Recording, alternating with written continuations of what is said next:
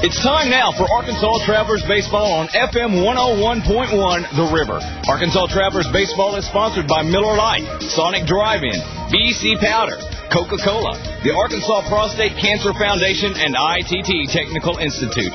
And now for the ITT Technical Institute pregame show, let's go to the ballpark with Phil Elson.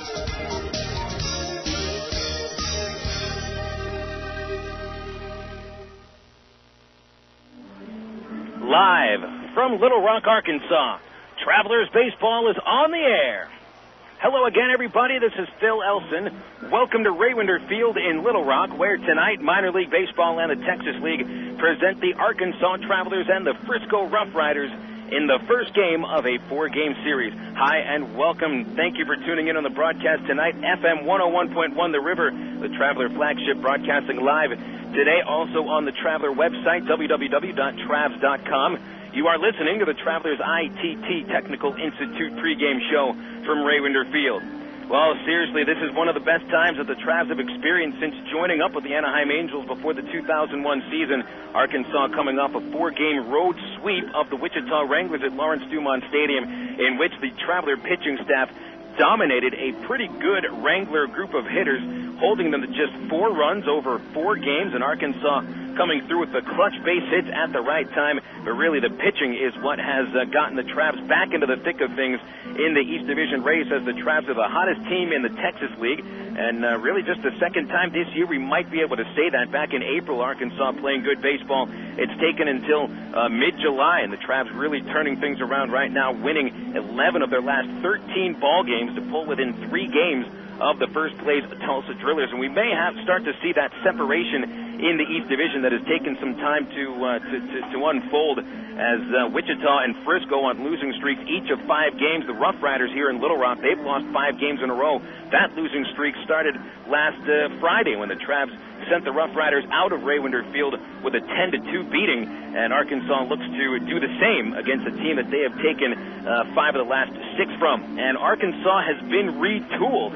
Imagine that, a team that has won 10 of 11 baseball games getting retooled by the Anaheim Angels, but that is exactly what has happened. Arkansas gaining the services of 2 of the top prospects in the Angels organization in Dallas McPherson and Jeff Mathis. They're both pretty young prospects. They can hit, they can field. Mathis, one of the top catching prospects in all of minor league baseball, was the team leader of the Rancho Cucamonga Quakes team that took the California League South First Division title. And McPherson, one of the most feared hitters in the California League, was hitting 18 home runs over 76 ball games and led all of the minor leagues in slugging. So while the Travs pitching staff has led this team, the batting hasn't been terrific. They've come through with the hits when they've needed them, but they've added 2 pretty good bats to this lineup. But, of course, it will be AA debuts when they first take the field. Both McPherson and Mathis have never played a game of baseball above the single-A level. We'll see McPherson in the starting lineup today. Mathis will not be. Also, Travs, of course, when you gain players, you also lose players. As Arkansas also gained Scott Dunn in a trade with the White Sox. Dunn, who's been pitching AA baseball for the last couple of years, very successful this year with a couple of other AA teams. He's been traded a couple times, but after Dunn gets sent here, the Travs lose Mark Kroon, who was sent up to AAA Salt Lake City, and also Arkansas loses Maximo Pichardo and Brent Del Chiaro. While both of them not necessarily having the best numbers here at AA, they were significant contributors to the Travs as they turned things around the last couple of weeks. Both Pichardo and Del Chiaro have been reassigned to single-A Rancho Cucamonga.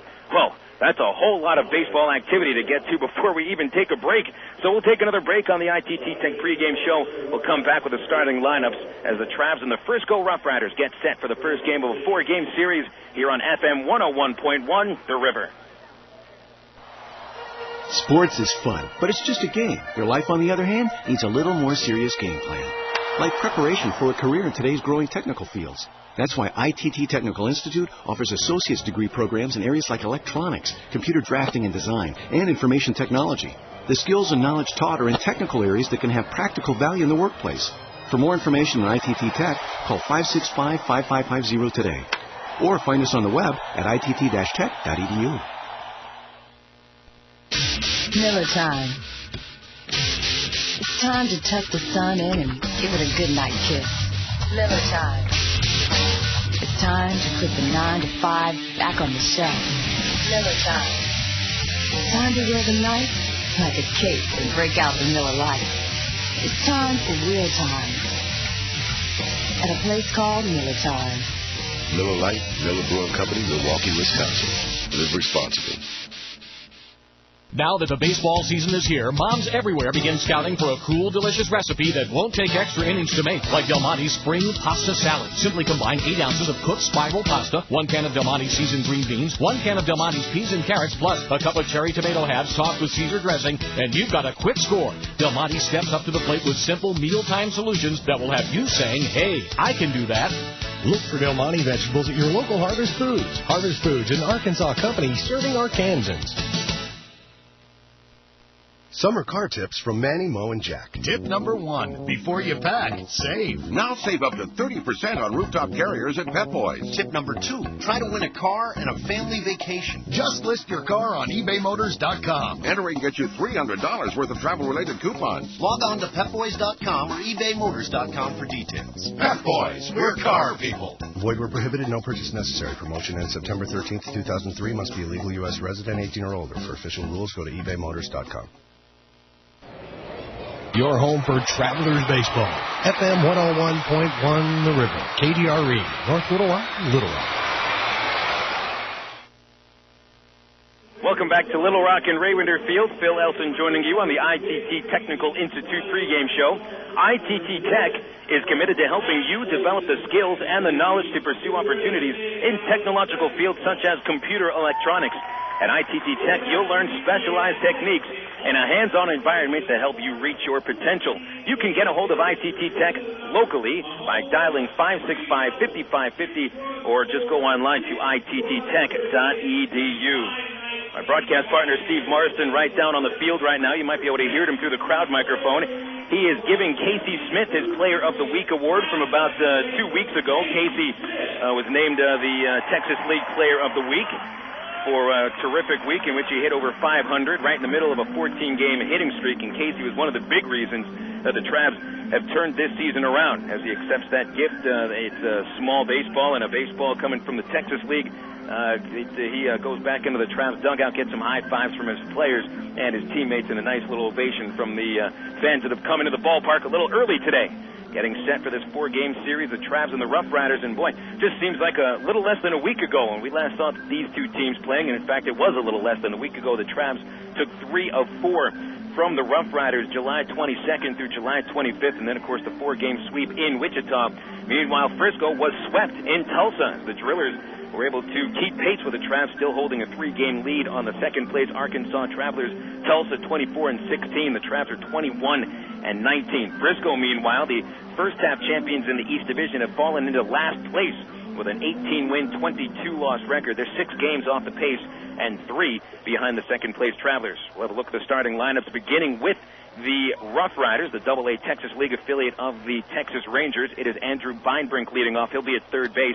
Batting second for the RoughRiders is the second baseman, Jason Bourgeois. Adrian Gonzalez hits in the 3 spot. He's at first base. Jason Botts, the power-hitting cleanup hitter, will be in right field. Patrick Boyd bats in the 5-hole. Boyd will be in center field. Ryan Fleming hits 6th for the RoughRiders. He's the left fielder. Todd Mensick bats 7th. He is the Rough Rider designated hitter. Catcher Jason Dewey bats 8th. And rounding out the starting 9 in his first game this season in the Texas League is Drew Meyer. Meyer was the 10th overall pick out of the University of South Carolina in the 2002 draft by the Rangers. Meyer is a left-handed batter and hits and fields pretty well. He's got the reputation as one of the best fielding shortstops in single-A baseball. Gets his first shot up here in the Texas League. Actually played 4 games with Tulsa last year, but gets a shot this season with the RoughRiders towards the end of the year. Meanwhile, the Travelers have this lineup today, just one real addition to it. Nathan Haynes leading off. Nathan out in center field today with Casey Smith batting his customary second spot. He'll be at second base. Jake Weber hitting third for the Travelers. He's in left field, but Junior Zamora cleaning up at third base. Michael Keefe back in that 5-hole once again, where he's been hitting pretty well. Mike will be playing first base.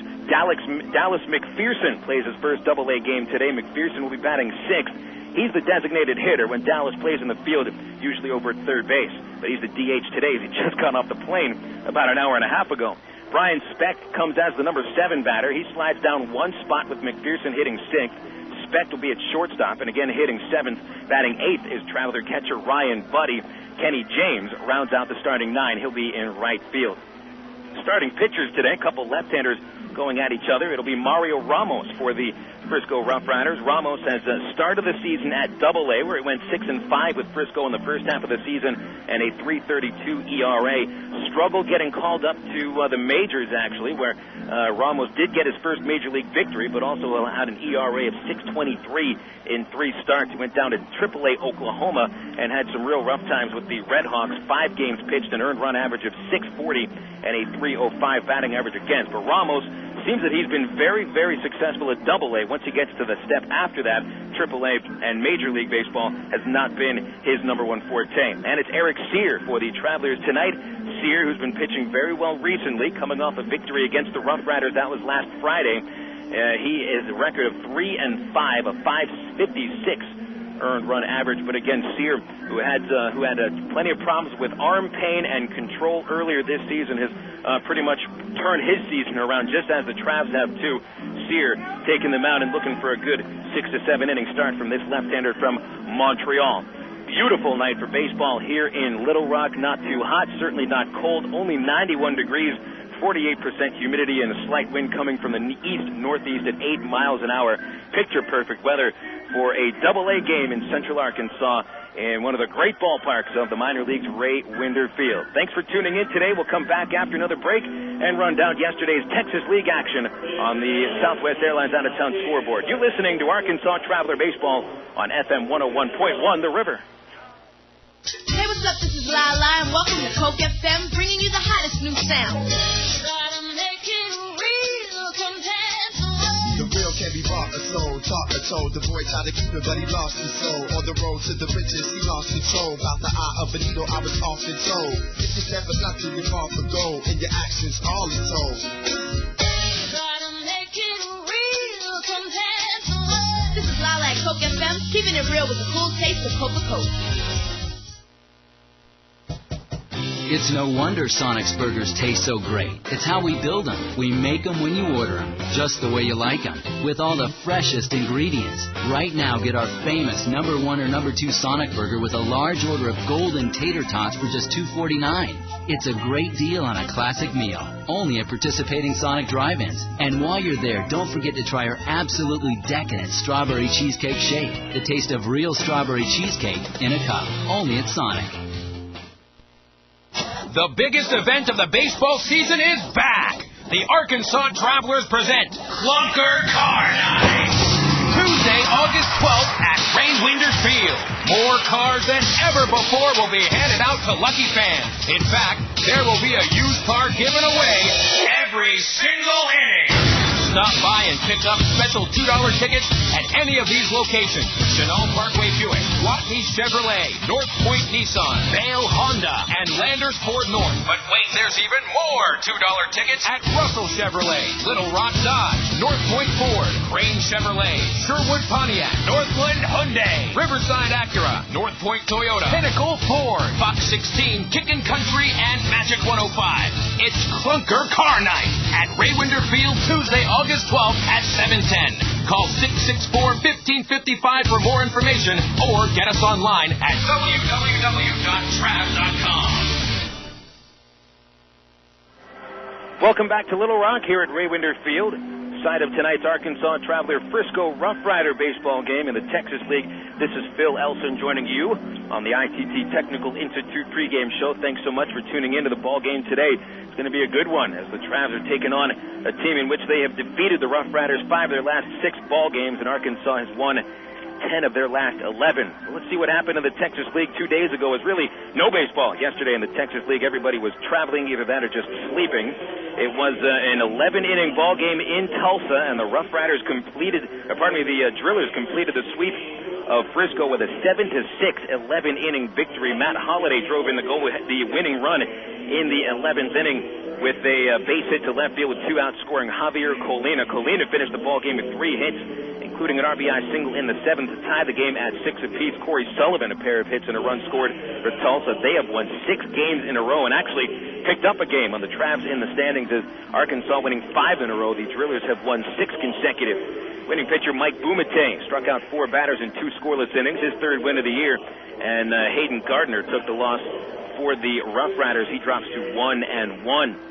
Great performance by San Antonio left-hander Bobby Madrich as he helps the San Antonio Missions to a 2-hit shutout of the Midland Rockhounds 2-0 on Tuesday night at Wolf Stadium. Madrich won his 10th game of the season. A 2-hitter thrown by Madrich. He only walked 2 batters. He struck out 9. He defeats Midland lefty John Reinecker, who takes a hard luck loss, dropping to 9-6. RBIs for the Missions from Mike Curry and Justin Leone. And in Round Rock, the El Paso Diablos down the Express 5-2. Matt Henry with a strong 7 1/3 inning start, 8 hits, 2 runs, a walk, and 2 strikeouts, his 4th win of the season. Jose Silva struck out 2 batters in a perfect night for his 2nd save. Cheyenne Jenke took the loss, dropping to 2-4. El Paso led by 2 RBIs from the pitcher, Henry, who also hit a double. Brian Barden, a pair of base hits. Josh Kroger, 2 base hits. Jesus Cota hit his first home run of the year and scored a pair of runs as the Diablos beat the Express by 3 runs. Today in the Texas League, we have the San Antonio Missions, the first-place team in the West. In fact, the only team with a .500 record in the West Division are the Missions. They're a Texas League best 27-13, 8 games ahead of the El Paso Diablos, 10 in front of Round Rock and 13 in front of the Midland Rockhounds. Drillers, the first-place team in the East Division. Tulsa, 6 games ahead of last-place Frisco. They're 4 ahead of the third-place Wichita Wranglers. Arkansas comes in 3 games in back of Tulsa in tonight's action. We have a series starting at Driller Stadium. Wichita righty Eric Thompson looks to start his Wranglers career with 6 consecutive wins. He takes on Driller righty Mark DeFelice, who's 4-4. San Antonio hosts the Round Rock Express. They've had good success against Round Rock this year. Martinez starts for the Missions. He is 5-2. The Express have not announced their starting pitcher. Battle of 2 pretty mediocre teams over in the West Division, Midland and El Paso at First American Bank Ballpark. Shane Comine takes the hill for the Rockhounds. He's 3-5. The Diablos did not announce their starting pitcher. And again, all the teams yesterday had a day off, so we should have some refreshed teams across our AA circuit, as the Travs and the RoughRiders had the day off yesterday. In fact, Frisco got into the ballpark today mighty late. They got it about 4:15, about 4:20 tonight. That doesn't give them all that much time to get ready for a ball game. You can call it show and go. They did take a little bit of batting practice. May still be getting their bearings about them. But then again, you know what? When it comes to traveling in minor league baseball, these guys, this is not the first time that they've shown up to a ballpark about 2 hours before first pitch and don't have all that much time to get themselves ready. As we welcome Steve Marston onto the broadcast here, Steve, we see again the RoughRiders continue to change. Something I did not mention during the lineups during the pregame show was the major change undergone by the RoughRiders is they lost their top hitter and I'd say their emotional leader in Marshall McDougall, who was promoted, and certainly deservedly so, to AAA Oklahoma. But as McDougall leaves, the RoughRiders lose one of their top power sources, their top source as an RBI man. McDougall played good defense at shortstop, and one of the key reasons that the RoughRiders won the first half pennant. Now they bring up Drew Meyer, who's great talent but unproven at the AA level. And this RoughRider team, it is almost, I'd say 75% different than the team that won the first half championship. Oh, it really is. And you think, well, why is this kind of really happening? Well, it really starts all at the top with the Texas Rangers, their parent company. They're out of the race and have been for a long time, so this is the time of year that call-ups get called up, and so the ripple effect finds its way all the way down to Frisco, and that's what happens.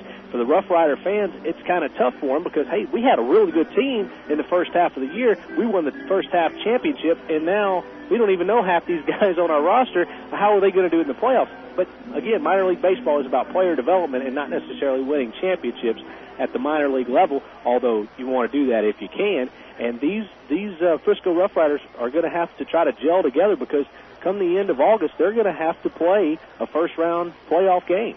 And they haven't gelled that well here in the second half of the season.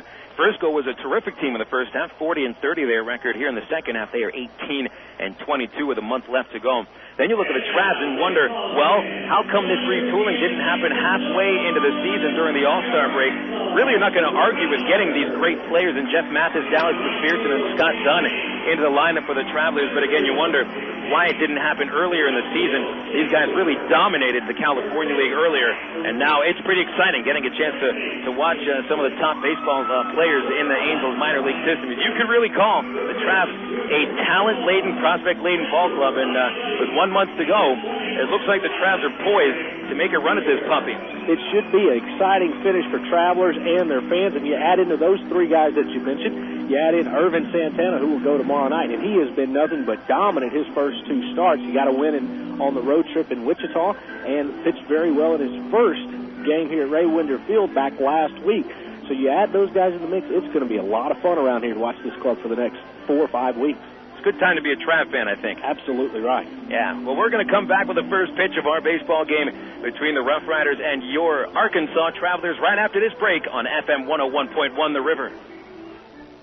I am Arkansas's leader for research in health sciences. I am the engine. The engine that fuels scientific discoveries in medicine. I am UAMS. I am a mass spectrometer. A spine and neurosciences institute. I am the healing power of millions of dollars in research grants. A catalyst for Arkansas business. I'm seen in prestigious medical journals. I am more than just a phenomenal medical center. I am hope. I am tomorrow's medical marvel. And I come to life every day. In the hands of some of the brightest doctors, nurses, and healthcare professionals in Arkansas. Since 1879, UAMS has been dedicated to making a difference in the lives of Arkansans.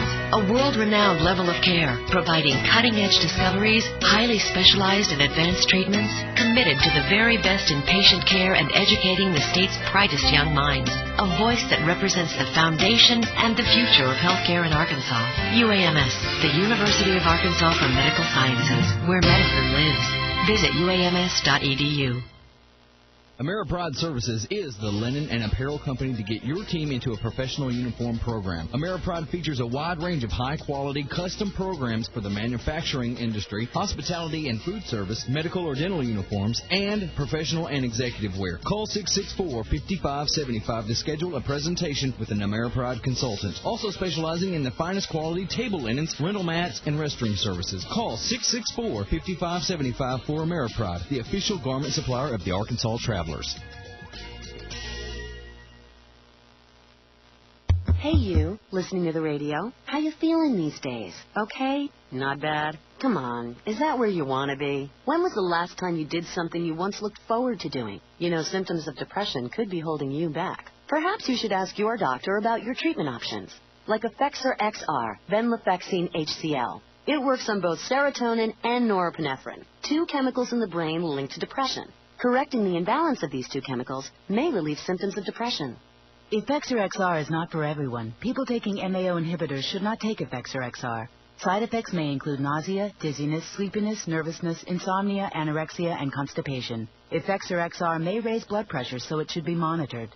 Talk to your doctor if you're pregnant or nursing and before discontinuing or reducing your dose. For more information, see our ad in U.S. News & World Report, visit thechangeYouDeserve.com, or call 1-877-YOU-DESERVE. That's Y-O-U deserve. Effexor XR, the change you deserve. Ask your doctor if it's right for you. Frisco third baseman Andrew Beinbrink is set to lead off our ball game at Ray Winder Field. Traveler left-hander Eric Sear toes the slab and takes a look at Ryan Buddy, Arkansas starting catcher. He'll get the sign. Beinbrink, a right-hander, and we are set for baseball here at Ray Winder Field. And the first pitch from Sear is low and inside. Didn't get anywhere near the plate. Ball one. We're underway tonight at 7:14, a few minutes late, but no big deal. Perfect night for baseball. Just could not get any better. We've been blessed with great weather. Really, the last week and a half, every single city the Travs have played in. Sears delivery inside 2-0. Eric on the mound for his 15th start this season. 6'4", 200-pound out of Montreal, Canada. 24 years old.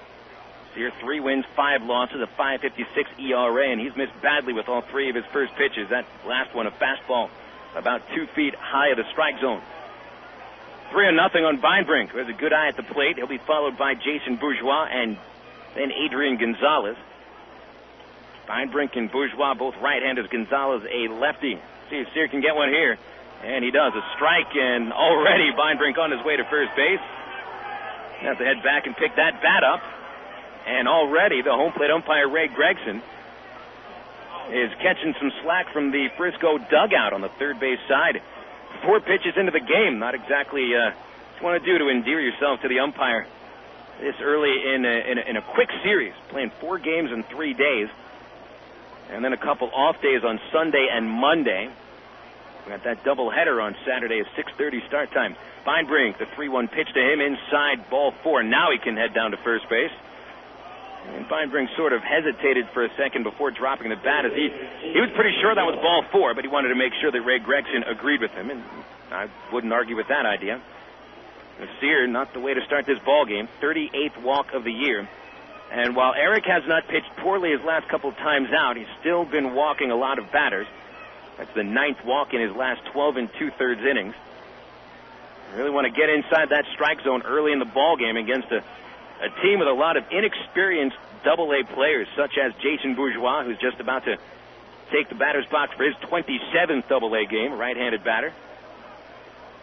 And with Feinbrink at first base, Sear's going to look at him. Good lead, and the first pitch is inside for ball 1. Didn't miss the strike zone that much.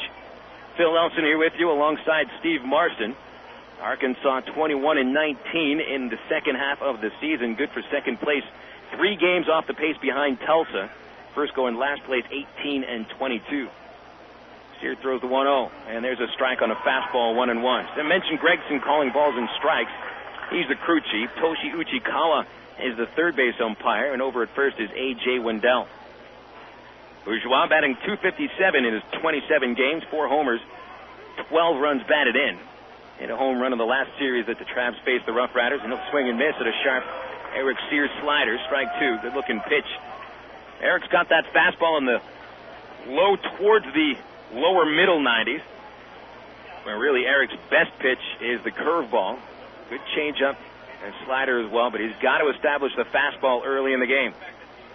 And the 1-2 to Bourgeois, hit back off of the glove of Sear. This is going to be an infield single for Bourgeois. It ricocheted off of Sear and slowly towards Casey Smith, the second baseman, who is in position for a double play. So that could have been a 1-6-3 double play if Sear fielded it cleanly. Could not bring that one in. Eric, usually a pretty good fielding pitcher, although I wouldn't really blame him on doing anything wrong on that try. Just happened to kick off his glove the wrong way, and there's 2 men on base with nobody out. Well, this start for Sear looking much like the one he had back last Friday night against Frisco here at home. He had a shaky start to the first inning, allowing a run on a hit, and also had an error committed behind him, but then he was able to settle down very nicely through the 2nd, 3rd, 4th, and even 5th innings, going to 6 2/3 that night, only giving up that 1 run. And usually it's not the first inning that Sear has the biggest problems with. It's usually later in the ball game, once he's gone through the order the second time. Eric's earned run average in the first inning this year is a minuscule 129. Again, this is 15th start of the season. So the first inning has not been Eric's problem. But the last time out it was, and already here in this game it is too. Ball 1 outside the left-handed first baseman Adrian Gonzalez. Gonzalez playing in his 16th game with the Rangers organization after getting traded from the Marlins in the deal that netted the Marlins Uget Urbina. He's still looking for his first home run. He hit 34 home runs the last 2 seasons, and this year Gonzalez hasn't had much power. Out in front of an off-speed pitch, Gonzalez pops it to right field. A can of corn for Kenny James, and there's one away. Runners hold, and up next is Botts. Well, Gonzalez he's been hitting a lot of singles. 17 base hits, only 3 extra base hits. Not exactly what the Rangers have been expecting from Gonzalez. As I mentioned, after hitting 34 home runs the last 2 seasons combined, has only hit 2 home runs this year. 1 gone, and here's Jason Botts, a switch-hitting right fielder. Botts, another guy with good power. And again, we haven't seen much of it since he was promoted from Single A. 2 home runs in 26 games. .207 batting average. And slow-footed, so that's a good chance for the Travs at turn 2 to get out of the inning. Sears pitch, a strike at the knees on a changeup, 0-1. No score in the top of the first inning. We're just underway at Ray Winder. The RoughRiders decked in their road gray jerseys. They've got block print Frisco right across the chest.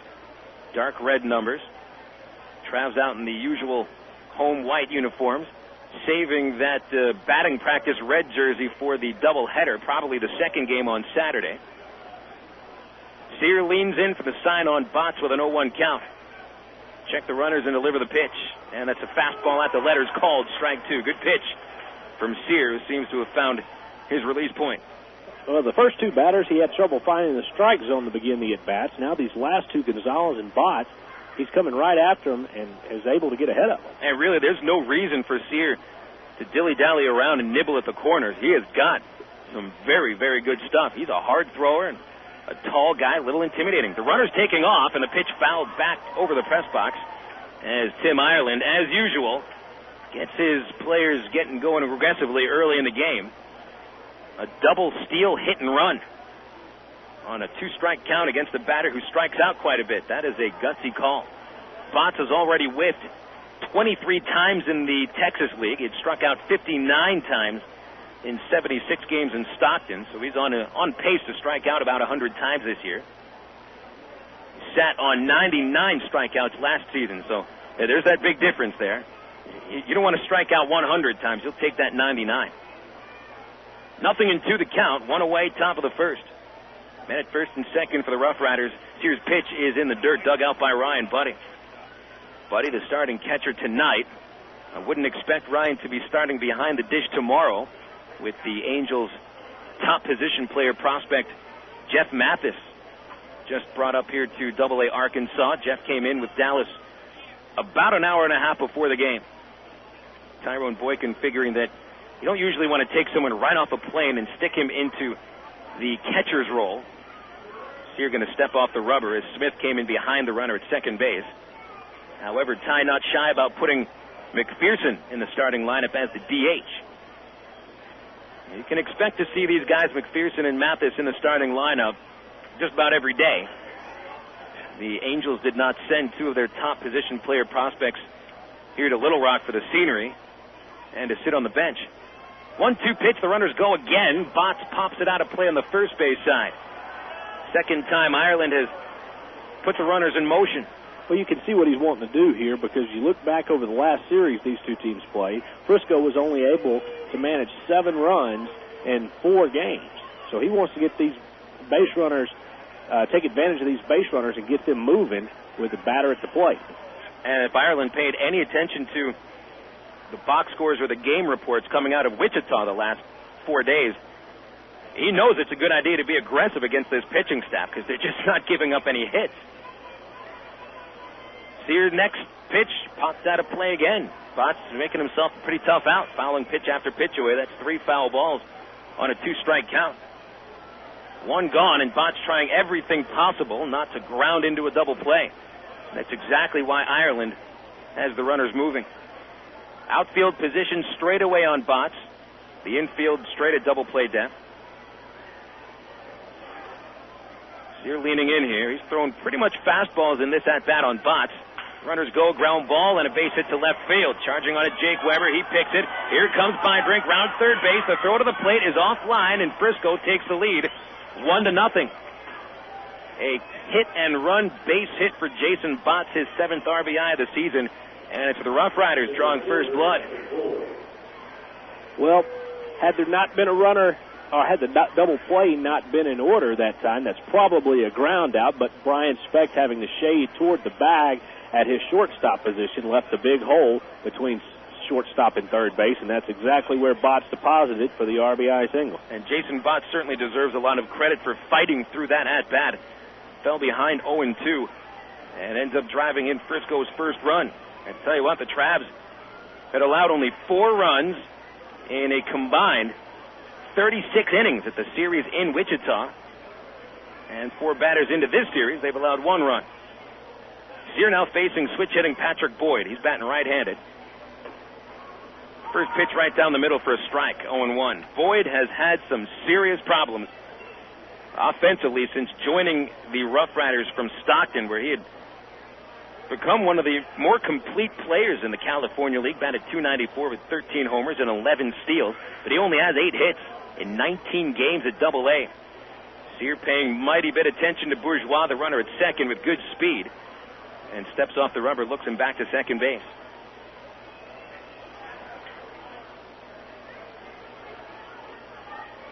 So far, it's the new RoughRiders that have done damage.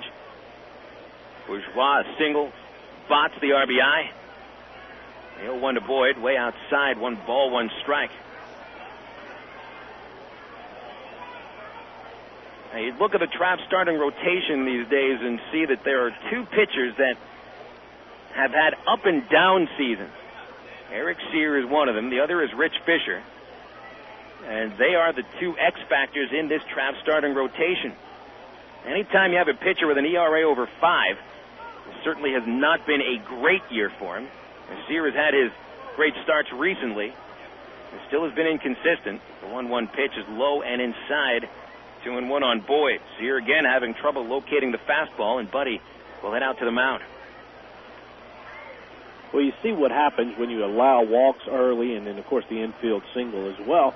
It puts base runners on, so the pitcher has to have his concentration split this situation 3 different ways, on the 2 base runners and on the batter at the plate, instead of just focusing in on the batter and trying to get him out. Eric's got to pay attention to a lot of other things around him. And what he's trying to do, as any pitcher does, is to try to establish a rhythm in the ball game, and it's tough to do so. The runner's taking off. The pitch is outside. Throw goes to second base. It's waiting for Botts. He slides in right into the tag of Casey Smith for the out. Good throw by Ryan Buddy, and did not hesitate. He knew that he was throwing to second base if the runners took off. Well, on that play, Bourgeois took off at Sear's move to the plate. Botts apparently didn't catch the sign or something until Bourgeois had already started, so he got a late break from first, and that was enabled Ryan Buddy to gun him out. But that one's on Botts for not catching the sign. No stolen base for Bourgeois. Catch Botts stealing, and Bourgeois takes third on a fielder's choice. 2-4, the put out for Casey Smith. Now 2 outs. Sear will stay in the stretch on a 2-1 count to Patrick Boyd. Apparently Boyd isn't sure what the count is. He might not know if that pitch was called a ball or a strike. It was outside from Sear. The Rough Riders scoring the run here in the first inning. 2 gone. Bourgeois now at third. The infield will play back. Sear ready. And the 2-1 pitch is a swing and a miss on a slider. Strike 2.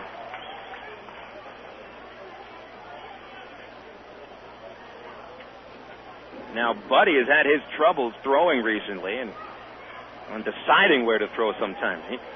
He understood, I think, that if those runners took off, Bourgeois runs a whole lot faster than Botts does. 2 balls, 2 strikes. Sear deals, and it's popped up behind the plate. This is going to hit the chicken wire. No, it hits the roof right on top of us. Underestimating that little pooch foul ball.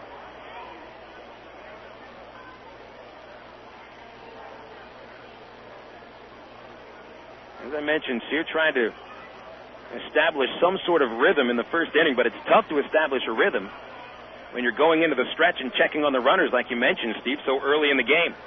And you get to a rhythm, it's usually coming from the windup. 2 balls, 2 strikes. Sear throws, and Boyd fouls it off again. Sear's having some trouble putting batters away with 2 strikes. He had Bourgeois down to the count 1-2, and Bourgeois got the infield single. Sear was ahead of Botts 0-2. Gave up the RBI single on a 1-2 count. Now an even count on Boyd, 2 balls, 2 strikes, and he's fouled off 2 in a row. Get out of this inning here. The 2-2 pitch. Change up. High. Ball 3. That one didn't break down at all. A lot of change-ups will have a slight downward motion as it comes to the plate. And there goes Boyd over to first base. Apparently we missed a ball. Well, it's the second walk issued in the inning by Eric Sear. Now they're first and third, and 2 out for Ryan Fleming. So that's a walk, and I think there was some confusion as to what the count was, and that's why Boyd had stepped out of the box. So now Fleming, the batter, with riders at the corners, 2 gone. Fleming, a left-handed hitter. 267 average, no homers, 20 runs batted in. Riders leading by 1. And Sear looking to get out of this tough inning. First pitch fouled off the left side. Good fastball, and Fleming was swinging a little late. 0-1. And Sear should know these Rough Riders pretty well. Out of the starting 9 he's facing today, most of these players were in the starting 9 last Friday. They pitched pretty well. The 0-1 is upstairs, 1-1.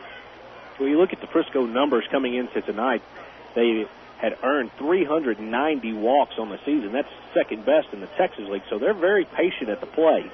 They'll take a walk if you give it to them. A ball and a strike. Pitch to Fleming, high and outside. Sear throwing a ton of pitches. And I remember in the last start, as you had mentioned, Steve, he really struggled in the first inning and threw about 35 pitches, I believe. That really says how well Eric pitched in the final 5 innings of his start. He retired 11 of 12 until the 5th inning. 2-1 to Fleming. He swings and misses, helping Sear out by going after a high fastball. 2 balls, 2 strikes. And now this is where Sear has struggled, putting batters away with a 2-strike count. It's amazing sometimes because you look at a guy who throws as hard as Sear does and has such great movement on his breaking pitches. How come he can't put him away? A high fastball and 2-2. When he's missing, he's missing pretty bad for the most part. And on deck, Todd Mensick. And really the only consistent pitches he made was to Gonzalez and Botts. Botts eventually singled home the first run, but he battled Botts with 2 strikes, but he hasn't been able to be very successful in the strike zone against the other hitters. The payoff pitch to Fleming popped out of play on the third base side. And over the bleacher seats on top of the wholesale building, Fleming stays alive. A lot of foul balls this inning. The last 3 batters have hit 7 foul balls combined, all of them on 2-strike counts. Except for the first pitch Fleming saw in this sequence. Frisco 1, Arkansas nothing. We're still in the top of the first. Eric Sear working hard, facing his 6th batter. He's walked 2, allowed 2 hits. Fleming swing and a miss on a big curveball, and Sear finally escapes the first inning. Damage not that bad. 1 run, 2 hits, 2 left on. Into the bottom of the first we go at Raywinder Field. The Riders take the lead 1-0, and the Travs coming to the bat for the first time tonight here on FM 101.1 The River. Teacher. Hey, you. Me? Yeah, you, the one driving. My radio is really talking to me. Listen, you like to eat, don't you? Do I like to eat? Can you hear the words coming out of my mouth?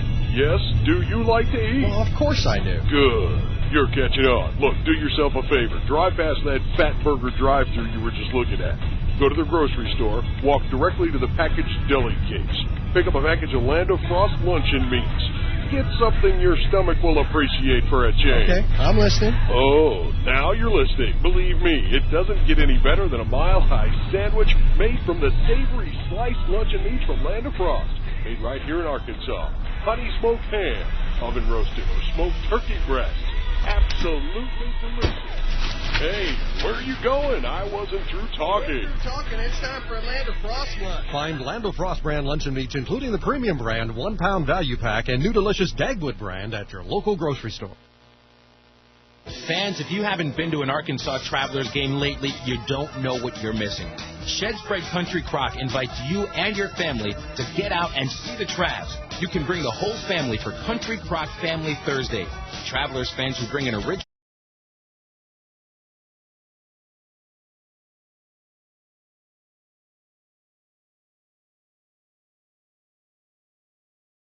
cash register receipt showing purchase of any Shed Spread Country Crock product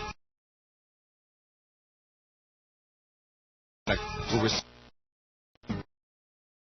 Hi, Orkin Man here with a little advice about home. Out is part of it.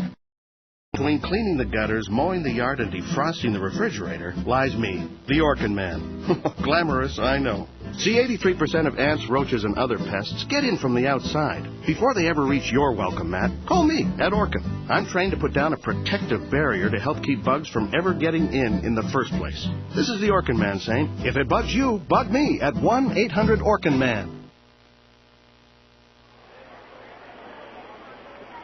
Bottom of the first inning starts at Raywinder Field with Frisco already ahead by a run. 2 hits and a run, a couple walks, doing most of the damage against Eric Sear in the top of the first. Nathan Haynes leads it off in the bottom against Mario Ramos. The little left-hander from Pflugerville, Texas, delivers a strike. Count 0-1. I say Ramos little, and as far as pitching standards go, sure. 5'11", 180 pounds. The 0-1 pitch, line drive over shortstop. Haynes has a base hit. Slowly towards the gap it goes. He's going to be content with a leadoff single as Ryan Fleming cuts it off in that thick left field grass. Single for Haynes, and Nathan continues his hot hitting against the RoughRiders. Haynes 6 for 13 the last series against the RoughRiders. And a good way to start this game. Haynes with 296 batting average, getting closer to that 300 mark. Casey Smith dropping underneath that 500 mark as he's struggled recently. Casey topped his average about 307 during the previous 12-game homestand. And he has slumped recently. The average drops to 294. 3 homers, 24 RBIs. Right-handed batter who earlier before the game was awarded his Texas League Player of the Week award from a couple of weeks ago by Steve Marston. That is 3 Travs that have been named Player of the Week this season. First one in quite a while. We've got Mike O'Keefe was the first Player of the Week. Brian Specht was named Player of the Week in mid-June. And now Casey Smith for July. You're going to have to get somebody for August. Smith trying to bunt the first pitch, and he bunts it out of play for a strike. Pitcher of the Week awards, too. Joel Peralta, as well as Eric Sear, Mike Brunet. And I would wonder, it's too bad that the Travs series in Wichita took place over a weekend, because that breaks the week in half. You can't name anybody the pitcher of the week for what happened during the weekend. The 0-1 to Smith, a strike at the letters. Good pitch from Ramos. Is a control pitcher. Not an overpowering type, a lefty with fastball in the mid-80s. He'll top about 87, 88. But it's not straight. It moves. Good changeup, good control. Ramos walked only 17 batters in 84 innings in the Texas League this year. He'll throw to first. Good move, and Haynes able to lean back in. Didn't have a huge lead anyway, but I don't think Nathan's going to get a big lead on Ramos, who not only holds runners on, but he also has a fairly deceptive move. He's a lefty that takes advantage of his status facing the runner at first. 0-2 to Casey upstairs. 1 ball, 2 strikes. Phil Elson alongside Steve Marston here on the River, FM 101.1. First of a 4-game set, Raywinder Field. We got the K-Rod bobblehead nights tomorrow. The first 1,000 paid general admission adults get the bobblehead of last year's Traveler closer Francisco Rodriguez. Also, of course, the World Series hero for the Angels. Brought to you by Sonic Drive-In and KARK TV4. Also, Leon Spinks will be at Raywinder Field tomorrow. The ex-heavyweight champion of the world celebrates his 25th anniversary of the title-winning bout against Muhammad Ali. He'll throw out the ceremonial first pitch and sign autographs during the game. 1-2 to Smith. Nobody out, bottom of the first. Haynes going to dive back in, and he almost got picked off, but he is safe. That was close at first base that time. Nathan, a little bit leaning just perhaps towards second base, but was able to get back sliding in.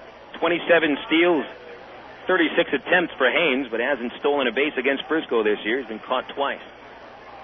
Another throw to first base. This time Haynes dances back in there. Ramos trying to keep him close. Chance for a double play alive. Dewey, the catcher. Jason Dewey, pretty good catcher. Strong arm. Mobile behind the dish. Doesn't hit much. Infield not necessarily positioned for a double play here. They're a little bit further away from second base. Another throw to first. And the natives are getting restless at Raywinder Field. Well, it's understandable the fans reacting like that, but when you've got a base runner the caliber of Nathan Haynes on at first against you, you've got to pay him some attention. Ramos now throws the 1-2 to Casey. Ground ball up the middle. This one could be 2. Meyer to the second baseman, Bourgeois. 1 out. Relay to first in time for a double play. Nicely turned. 6-4-3. Casey hit that ball right over the mound to the left side of second base. And Meyer, Bourgeois took care of the rest. And Meyer pretty slick on that move. Ball didn't spend that much time in his glove. You see the move that Roberto Alomar made the other day on a double play. Close to second base, he kind of fielded it and flipped it all in one motion with his glove. Never even closed his glove. A strike to Jake Weber on the inside corner. 0-1. Weber, left-handed batter with the bases empty and 2 outs after the double play. A .305 batting average tops on the team. Ground ball over the mound. Meyer dives for it in back of shortstop. He stops the ball from getting to center field but can't field it cleanly. Weber has the Travs' second base hit of this inning. Well, I've been impressed the last 2 balls hit up the middle by Drew Meyer's range. He can get behind second base and even onto the second base side of the bag to field the ball. He knocked that one down and was going to make the throw, but still nice range. And the reports on Meyer is that offensively he's okay. Defensively, he could be a truly great shortstop. That's why the Rangers selected him 10th overall in the 2002 draft, and they drafted a shortstop out of college, knowing full well who they've got playing shortstop in the majors for the 10-year contract. Junior Zamora is batting here, and the right-handed third baseman takes a slider off the plate, ball one.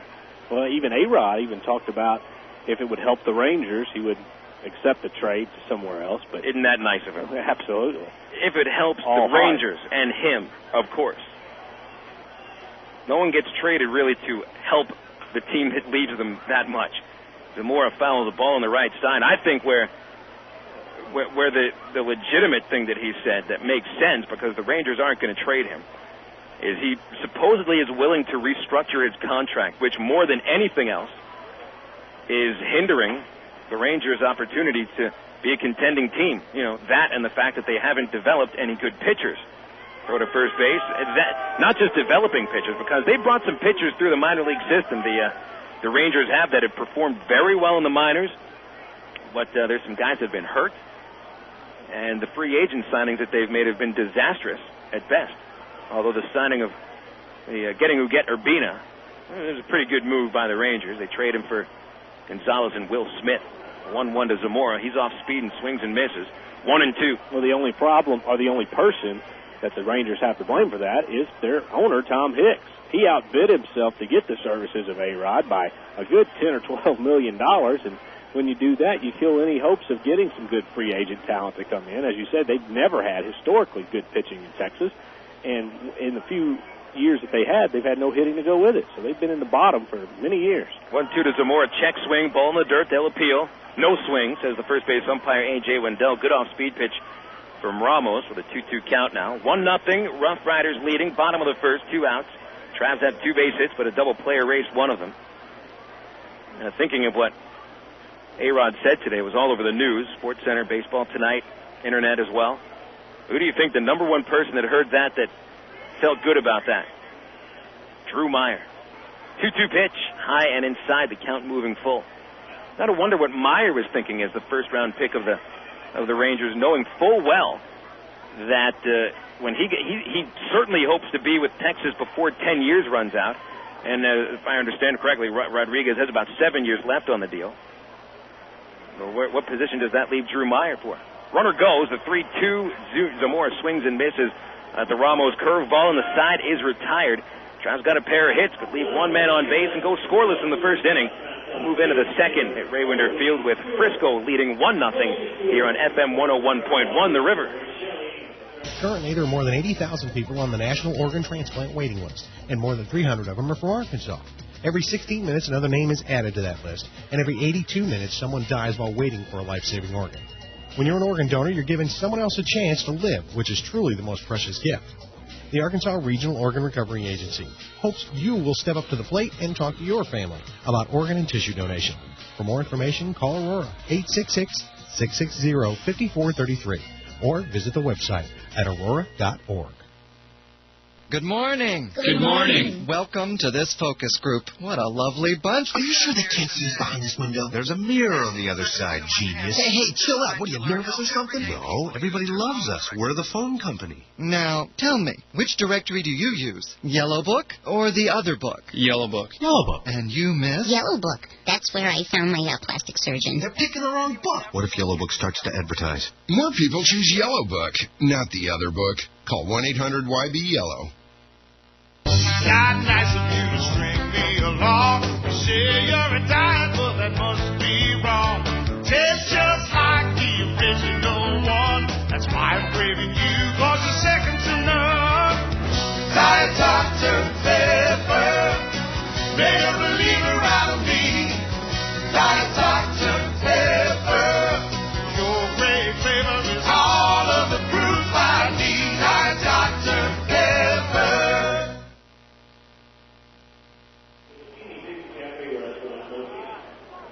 Welcome back to Raywinder Field here on Team Baseball Card Set Night.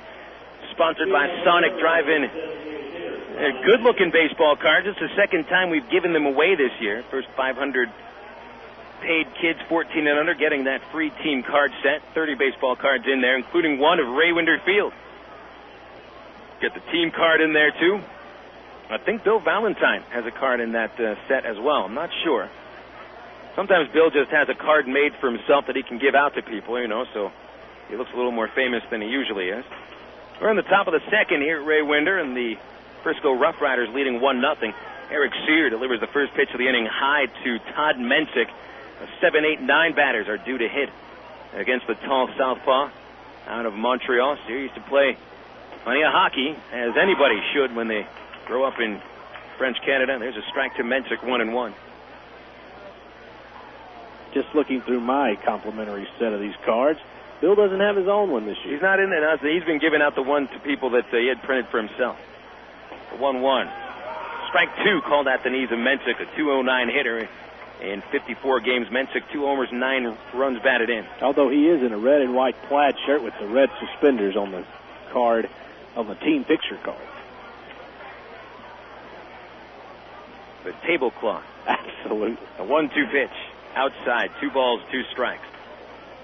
I'll tell you what. I don't know general managers that get their own baseball card, but then again, I don't know any general manager like Bill Valentine. He should have his own baseball card as far as I'm concerned. Get rid of the one with the strength and conditioning coach that isn't here anymore. Mensick pulls a slow grounder to first base. Mike O'Keefe behind the bag has it. Race to the bag. O'Keefe wins the race, and there's one out unassisted to the first baseman. Jason Dewey is up next. 1 run on 2 hits for the RoughRiders in their first inning. They got the breaks. Travs didn't. And the breaks for the RoughRiders was the Jason Bourgeois comeback single off Sear's glove that if Sear fielded cleanly, had a chance to turn 2. And I think this is an important inning confidence-wise for Eric. He had a lot of struggles, not able to put away guys with 2 strikes in the first inning. Now, if he can come back and have a good second, he'll go a long ways to building a confidence towards the rest of this game. First pitch to Dewey inside for a ball, and it was in the second inning last time that Sear found his rhythm against the RoughRiders.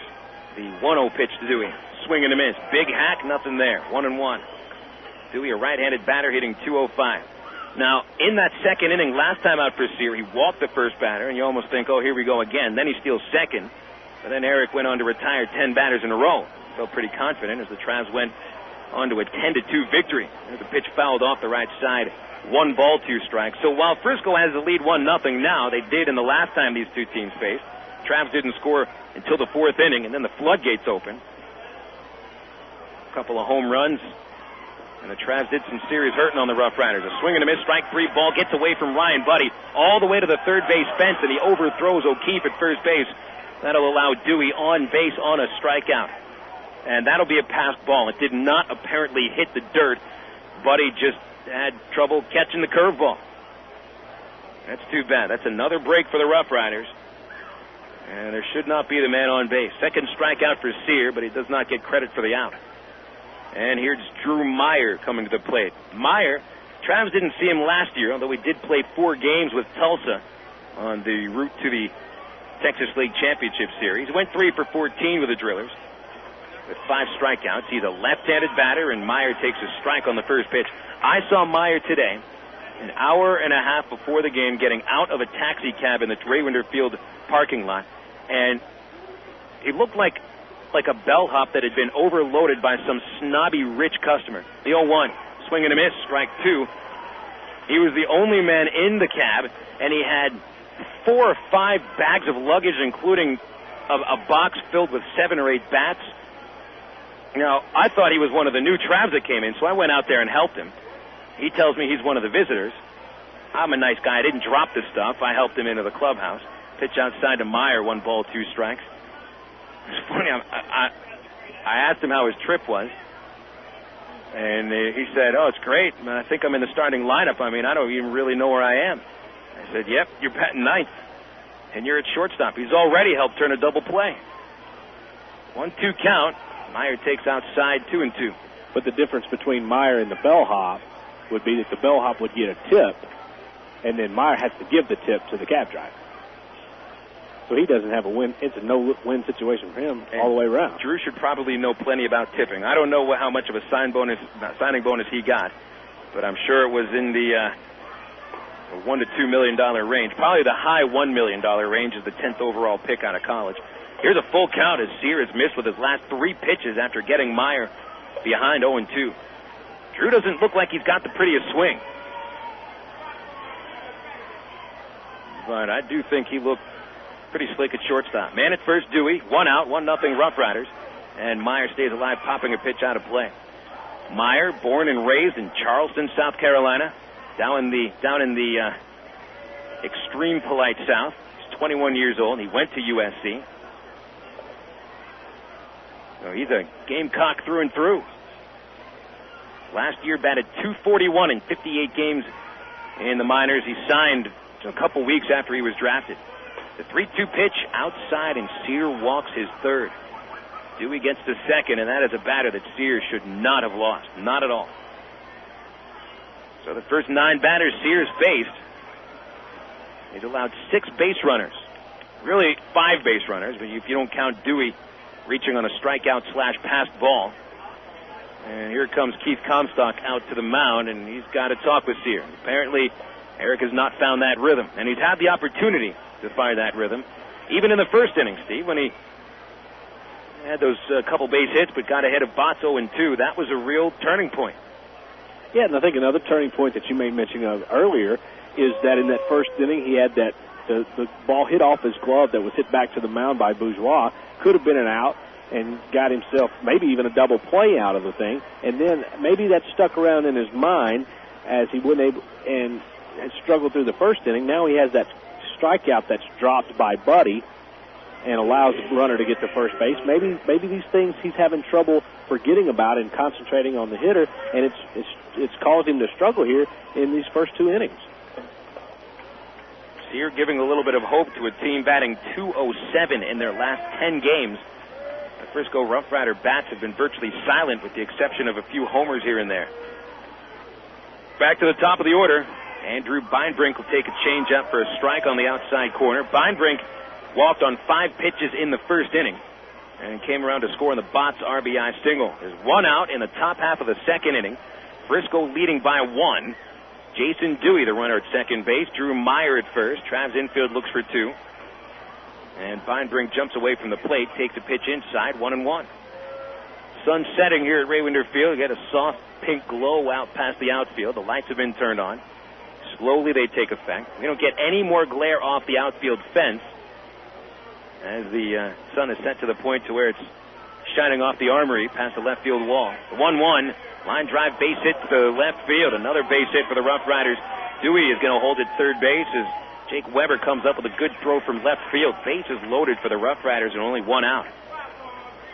And again, Beinbrink, much like Botts earlier in the first inning, puts the ball right where the defense is not. Speck shaded towards second base for the double play chance. He goes right in the hole between third and short for the base hit.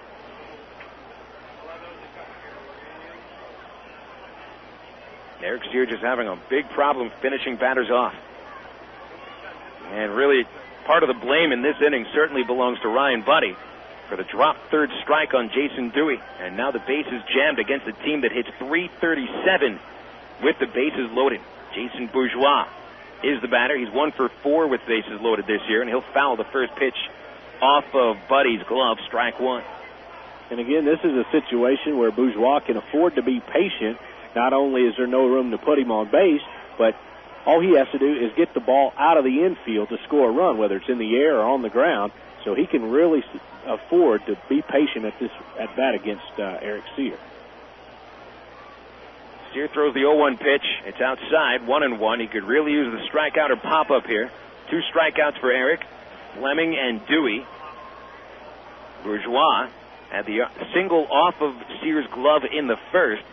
Now, if the same thing happens here, it goes back to the mound. There's a chance for a double play starting at the plate. The 1-1 pitch from Eric is popped into left field. This might be enough to bring the runner home from third base. That's Dewey. Jake Weber measures it. He makes the catch, and the runner does tag. The throw coming to the plate. Cut off by Zamora. Throw to third base, and they got the out at third as Meyer is caught trying to get into third base, so that'll be a double play to end the inning. On that sacrifice fly, Dewey does score, so the Rough Riders take a lead of 2-0. We'll go to the bottom of the second after this break on FM 101.1 The River. If you have a Shell or Texaco credit card, your life just got easier. Shell is now accepting the Texaco credit card, and Texaco is now accepting the Shell credit card. That's right, both cards work in both places. In fact, both credit cards are welcome at over 23,000 Shell and Texaco stations nationwide. With that, the likelihood of not finding a gas station when you need it just went down the storm drain. The same conveniences still apply to both. You can pay at the pump or fill up with a few groceries inside. And if you're short on cash, you can still use them in the nationwide network of Plus ATM machines. And they're still available with no annual fee. But if your wallet hasn't been blessed with one of these credit cards before, here's its chance. You can apply by calling 888-98-SHELL or visit www.shellcreditcard.com. You can also apply for your Shell credit card at any Shell Superstop, your one-stop shop all across Arkansas. Go your own way with National Car Rental. Take a one-tank trip and discover Arkansas. National's great weekend special is just what you need for a trip to the Ozarks. Or get your friends together and rent a minivan to visit historic Eureka Springs. National offers a wide choice of sizes and styles, from luxury cars to vans and sport utility vehicles. Unlimited mileage rates are available. National Car Rental has 2 convenient locations, Little Rock Airport and North Little Rock at 3919 Pike Avenue. See National Car Rental's ad in the yellow pages for more information. Go your own way with National Car Rental. Looking for a different way to get relief from sore muscles or achy joints? Now you can get fast, targeted relief from a name you trust. Try new Bare Muscle and Joint Cream. It targets the pain precisely. Just rub it in right where it hurts. New Bare Muscle and Joint Cream actually increases circulation at the site of pain to soothe that achy soreness fast. Take aim at the pain with a name you trust. Try new Bare Muscle and Joint Cream and get moving again, pain-free. Use as directed. Trapped in a hole in the bottom of the second, trailing 2-0 to the Frisco Rough Riders. Mike O'Keefe begins the second inning, and Mario Ramos starts him with a strike. Count 0-1. This is Phil Elson alongside Steve Marston on a beautiful day in Little Rock. First game of a 4-game series. O'Keefe taking low 1-1. Travs have won 5 games in a row. The Rough Riders have dropped 5 in a row. Two teams going in opposite directions, to be sure. The 1-1 to O'Keefe. He bloops it to shallow center. Charging Patrick Boyd. Out from second, Jason Bourgeois. And the ball gets behind the second baseman Bourgeois in front of Boyd. A bloop single for O'Keefe to start the second inning as the Travs get a break for the first time today. In their third hit, Ramos has faced 5 batters. He's allowed 3 base hits. They got the double play on Smith and struck out Zamora. And here we get our first look at Dallas McPherson, a left-handed hitting third baseman. And the reports on McPherson are power, power, power. Second-round pick of the Angels out of the Citadel in 2001. 18 home runs in the California League this year. Big lefty. And a first pitch strike to Dallas. In the California League this year, McPherson hit .304 with the Quakes. The 18 homers were third in the Cal League. He knocked in 59 runs. And batted mostly third and fourth in the Rancho Cucamonga lineup. Throw to first base, and O'Keefe dives in ahead of the throw. Now Ramos, a left-handed pitcher that doesn't have great success against left-handers. They hit .313 against him. 2 homers in the Texas League from the left side. McPherson swings, big swing, and a ground ball foul past Wes Clements at the first base coach's box. And the count 0-2. 2-0 Rough Riders. Rough Riders have had 2 men thrown out of the bases on the first couple of innings, but they have taken advantage of Eric Sears' wildness and a dropped third strike by Ryan Buddy. By the way, that second inning run is unearned because Dewey reached on a strikeout passed ball. 0-2 on McPherson. Will strike out quite a bit. Ramos deals and strikes him out on a high fastball. McPherson climbed the ladder, and in his Double-A debut, a 3-pitch strikeout. Kind of inauspicious, but I wouldn't expect to see that too often. Here comes Brian Speck coming up next. By the way, McPherson, that's the 80th strikeout in his season in 77 games. Brian Speck coming up next. He's had good success against the RoughRiders recently. Hit a pair of home runs in the series against the RoughRiders. He'll bat from the right side against the lefty Ramos. One gone in the second inning. Travs behind 2-zip. Hard grounder up the middle. Past the diving second baseman. To center field goes the ball. O'Keefe thought about third and slams on the brakes as Boyd got to the ball quickly. Boy, that ball is dying in the outfield. Some of these hard hits have been just dying, not even halfway into the outfield grass. They really are, but even with Mike O'Keefe busting it around second base, you can still see with him running and exerting all of his force towards his legs out there, he's still having trouble with his back. You can tell he's just not at 100% on the base pass. So even if that ball even perhaps rolled, it would have had to roll to the wall for Mike to be at third right now. So it's a couple more hits off of Ramos. 7 men faced, 4 base hits, a couple strikeouts and a double play. That is a Mario Ramos game. He'll get those ground balls. Here's Ryan Buddy to the plate. See if he can get back one of those runs right here. 1 out, 2 on, and a breaking pitch for a strike as Buddy off balance takes it 0-1. Ryan hitting .213, 9 homers, 37 RBIs, and you're going to start to see some of that playing time dwindle a little bit with the addition of Mathis. Buddy really had propelled himself to the head of the ranks in catchers in the Texas League in the first couple of months with power, hitting at about .290. Slow grounder to shortstop. Meyer to the second baseman, Bourgeois. Good slide by Speck as he takes out the second baseman, Brian Speck. Wow, he went barreling right into him. Took him out, and Bourgeois was forced to somersault over him. Otherwise, that probably is a double play with Buddy not running all that well. O'Keefe gets third base, Speck out at second, and he'll get some applause from the fans recognizing that hard-nosed brand of baseball. Buddy to first base on a fielder's choice. 6-4, the put out at second.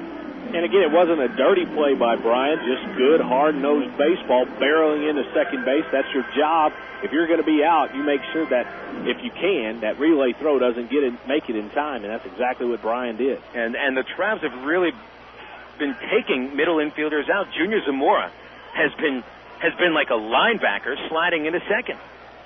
Brian Speck just doing the same. Here's Kenny James taking a first pitch strike. Kenny batting right-handed and looked to drive in the Travs' first run. He's only got 23 RBIs this year in 97 ball games. Kenny, however, has knocked in 12 runs against the RoughRiders, more than any other Trav batter all year. 0-1 the count. 2 gone, men at the corners, and James a pop-up behind the plate. Jason Dewey chases it towards the fence. He slides into the fence, and the ball hits the chicken wire and rolls back down. Nice-looking slide from Dewey. It looked like he was sliding into the plate.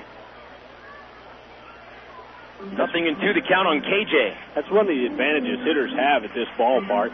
The close dimensions of Ray Winder Field. A pop-up straight back, most of the time is going to get to the screen before the catcher can get back there and catch it. Well, Kenny falling behind in the count, 0-2. And this is where Ramos really excels. He's got that kind of command where he can aim a pitch maybe a half a foot off the strike zone and put it where he wants it. Kenny a pop-up out of play on the first base side. The seats it goes about 7 or 8 rows deep.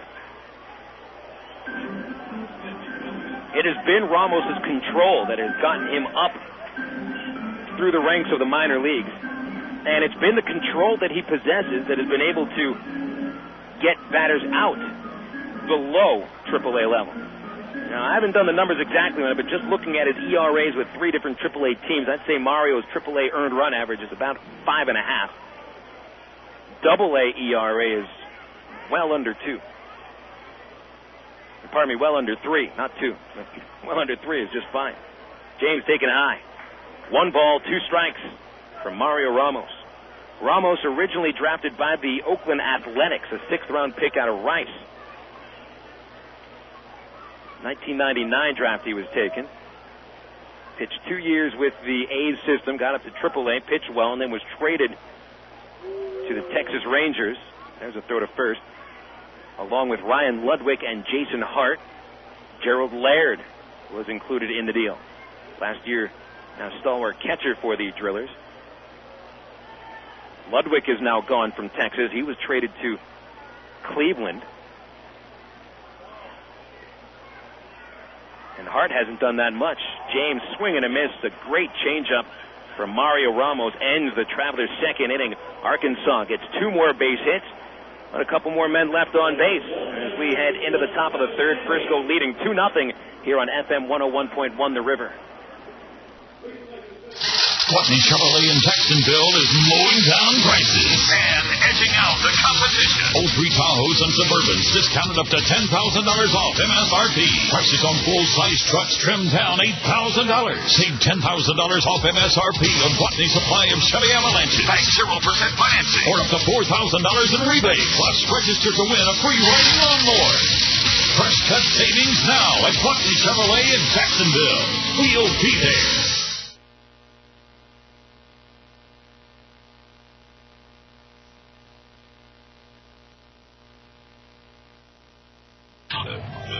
Miller Lite. Miller time. It's time to grab the fellas and hit defrost. Great tasting Miller Lite. Time to melt cold shoulders. Time to pull your mojo out of the freezer and warm it up on the grill. It's time for a great tasting Miller Lite. Great tasting Miller Lite. At a place called Miller Time. Miller Lite, Miller Brewing Company, Milwaukee, Wisconsin. Live responsibly. The biggest event of the baseball season is back. The Arkansas Travelers present Clunker Car Night. Tuesday, August 12th at Ray Winder Field. More cars than ever before will be handed out to lucky fans. In fact, there will be a used car given away every single inning. Stop by and pick up special $2 tickets at any of these locations. Chenal Parkway Buick, Watney Chevrolet, North Point Nissan, Vail Honda, and Landers Ford North. But wait, there's even more $2 tickets at Russell Chevrolet, Little Rock Dodge, North Point Ford, Crane Chevrolet, Sherwood Pontiac, Northland Hyundai, Riverside Acura, North Point Toyota, Pinnacle Ford, Fox 16, Chicken Country, and Magic 105. It's Clunker Car Night at Ray Winder Field, Tuesday, August 12th at 7:10. Call 664-1555 for more information or get us online at www.trav.com. Your home for Travelers Baseball. FM 101.1 The River. KDRE. North Little Rock, Little Rock. Top of the third at Ray Winder. The Frisco RoughRiders leading your Travs by the score of 2-0. Arkansas out hitting the RoughRiders in 2 innings, 4-3, however. But who's got the big hits? The RoughRiders have. Adrian Gonzalez leads off for Frisco. The tall first baseman takes a strike from Sear. It's been strikes the problem for Eric. Specifically that third strike. He's been having trouble putting batters away. The 0-1 to Gonzalez. There's another strike on the outside corner. Gonzalez was the first out of the game when he flied to right field a couple innings ago. RoughRiders have scored a run in the first and the second inning on 3 hits and 3 walks. Sear throws outside, 1-2. Following Gonzalez, the cleanup batter Jason Botts, the number 5 hitter Patrick Boyd. A couple lefties going at each other here. Gonzalez steps, swings, the ball sent high down the left field line. Slicing foul. Jake Weber over to the fence. He runs out of room in foul territory. And the ball away from him, keeping Gonzalez alive in the plate. 1-2. Well, these baseball cards today, Steve, these are pretty sharp cards. I was telling people about them. And if you can't get them today at the ballpark, if you didn't make it to the ballpark, we do sell them in the Trav Souvenir stand during games. Or you can even buy them online at Travs.com. Joel Peralta, Texas League All-Star, featured on here. Tyrone Boykin, of course. 1-2 to Gonzalez. Reached for a poke foul. Staying alive on a fastball. Still 1-2. Dusty Bergman in there. Pitching right-handed as he's a lefty. Adonis Harrison with the biggest smile of anybody in the collection. Harrison, bad news. He's pretty much out for the season with a strain abdominal muscle. The same injury keeping Carlos Duncan out of the lineup. Outside on the 1-2 pitch to Gonzalez. 2-2. Sears had a couple batters on 0-2, and both of them have reached already. He had Gonzalez 0-2. Now the count even up. Sears throws the pitch, and it's fouled back. Judging by how many pitches Eric's throwing, he might not last much more than 4 innings. Who else we have on here? Bobby Jenks taking swings. Mark Kroon, farming. That's the best one, I think. This your favorite one here? I think that's my favorite one. Mark Kroon with the hat backwards on the Trav's John Deere Gator from Ag Pro. 2-2 pitch, just off the outside corner. Close one. Ray Gregson not giving Steer the call. Count moving full. Oscar Salazar in this set of cards, a current infielder for Wichita. Nathan Haynes, an ear-to-ear smile. Pitch outside, and Steer loses another batter. A 4th walk. The 2nd walk he's issued after getting ahead of a batter 0-2. Well, this is just not Eric Steer's night right now. It's really not. That walk there matches what he gave up total in 6 2/3 innings his last time out against this Frisco bunch. So he's really struggled tonight, but so far, not terribly bad as far as the scoreboard goes. He's only down 2 runs as we play here in the 3rd. But you just can't get in the habit of giving a run per inning, even if it is just 1 run with all these base runners they're getting. Next thing you know, you're down 5-0 after the 5th.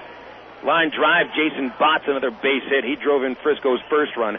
That goes to left field. Trav bullpen springs into action. Ryan Cummings is throwing. Eric Steer getting hit hard, and he's putting men on base. 4 walks, 4 hits. It's amazing Frisco has only scored those 2 runs. And you look at the starting pitching that the Travs have gotten over the last 4 games on that road trip in Wichita. It was bound to come up. Those guys pitched so well. Irvin Santana, Bobby Jenks, Mike Brunet, Rich Fisher. Those guys all had some quality starts and really helped the Travs win those games and sweep the Wichita Wranglers. But starting pitching, you just can't hope to have your luck continue game after game, and it seems like it's running out here against Frisco. Tough work now. With Patrick Boyd bunting the ball, Sear climbs off the mound and makes a throw to first base for the out. And finally gets that first out of the inning. On the sacrifice, Gonzalez to third base, Botts to second.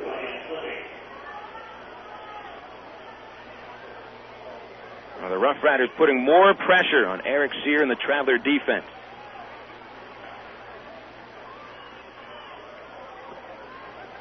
Ryan Fleming coming up next, and here comes Comstock again. Well, this is a very, very slow first 3 innings. Just about past an hour now, and not even past the top half of the 3rd. That's what happens when you're walking batters, and I mean, really, some credit is deserved to the Rough Rider hitters. They're fouling off a lot of pitches, and that says something about their approach, the ability to waste a pitcher's best stuff. When you look at the first 3 innings against Sear, these Frisco Rough Riders have put at least 2 men on base before the first out has been recorded. Comstock had to go out and visit in the first inning. Now he comes out in the 3rd with Cummings continuing to throw in the pen. You just wonder how long can Sear last until one of 2 things happens. He either gets yanked or he reaches a point to where he starts to feel comfortable and establishes a rhythm. You certainly don't want to get into your bullpen too early, this early in a series, especially with a doubleheader on Saturday. Trav infield comes all the way up. 1 out. But Frisco Rough Rider runners at 2nd and 3rd. Excuse me, Phil, but as well as the Sears pitched recently, you think that good spell is coming right along if you just give him enough time. First pitch to Ryan Fleming, hits the dirt, ball 1. I think Sears had plenty of time here right now. I don't think he can really wait until the 4th inning for a pitcher to establish rhythm, especially in the heat of a pennant race. And also, With my father on the broadcast with me during that 4-game set in Wichita, one of the topics we brought up was the idea of momentum.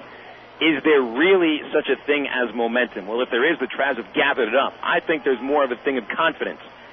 And one thing the Travs don't want is to lose any confidence in a starting pitcher that they have, with the pitching really being the linchpin of this team. The 1-0 pitch high to Fleming, 2-0. Gonzalez at third, Botts at second, 1 gone. 2-0 RoughRiders in the top of the 3rd inning. I would think every single time Bobby Jenks, Irvin Santana, go out there and pitch, as well as Mike Brunet with the way he's been pitching. There's a strike to Fleming, finally 2-1. Rich Fisher had that kind of aura in April. That's gone now, but hopefully he is able to reestablish that confidence in the team.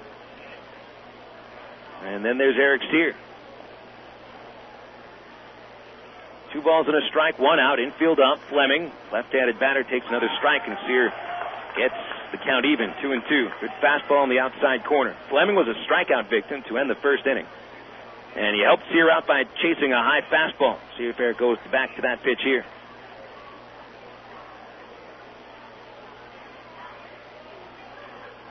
Cornermen not guarding the lines that much.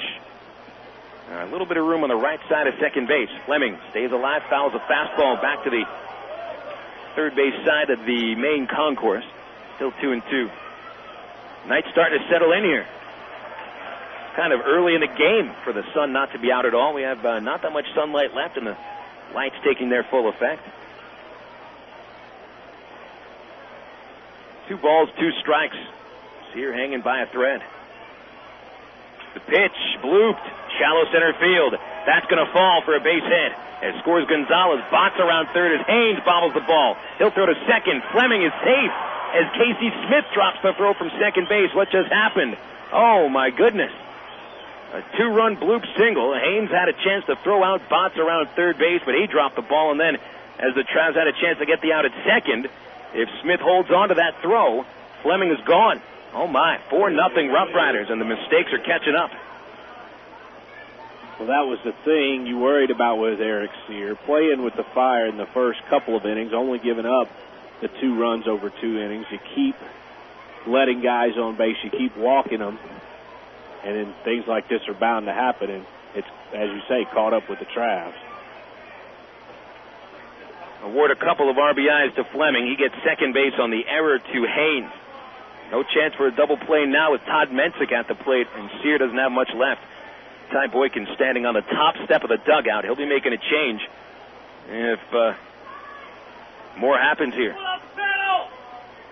Sear steps off the rubber and looks Fleming back to second base. Cummings should be ready to go in the pen.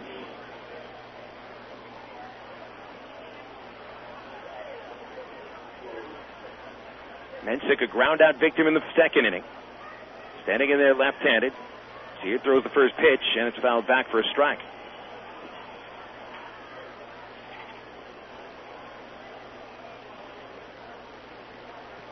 Sear, this is not the first time he's had a start like this. And again, this is a comeback season for Eric after a couple of surgeries in the offseason. But still, you hope that he'll be a little more consistent now. You can't blame all the bad starts on surgeries.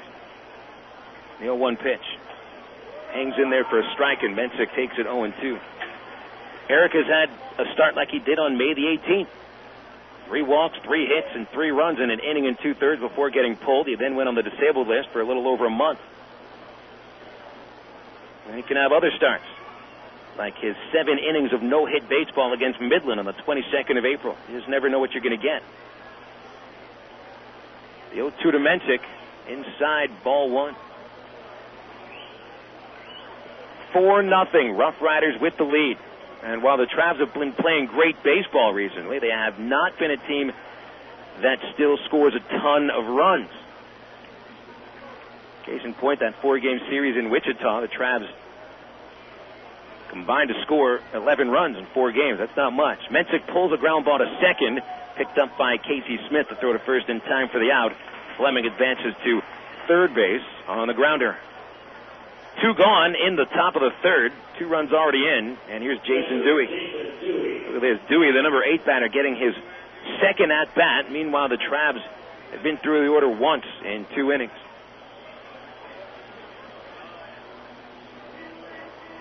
Get one of those real sounds of summer here as one of these locusts is latched on by the press box. It makes a horrible noise, and it is the noise of a pitcher getting pulled from the ball game. Here is Tyrone Boykin out of the dugout, and Eric Sear is done. A very disheartening start for Eric Sear, though we will get a slight bit of applause from the fans at Ray Winder Field if they haven't fallen asleep yet. And Ryan Cummings will come out of the bullpen. Though it wasn't Eric Sear's day, there'll be other days to pitch. Hopefully Cummings has his good stuff. We'll take a 60-second break here and remind you that the Arkansas Prostate Cancer Foundation wants you to know that over 220,000 new prostate cancer cases will be diagnosed in the United States this year, and over 2,800 of them in the state of Arkansas alone. But prostate cancer is highly preventable. Early detection is the key. You can learn more online at arprostatecancer.org, or just call your doctor to talk to him about prostate cancer. That 60-second break coming up next. Travs trailing by 4 runs in the top of the third, and the Rough Riders aren't finished yet. This is FM 101.1 The River. Hello, this is Steve Stevens. I'd like to talk to the men out there about a disease you don't want to think about: prostate cancer. Prostate cancer hits 1 in every 6 men during their lifetime. More than 1 million men have been diagnosed in just the last 5 years. 200,000 have already lost their lives. Early detection could have saved a lot of good men. The Arkansas Prostate Cancer Foundation urges you to get tested. So please take the first step, because it's time to say no more to prostate cancer. Hi, fans. This is Phil Elson, voice of the Travs. I hope that you enjoy listening to Traveler Baseball as much as I love broadcasting it. Thanks for welcoming me and Arkansas's only professional baseball team into your house, car, or workplace. Please show your support of the Travelers radio broadcast by thanking our sponsors when you get the chance. Let them know that you heard them. They'll appreciate it, and the Travs certainly do, too. And keep tuning in all season to the Travs on Unforgettable Favorites, FM 101.1, The River.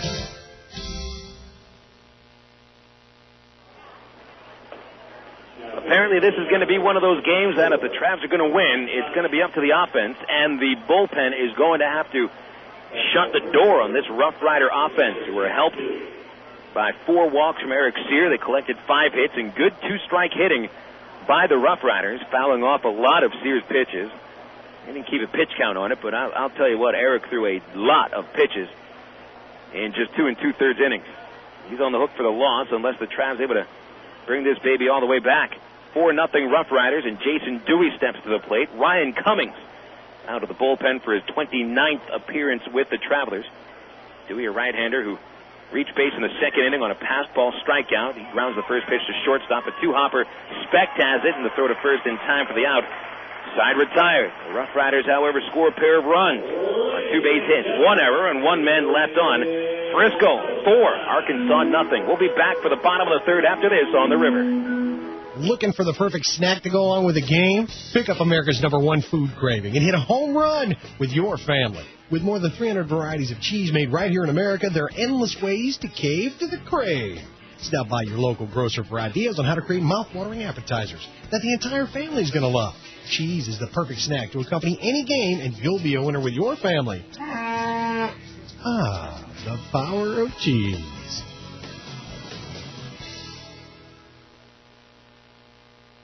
The Isle of Capri and Lula has your Isle 1 Players Club card. Earn comps, points, and mail offers. Receive cash back on the same day. Plus Isle miles for fabulous merchandise and Carnival cruises. New Isle players who join the new Isle 1 Players Club and earn 10 points or 1 hour of rated table play in one gaming day will win from $1,000 to $5,000 instantly. All part of the Isle $1 million giveaway. Come in and sign up. Earn 10 points or 1 hour of table play and scratch it off. Winning? That easy. It all happens with Isle 1. The best club, the most rewards, only at the Isle of Capri Casino in Lula. No purchase necessary. Full details at the Isle 1 booth. Is it time to revamp your office? Well, get in on the best-kept secret in Arkansas. Southern Office Services, located in the River Market, is the #1 source for new pre-owned and retro office furniture. Over 20,000 square feet of desks, chairs, files, panel systems, and much, much more. You'll be amazed at the savings found at Southern Office Services, where service is an art in itself. located in the heart of the River Market at 608 President Clinton Avenue. Southern Office Services. Denny's wisdom number 31. Is it really breakfast if you have to unwrap it? At Denny's, we serve breakfast you eat with a fork, like one of Denny's 3 new complete breakfasts: the hearty smoked sausage breakfast, the tasty meat lovers breakfast, and the country fried steak and biscuits breakfast. Your choice, just $4.99. All with 2 eggs and pancakes smothered in warm, delicious syrup. Denny's, a good place to sit and eat. And Denny's is always open, so don't eat in the car. Come on in and enjoy a real meal. For a limited time only, price participation will vary.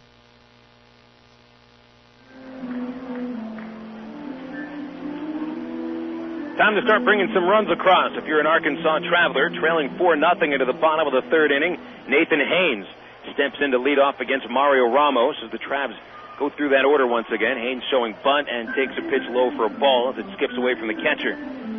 Tell you what, that first time through the order, Arkansas did not hit the ball poorly. 4 base hits. Never got a man home, though. Left 3 men on base. There was 1 double play aiding Ramos, and he also struck out 3 men. Haynes taking a high and inside 2-0. Nathan singled in the first inning, then was out at second on the front end of a double play. Phil Elson alongside Steve Marston, bottom of the third, 4-5-0 for the Riders, 0-4-1 across the board for the Travs. Ramos gets a strike down the middle, 2-1. Travs have already left their starting pitcher Eric Shear out of the ball game. Meanwhile, Ramos getting help from his fielders. 2-1 pitch, a strike on the outside corner with a fastball, 2-2. We'll take a look at the Southwest Airlines out-of-town scoreboard this inning. Check out our Texas League, see what's going on in the bigs. Already plenty of final scores to run down in the majors. Haynes taken inside and the count moving full 3-2. Start on the Texas League here. Check out what's going on with Tulsa and Wichita. Wichita 5, Tulsa 3 after 3 innings. Haynes a swing and a miss. He's gone. And slider from Ramos for his 4th strikeout. All of them on swinging strikes, too. 1 gone, and here's Smith. Wichita getting a pair of home runs from Chad Santos, who started to swing the bat much better recently, his 8th and 9th home runs of the season. Tulsa's Jack Joffrion hit his 2nd against the Wranglers 5 and the Drillers 3, heading into the top of the 4th inning. Wichita, team on the way towards the bottom of the standings. They've lost 6 in a row, including the 4-game sweep to the Travelers. Smith takes a strike on the first pitch, and the count is 0-1. Smith hit the ball hard in the first inning, but hit right into a double play to the shortstop. The 0-1 pitch is high. 1 ball, 1 strike. Following Smith, Jake Weber. Ramos, he worked quickly. 1-1, high and inside, 2 balls and a strike. Elsewhere in the Texas League, it's Round Rock and San Antonio, scoreless after 3 innings. Nick Roberts on the mound for the Express, and San Antonio righty Gustavo Martinez takes the hill. Smith takes a pitch inside to count 3-1. Ramos hasn't walked a batter yet. He's only walked 17 in 84 Texas League innings. El Paso and Midland scoreless after 3. That's at the Fab in Midtown. The 3-1 pitch to Casey inside and ball 4. The first free pass issued by Ramos, sending Smith to first base. One thing I've noticed about Casey since this game started, and even in his first at-bat when he grounded into the double play, is that he doesn't have as wide open a stance as he once did. He used to have his front foot guided all the way down the third baseline. Now it's closed in more. That might give Casey a better look at the pitches as they come in, with his head not moving quite as much. Weber takes high and out inside for a ball, and that sends the catcher Jason Dewey out to the mound to talk with Ramos. Ramos, who didn't look quite as sharp against Smith as he did against Haynes for a strikeout. 4-0 RoughRiders, bottom of the third inning in Little Rock. This is not the final series of the season between these teams. This is the 17th game. RoughRiders are 10-6 against the Travs, but Arkansas has won 5 of the last 6 games between these teams. Weber left-handed, singled in the first.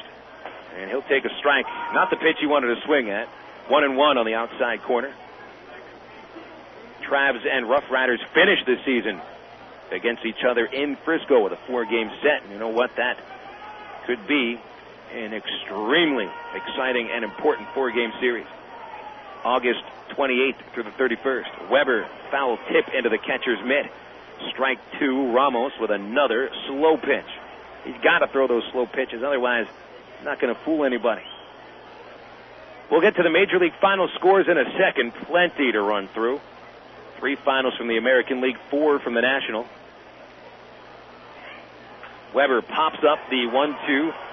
Left side of the plate. Dewey tosses away the mat, leans into his dugout, and falls into the dugout. Did not make the catch. He goes head over heels over the padded fence.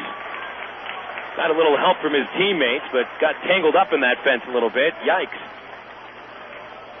Well, a fine effort by Dewey. As you say, he goes all the way over the railing. He actually caught the ball, but it was on the hop, and home plate umpire Gregson had a perfect angle of it. So there was no chance of an out being recorded, but again, a fine effort by Jason Dewey. Where at a lot of dugouts in the minors and in the majors, of course, when you get over to that dugout, you either take one more step and it's almost like you fall off into the nasty pits of the Styx River. And this time you go belly first into the dugout and flip-flop head over heels. 1-2 on Weber. He's got a break here. The pitch chopped on the right side, could be 2. Bourgeois to the shortstop Meyer, and he'll hold on to the baseball. A good idea with Smith sliding in hard. So Weber can't move the runner up. It's a fielder's choice, 4-6 at shortstop, and Weber safe at first. 2 gone, and here's Zamora.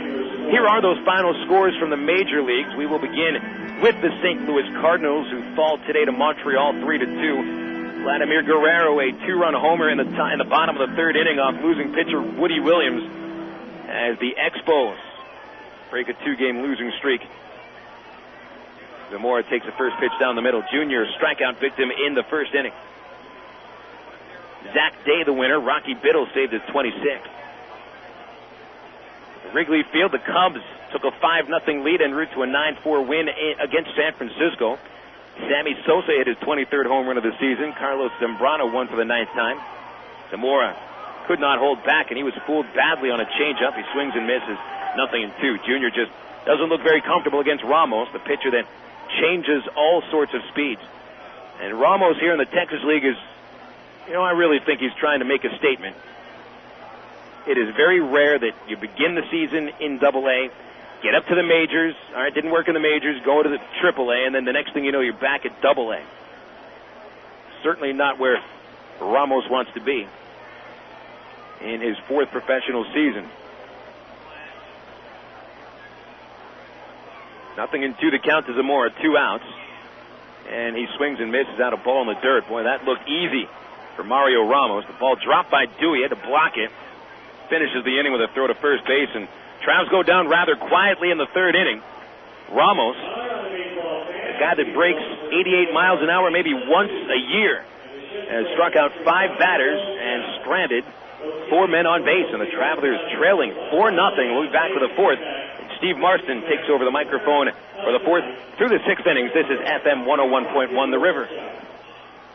Warmer days are moving in. Get moving on your tan. Look good and feel great with a healthy, glowing tan from Advanced Sun Systems. Advanced Sun Systems has 4 levels of tanning to suit you and unlimited tanning packages that start at $20 a month with a one-time enrollment fee.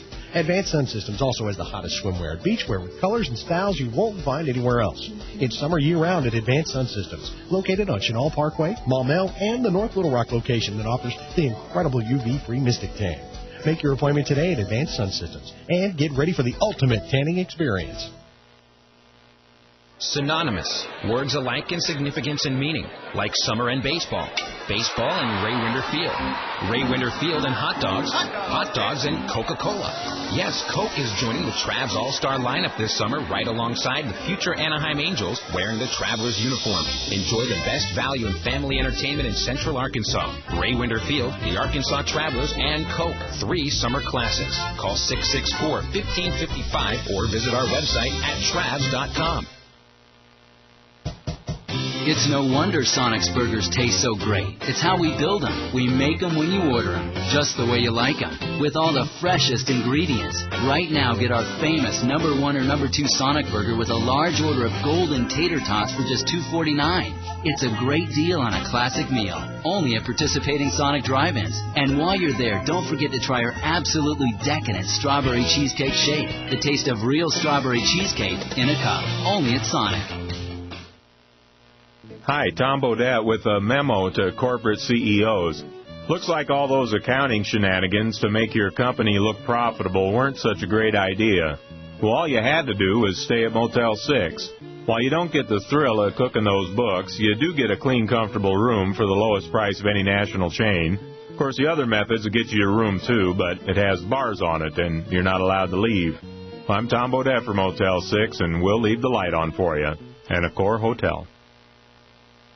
Fourth inning for the Frisco RoughRiders starts with a bang. One pitch and a single to right field for the leadoff hitter, Drew Meyer. Now he's aboard for the top of the order in Andrew Beinbrink. Welcome back to the ballpark. 4-0 Frisco leads over the Travelers. Trav's right-hander Ryan Cummings steals the first pitch. Runner goes, and throw from Buddy gets into center field, heading for third, and sliding head first is Drew Meyer, and he's all the way around to third base after the throwing error by Trav's catcher Ryan Buddy. So give him a stolen base, stealing second, and then the error on Buddy, the second Trav error of the night, allows him to get to third base. And just like that, the Frisco RoughRiders have another run 90 feet away. The pitch, by the way, to Beinbrink was a strike. So Cummings ahead in the count, 0-1. And the infield will play up for the Travelers at all four positions. Cummings to the plate, right in there on the inside corner. Strike two call.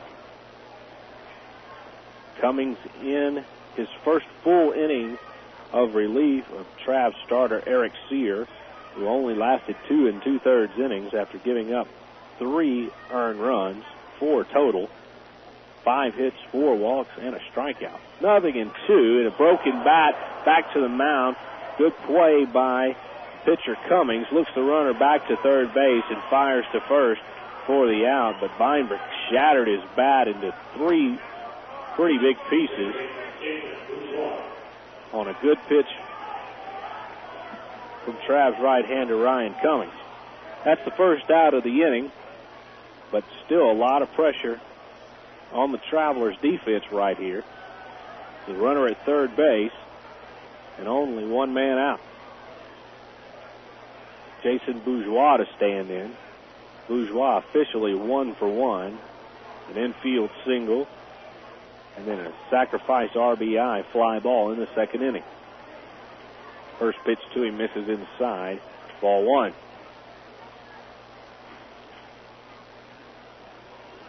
Cummings working from the stretch with the runner at third base. Now deals to the plate, swung and fouled. Sound as if it hit off perhaps the shoe of Jason Bourgeois. Not sure, but he went through his entire swing. Yeah, it looked like he's limping there.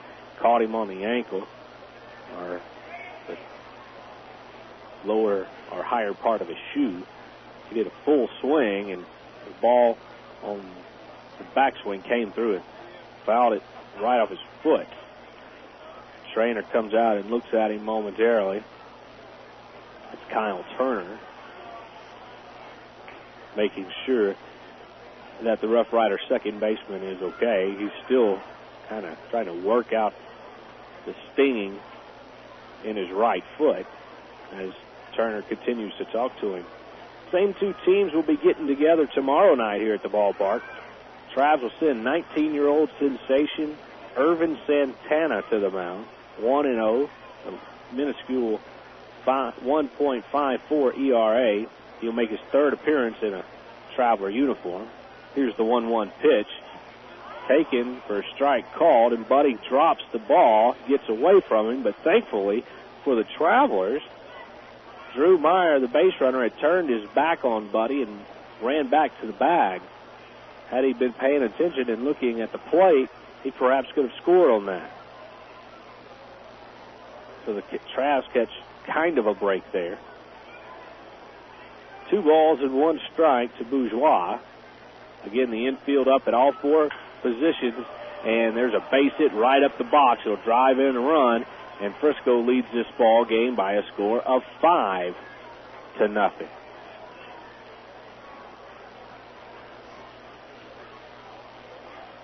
So credit Bourgeois with another run batted in.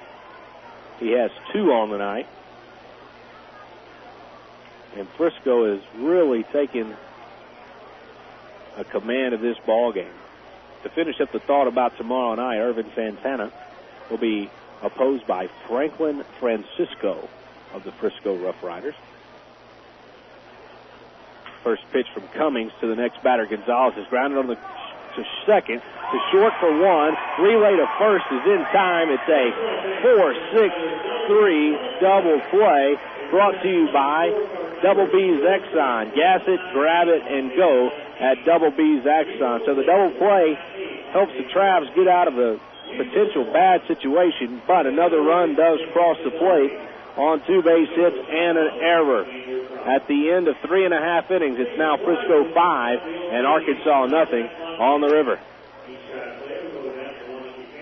Well, ladies and gentlemen, the votes have been tabulated, and here are the winners. Voted Pulaski County's best barbecue, Pig and Chick Restaurant. Voted Pulaski County's best catfish, Pig and Chick Restaurant. Voted best plate lunch, once again, Pig and Chick Restaurant. And last but not least, voted best family dinner. And you guessed it, the overall winner, Pig and Chick Restaurant in Sherwood. Congratulations to Pig and Chick Restaurant, just 2 blocks south of Kiel Avenue in Sherwood. To dine at your house, call 834-5456. To place your order and pick it up at the drive-thru window. Or to cater your family or company parties over the holidays, call 834-5456. And for the best barbecue, catfish, plate lunch, or family sit-down dinner, visit Pig and Chick Restaurant, 7824 Highway 107, that's JFK Boulevard, 2 blocks south of Kiel Avenue in Sherwood. Open Monday through Saturday. Hey, it's a proven winner. Miller time. It's time to tuck the sun in and give it a goodnight kiss. Miller time. It's time to put the 9 to 5 back on the shelf. Miller time. It's time to wear the knife like a cape and break out the Miller Lite. It's time for real time at a place called Miller Time. Miller Lite, Miller Brewing Company, Milwaukee, Wisconsin. Live responsibly. As bad as things have been for the Arkansas Travelers tonight, they've been just that good for Mario Ramos, the starter for the Frisco RoughRiders. He allowed a couple of base hits in the first and second inning for a total of 4 to Traveler hitters, but then last inning really shut the door, only allowing a walk and a fielder's choice man to reach base and recording 2 strikeouts. He returns for the 4th inning to face Mike O'Keefe, gets him to swing and a miss on an off-speed pitch, and we're underway in the bottom of the 4th inning. 5-0 Riders lead over the Travelers. The next pitch to O'Keefe is in the dirt, evening the count at a ball and a strike. I was telling you about the pitching matchups for tomorrow night's game. Irvin Santana, the 19-year-old phenom, against Franklin Francisco here at the ballpark. Another off-speed delivery, and it misses, and the count is 2 balls and a strike.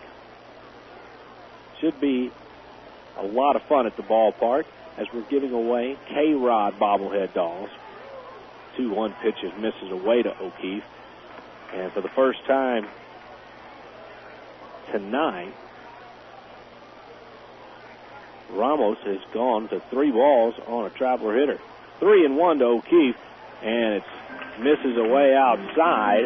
And Mike Earns, the first pass, or check it, the second pass, given out tonight by Casey Smith. So obviously that was the second time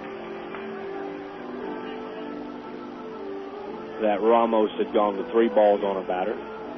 But Francisco Rodriguez bobblehead doll tomorrow night. courtesy of Sonic and KARK Channel 4. Plus, legendary Leon Spence will be here at Ray Winder Field. The next hitter stands in. That's Dallas McPherson. He swings over the top of an all-speed pitch well out in front for strike one.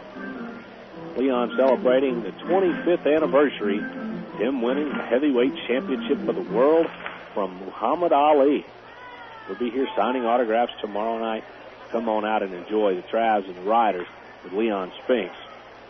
The 0-1 pitch is foul to the first base stands. A nice fielding play by one of the fans there. He gets a nice hand for his good glove work along the first base railing. But McPherson in the hole, 0-2, endangering of striking out for the second time tonight. Ramos, the left-hander, from the stretch. The 0-2, swung and a miss. Boy, big high fastball. For the second time tonight, McPherson is struck out on high cheese. And it's strikeout number 5 for Mario Ramos. One away in the inning for Brian Speck. O'Keefe still at first base after the leadoff walk. And the Travelers trailing Frisco by a score of 5-0 here in the bottom of the fourth inning.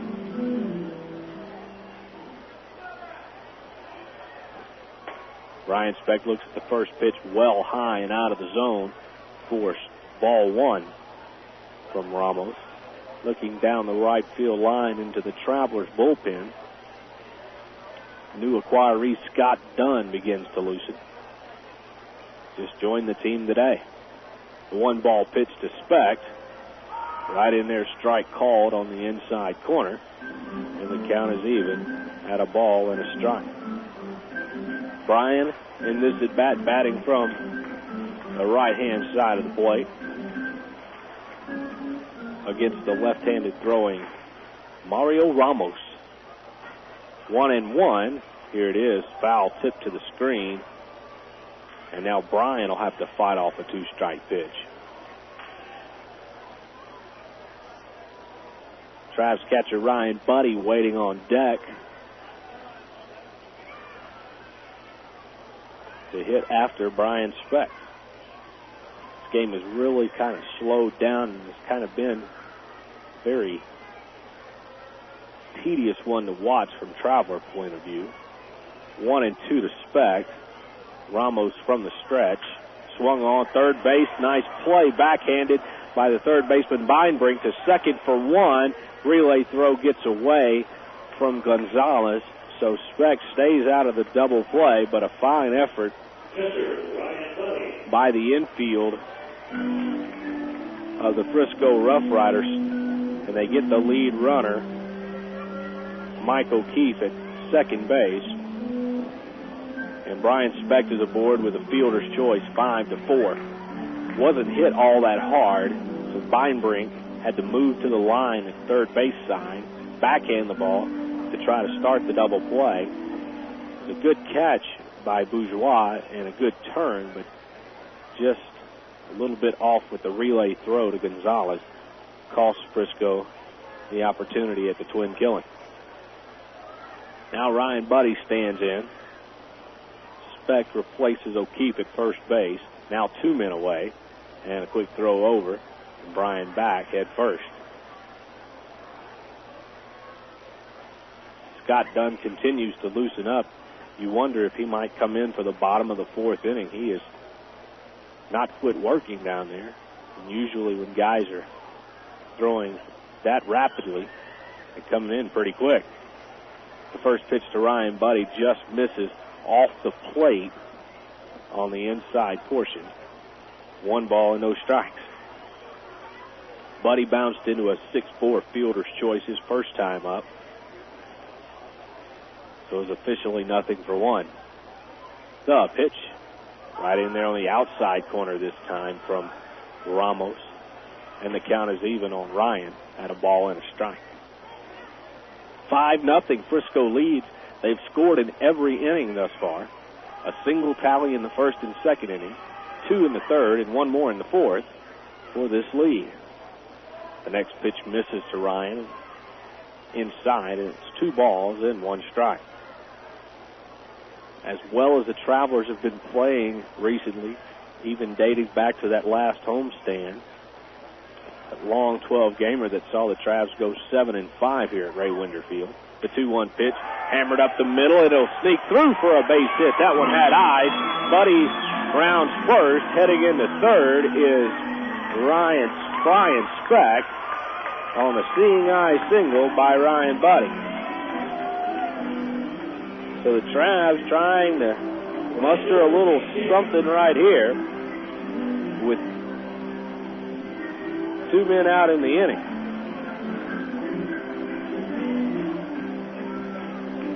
They're on at the corners for Kenny James, and that'll cause Frisco RoughRider catcher Jason Dewey to step in front of the plate and flash some signs to his defense as KJ stands in with a chance to drive in the first Trav run of the night.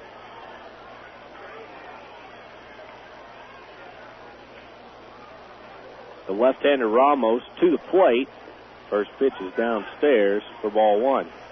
Going back to the point, the Travelers went 7-5 on the homestand, then promptly swept Wichita at Lawrence Dumont Stadium 4 games in a row.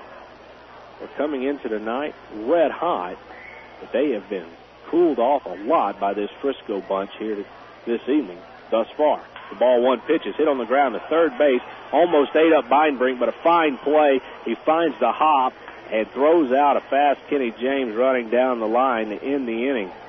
The Travs threatened, but no dice. A base hit and 2 men left at the end of 4 complete innings. It's 5-0 Frisco on the river. Boy, sure gets hot during the baseball season, and Ready Ice, Arkansas's largest ice company, is always the best choice to keep your favorite drinks cold. Once again, Ready Ice is proud to present Ready Ice Wednesdays at Ray Winder Field. Just pop in anywhere Ready Ice is sold in Greater Little Rock, like Exxon stations or your local convenience store, and grab a coupon good for a $2 admission to any Travs Wednesday home game. Get ready, get the coupon, and go to Ready Ice Discount Wednesdays at Ray Winder Field. Stop by AgPro at Highway 165 in England and take a look at the new John Deere 5020 Series tractors. This rugged lineup can handle your livestock chores with ease. Choose the 45 to 75 PTO horsepower straddle mount, isolated open operator station, or cab model that fits your needs. The new tractors offer improved comfort, control, and convenience. So check out the new John Deere 5020 Series tractors at AgPro at Highway 165 in England. Top Shoes, Arkansas's largest shoe store, and New Balance are proud to support our travelers. New Balance shoes come in the size and width that fit every Travs fan. And Top Shoes has the largest selection of New Balance shoes in the entire state. Not only does New Balance have shoes for athletes, Top Shoes have New Balance shoes for foot problems such as diabetic neuropathy or plantar fascia. The friendly employees at Top Shoes will gladly measure your feet and get that New Balance that is just right for you. Top Shoes is located in Little Rock, North Little Rock, Benton, Conway, Russellville, and throughout Arkansas. So I was in a crowded elevator, inches away from this blue-eyed guy. All I could think was, is my breath bad? Teeth not so white? I started holding my breath. Then I realized I use Crest Whitening Plus Scope. It's got Crest Whitening power for a white smile, and it's got Scope in new cool peppermint for icy fresh breath. So, after 20 floors, I realized I can also exhale. Crest Whitening Plus Scope. Travs right-hander Ryan Cummings will try to do something that Travs pitching has not been able to do tonight. That's hold Frisco from scoring in an inning. As we begin play in the 5th inning, Jason Botts looks at a strike from the right-hander at the knees to begin the at-bat. Botts, all he's done tonight, had 2 singles, a run scored, and has driven in a run. The 1-strike pitch hit off the end of the bat foul to the screen.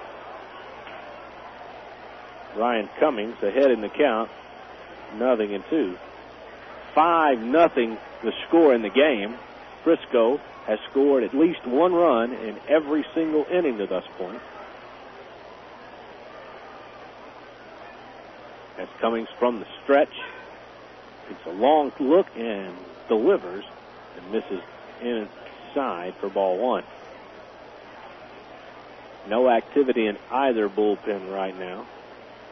Scott Dunn had been throwing in the Traveler bullpen.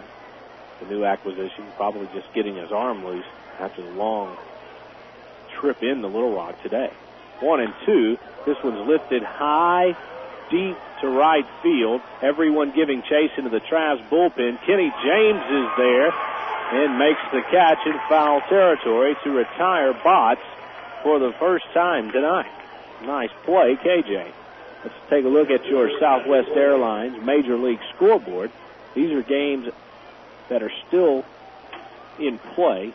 So we'll have a look at the final scores around the big leagues a little bit later on tonight in our postgame show. They're playing in the 7th inning in an important game in Kansas City.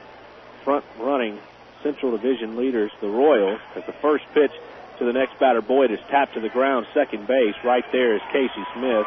He throws him out on one pitch, and they're 2 gone in the inning. The Royals hosting the Chicago White Sox, who come into the game just 2 games back in the loss column. Right now, it's the White Sox with a 5-3 lead as they bat in the 7th inning. Loaiza against Grimsley in that game. Paul Konerko has gone deep for his 10th home run of the year. That's not Derek Lee, but Carlos Lee has gone yard twice for Chicago, hitting number 21 and 22.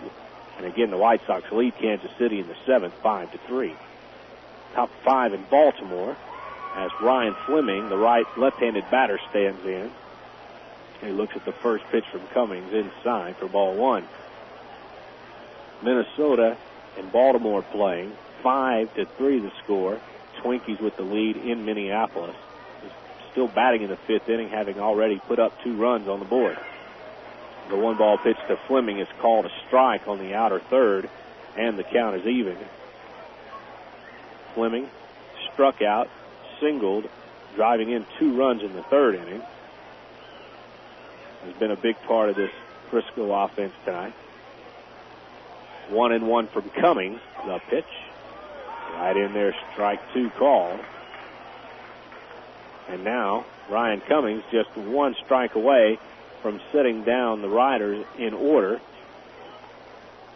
for the first time tonight. 1 ball and 2 strikes. 2 men out here in the 5th inning. 5-0 Frisco lead. Swing and a miss, strike 3, and down go the Riders in order for the first time tonight. Nothing across. We go into the bottom half of the 5th inning. Frisco 5, Travelers nothing on the river. The Fish House is known all across Arkansas for its great catfish. But did you know that the Fish House can cater any event anywhere in the state? Catfish, chicken, hush puppy, shrimp, fries, coleslaw, baked beans, all of them cooked on site. The Fish House even provides plates, utensils, and napkins for up to 3,000 people. All you have to do is eat, because the Fish House takes care of everything else. Come see us for a great meal in Conway at 116 South RoughRider, or call toll-free 877-661-3774 for the Fish House. Imagine what it feels like to be a hero every day. You can make a difference in the Coast Guard. Jobs that matter. Join the Coast Guard or Coast Guard Reserve. Save lives, stop drugs, protect the environment. Call toll-free 1-877-NOW-USCG. The Coast Guard. Jobs that matter. Call toll-free 1-877-NOW-USCG. The Coast Guard. Jobs that matter. The best part of a convenience store is convenience. Double B's Exxon wants to make your trip to our stores as convenient as possible. That's why we featured Speed Pass at our Exxon locations.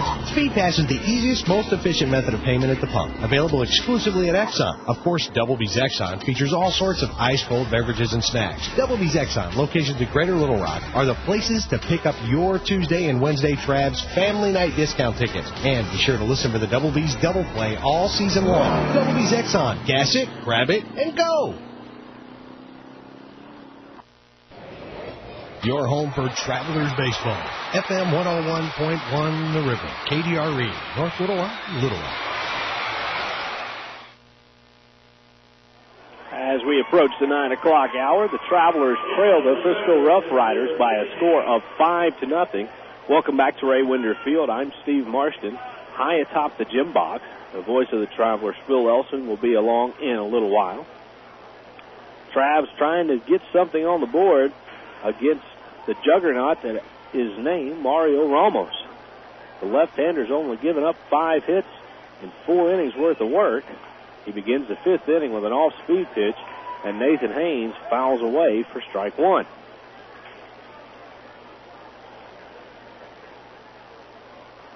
Travs have had their base runners, just unable to advance them. Only one man reaching third base so far. The 1-strike pitch is taken high by Nathan, and the count is even at 1. We'll continue on the Southwest Airlines American League scoreboard. The 1-1 pitch, swung and missed. Another off-speed pitch that Ramos has used masterfully tonight. Really keeping the Traveler hitters off balance. 1-2 to Haynes, reached out and grounded to second base. Slow roller for Bourgeois. He fires on the first for the out, and there's one away in the 5th.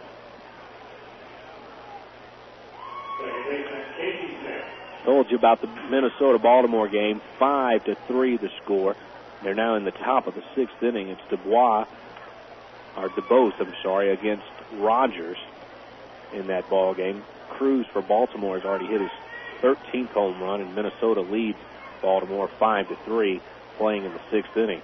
Bottom of the 6th in Texas, the Rangers put 2 on the board in the 6th. It's still batting as Casey Smith fouls the first Ramos delivery off, and he's down in the count by 1 strike. Texas leads over Boston 3-2. Pedro Martinez on the hill for the Red Sox against Colby Lewis. The 1-strike pitch misses inside from Ramos, and it's 1-1 to Trav's second baseman, Casey Smith. The pitch right on the outside corner, and Ramos is getting the benefit of the call on that outer black, and it's 1-2 now. Casey hit into a double play and has walked tonight. 1-2, swing and a miss. He again works the outside corner to perfection. Casey can't find the timing on the pitch and becomes the 6th strikeout tonight for Mario Ramos.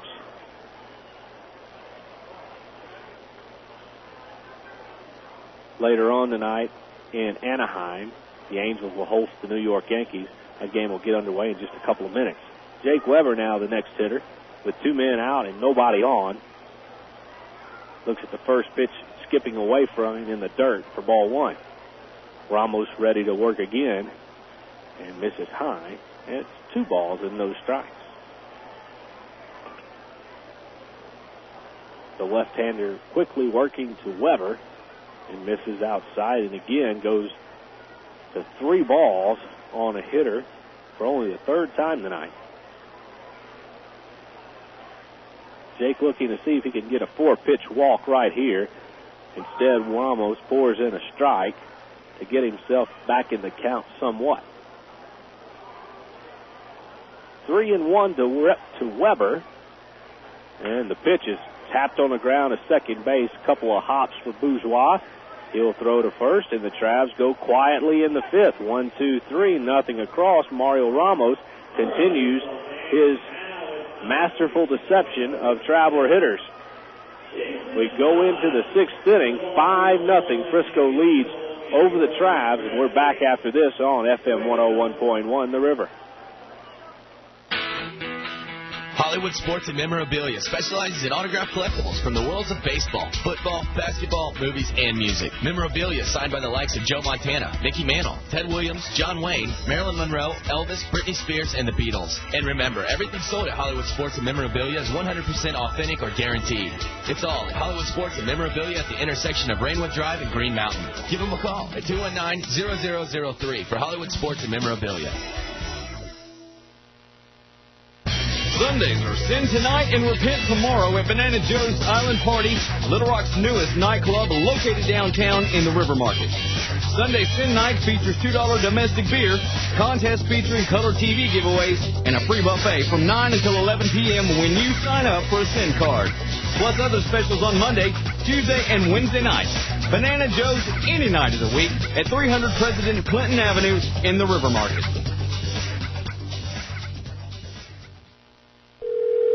Hello? I've got good news. What? My Aristotle internet bill is only $5.50 this month. Last month it was only $7. And that's your good news? Uh-huh. With Aristotle, you only pay for the time you spend online at the rate of 50 cents an hour.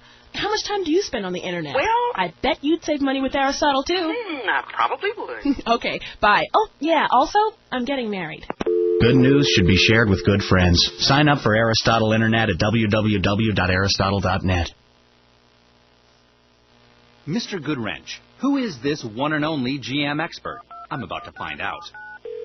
GM Goodwrench may help you. Yeah, hi. Question for you. Mr. Goodwrench had over 1 million hours of training last year? That's right. Well, there happens to be only 8,760 hours in a year, Missy. Excuse me? Throws a little wrench into this whole Mr. Goodwrench thing over there, doesn't it? Huh? You like that? Wrench? It's a play on Goodwrench. I just made that up.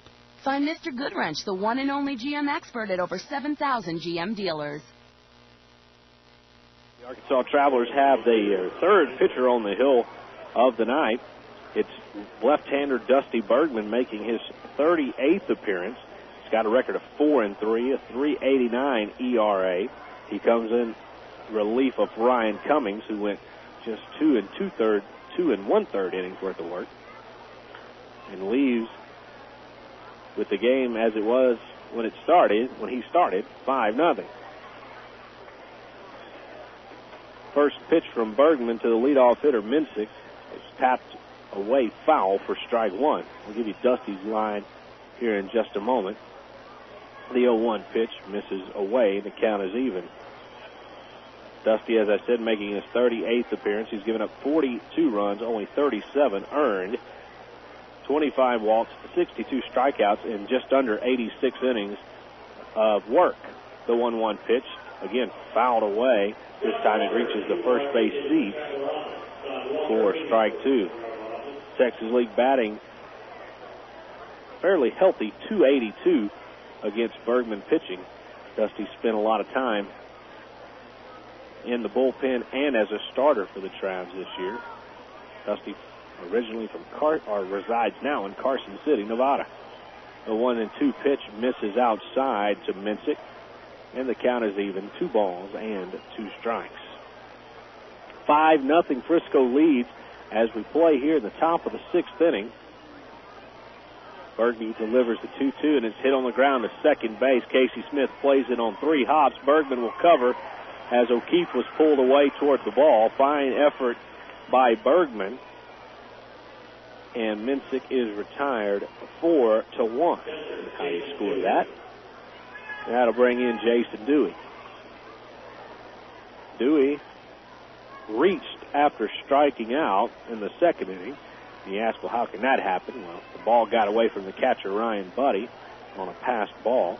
He eventually came around to score in the 2nd inning. Back when starter Eric Sear was in the game for the Travelers. As Dewey looks at the first pitch high for ball 1. He also grounded out against Ryan Cummings on the first pitch he saw in the 3rd inning. The next pitch to him is taken on the outside corner for a strike, and the count is even, 1-1 on Jason Dewey. Dusty from the windup, swing and a miss. Good looking pitch that time. Little off-speed delivery that Dewey couldn't find the timing on, and he's down 2 strikes now. Berge set up for the strikeout. The 1-2 misses away, and the count is 2 balls and 2 strikes. Travelers held Frisco scoreless in the 5th inning for the first time tonight, as the pitch misses inside, and now the count is full on the catcher, Jason Dewey. 3 balls and 2 strikes. I don't know if that made sense, what I just said. They scored in every inning but the 5th, is what I meant to say. Full count payoff pitch coming from Bergman, and he swings and a miss, does Dewey. Strikeout number 1 for Dusty. 3rd on the night for Traveler pitching. And there's 2 out in the inning with nobody on for Drew Meyer. And again, the Travelers trailing by a score of 5-0. Here's the final numbers on Ryan Cummings. 2 in a third innings pitched. He gave up 1 run, a couple of hits, and struck out a batter. And he's done. Next hitter is Drew Meyer, the number 9 man in the lineup for manager Tim Ireland. He squares as if to bunt on the first pitch and pulls it back and takes it for a ball. Berge works quickly again, and this one is bunted foul all the way back to the screen. Boy, a terrible effort that time by Meyer. And the count is even at a ball and a strike. Meyer has walked and then singled, stole a base, and scored a run tonight. 1-1 from Bergman. Swing and a miss. High cheese from Dusty. And he's got Meyer in the hole. And a ball and 2 strikes. Talked about Meyer earlier, just arriving in town to join this Frisco club a couple of hours before game time. 1-2. Grounded to Casey Smith at second base. Casey fields nicely, throws the runner out. And for the second time in as many innings, Frisco goes 1, 2, 3. However, they did their damage in the first 4 innings, and they lead as we go into the bottom of the 6th by a score of 5-0 over the Travelers here on FM 101.1 The River. Sports is fun, but it's just a game. Your life, on the other hand, needs a little more serious game plan, like preparation for a career in today's growing technical fields. That's why ITT Technical Institute offers associate's degree programs in areas like electronics, computer drafting and design, and information technology. The skills and knowledge taught are in technical areas that can have practical value in the workplace. For more information on ITT Tech, call 565-5550 today. Or find us on the web at itt-tech.edu. When Mac told me about BC Powder, I had no idea it would start a 20-year friendship. Yeah, I remember Tim laying on the locker room floor. It was my first televised wrestling match. You were the referee. A lot of help you were. I got tossed in the third row of seats. Yeah, now that's a BC moment. My back was sore, neck was sore, shoulder was hurt, and you said, "Here, kid, here's a BC." Yeah, BC works quick. It'll get you back on your feet to do it all over again. BC is the best-kept secret in wrestling. Not anymore. BC Powder. Share the relief. Use as directed. It's no wonder Sonic's burgers taste so great. It's how we build them. We make them when you order them, just the way you like them, with all the freshest ingredients. Right now, get our famous number 1 or number 2 Sonic burger with a large order of golden tater tots for just $2.49. It's a great deal on a classic meal, only at participating Sonic drive-ins. And while you're there, don't forget to try our absolutely decadent strawberry cheesecake shake, the taste of real strawberry cheesecake in a cup, only at Sonic.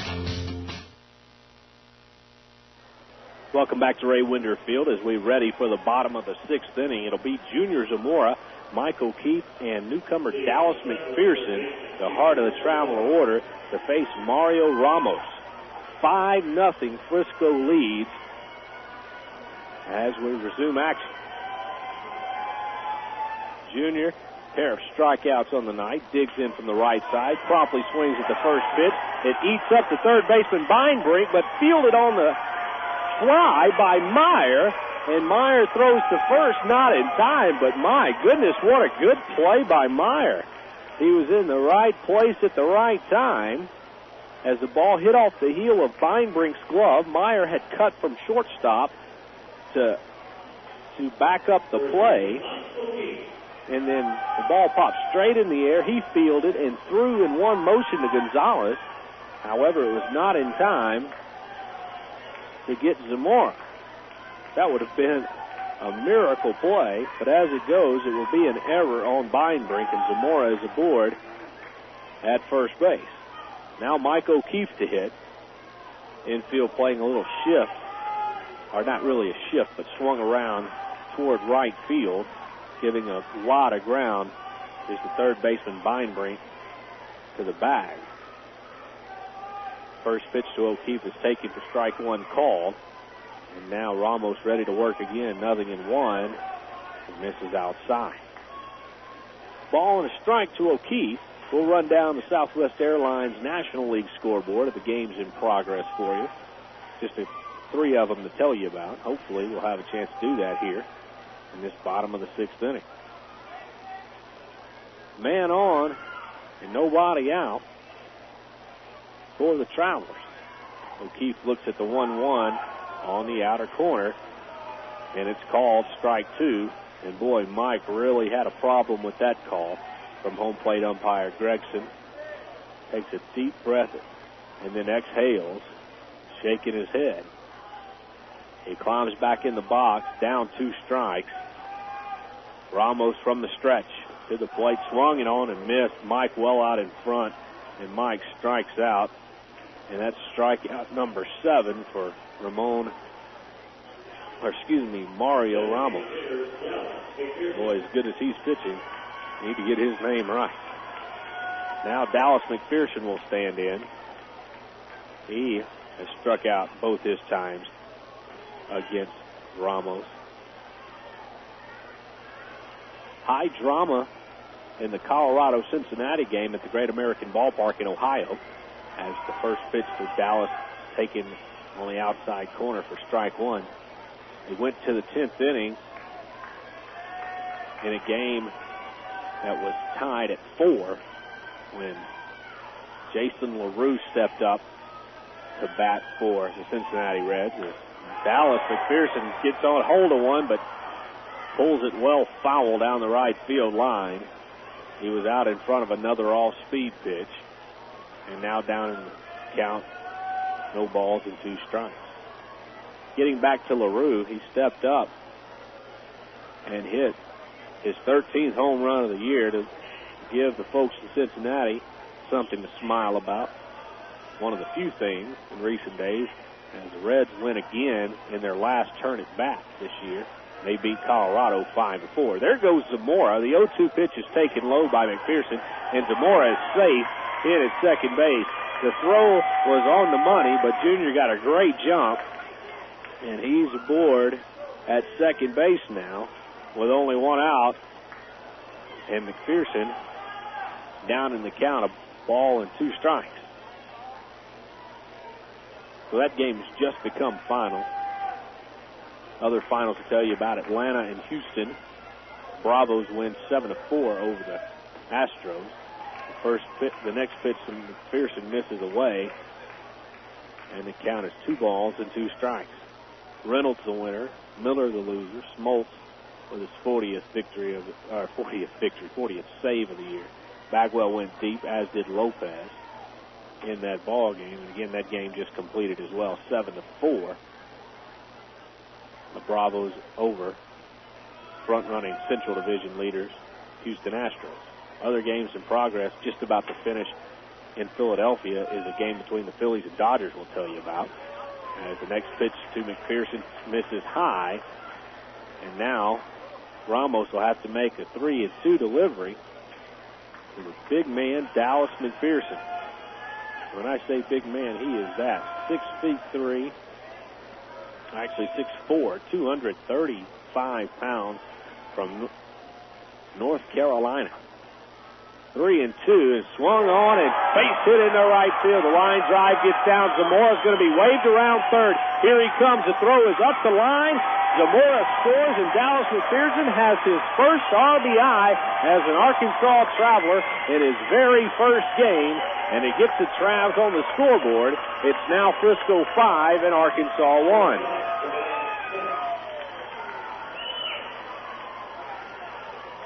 So McPherson didn't do anything fancy with that one. He just took the pitch and dumped it into right field, driving in Zamora from second base to give the Travs a little bit of life here tonight in what has otherwise been a dreadful game for Arkansas. Now Brian Speck will stand in. McPherson will get a short lead at first base. The windup, or the stretch in the delivery. Brian tries a bunt. Pretty good idea, but bunted it too hard, foul down the third baseline for strike 1. Let's finish up the Southwest Airlines National League scoreboard for you. Still batting in the 9th inning. The Dodgers have put 2 runs on the board, but they still trail Philadelphia by a score of 7-3. Gagne on against Williams in that game. Beltrade has gone deep for the Dodgers. Perez and Polanco for the winning Philadelphia Phillies. Again, that game in the ninth, 7-3 Philadelphia. Next pitch to Bryan is taken high, and the count is even at a ball and a strike. Every other game in the National League as well as the American League are completed now. Those are the games still in progress. We'll let you know all the final scores on our Southwest Airlines out-of-town scoreboard in our post-game show. Of course, Southwest Airlines, the official airlines of your Arkansas Travelers, and you can always log on for low fares at www.southwest.com, the only place to find discounted Southwest Airlines tickets. A ball and a strike to Specht, and a throw over to first chases McPherson back. Again, McPherson, I don't imagine is going anywhere. He's a big, tall guy, and he's only getting about a 2 or 3 step lead. They start to stir in the Frisco bullpen as Bryan fouls an off-speed pitch to the screen, and now is in the hole, a ball and 2 strikes. Bryan singled his first time up and then bounced into a fielder's choice in the 4th inning. So he's 1 for 2. Prior to Zamora scoring earlier in this inning, Bryan was the only Traveler to reach third base tonight. A ball and 2 strikes. The runner gets his lead at first. That's McPherson. Ramos to the plate, and this one's lifted in the air to right center field, pretty deep, way back, and off the top of the wall for Brian Specht. McPherson rounded second and third and headed for home. He will score. Specht slides in safely with a 1-out triple, driving in McPherson, and the Travs it's ever closer. It's now Frisco 5 and the Travelers 2.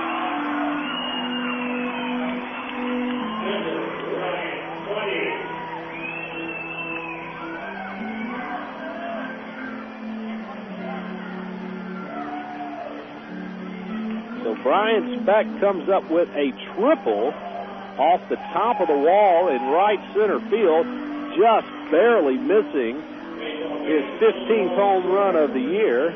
It's the 32nd triple of the year for the Travelers as a team. And only Brian's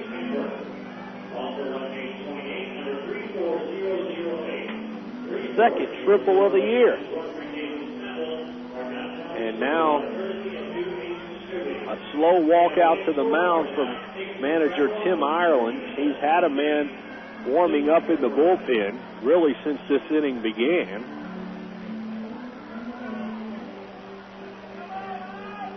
Then Travis Hughes, a big right-hander, as he continues to limber up out there.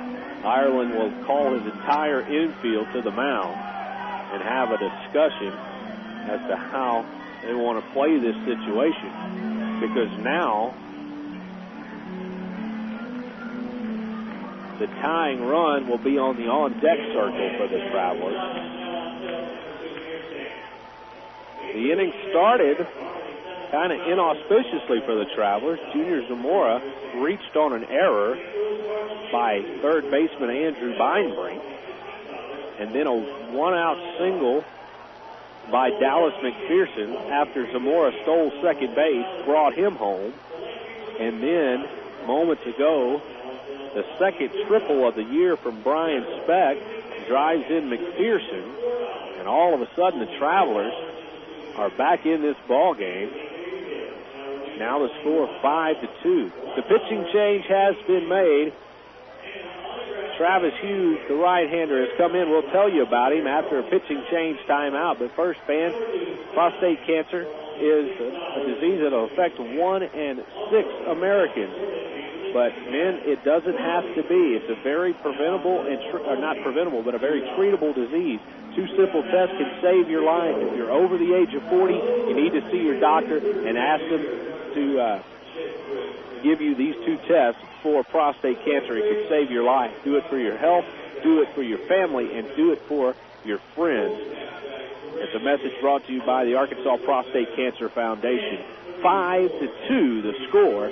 The Travelers threatening to make this a ball game here in the bottom of the 6th inning. Come back with us on the River.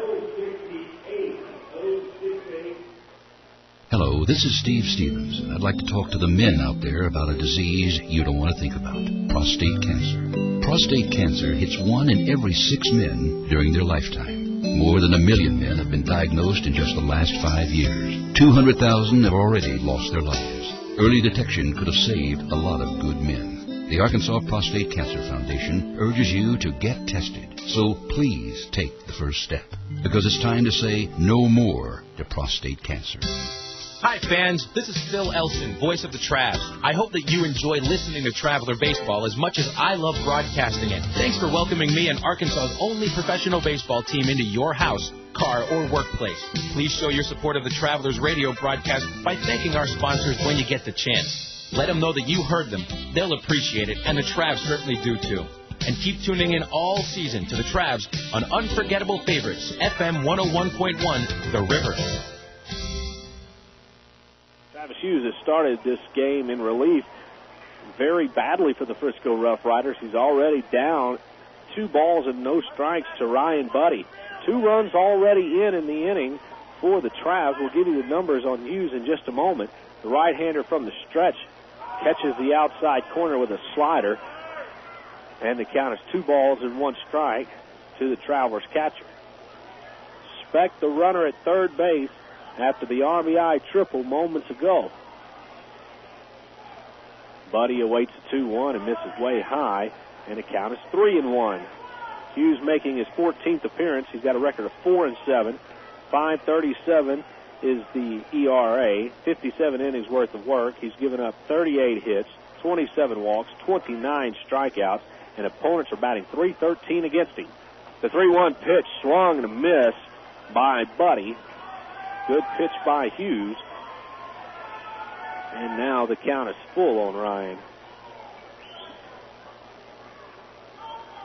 From the stretch, the right-hander, Hughes, 6'5", 230 pounds from Beaver City, Nebraska, delivers and misses outside with the payoff pitch. And Ryan Buddy earns a 1-out walk. Now they're on the corners for the 6th inning, in the 6th inning for Kenny James. Here's the final numbers on Ramos. Well, that's not true. The runner at third base is still his responsibility. He pitched 5 1/3 strong innings, only allowing 6 hits, 2 walks, and 7 strikeouts. However, here in this 6th inning, he's allowed 2 runs to score. And as I said, Brian Speck belongs to him down at third base. Now Kenny James will stand in from the right side. The switch-hitting right fielder fouls the first delivery off, out of play for strike 1. Here's a situation where Kenny James really needs to make Travis Hughes pitch to him, because anything to the outfield, fly ball, ground ball, whatever, scores 1 run. The right-hander from the stretch. Ball skips in front of the plate. A nice save by Dewey, shifting his body weight to his right and getting in front of the pitch. Looked like a slider, perhaps a forkball, and was in the dirt. 2 runs already in for the Travelers. They trail 5-0 here at the beginning of this 6th inning. Have cut the deficit to just 3. The next pitch to James misses inside, and Kenny's ahead in the count, 2 balls and 1 strike. It started with Zamora reaching on an error, then an RBI single by McPherson, then an RBI triple off the top of the right field wall by Brian Speck, and then a walk to Ryan Buddy as Kenny James sends one to left field. Tagging up and scoring without a throw is Brian Speck from third base. So Kenny James is credited with a sacrifice RBI fly ball as he hit one to fairly deep left field, and that gets another Traveler run scored, and it's now 5-3 in favor of Frisco.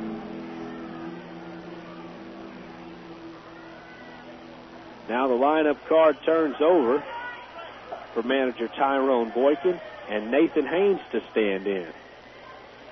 Nathan 1 for 3 tonight.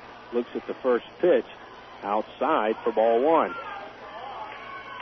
Nathan singled to begin the game, then was erased on a 6-4-3 double play by the at-bat of Casey Smith.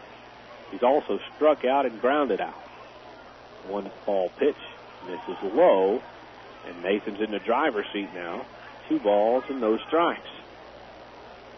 So Mario Ramos, the Frisco starter, went 5 strong innings before retiring here in the 6th. The pitch hit off the end of the bat. It'll get into the grassy knoll area that is the Southwest Airlines picnic terrace, past the left field seats. And the count moves to 2 balls and 1 strike. But Ramos looked very well, only giving up 2 walks, striking out 7 batters.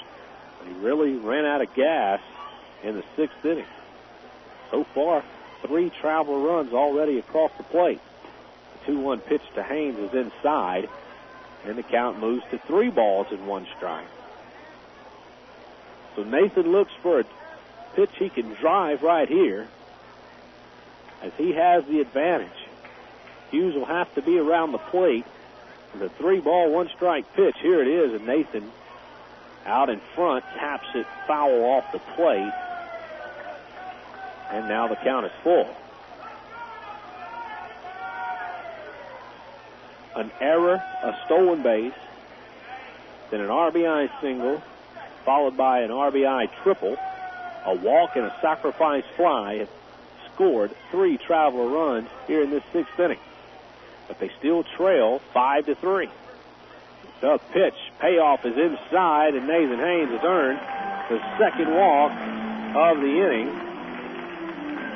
and the 2nd one given up by Travis Hughes. So Buddy advances to second base.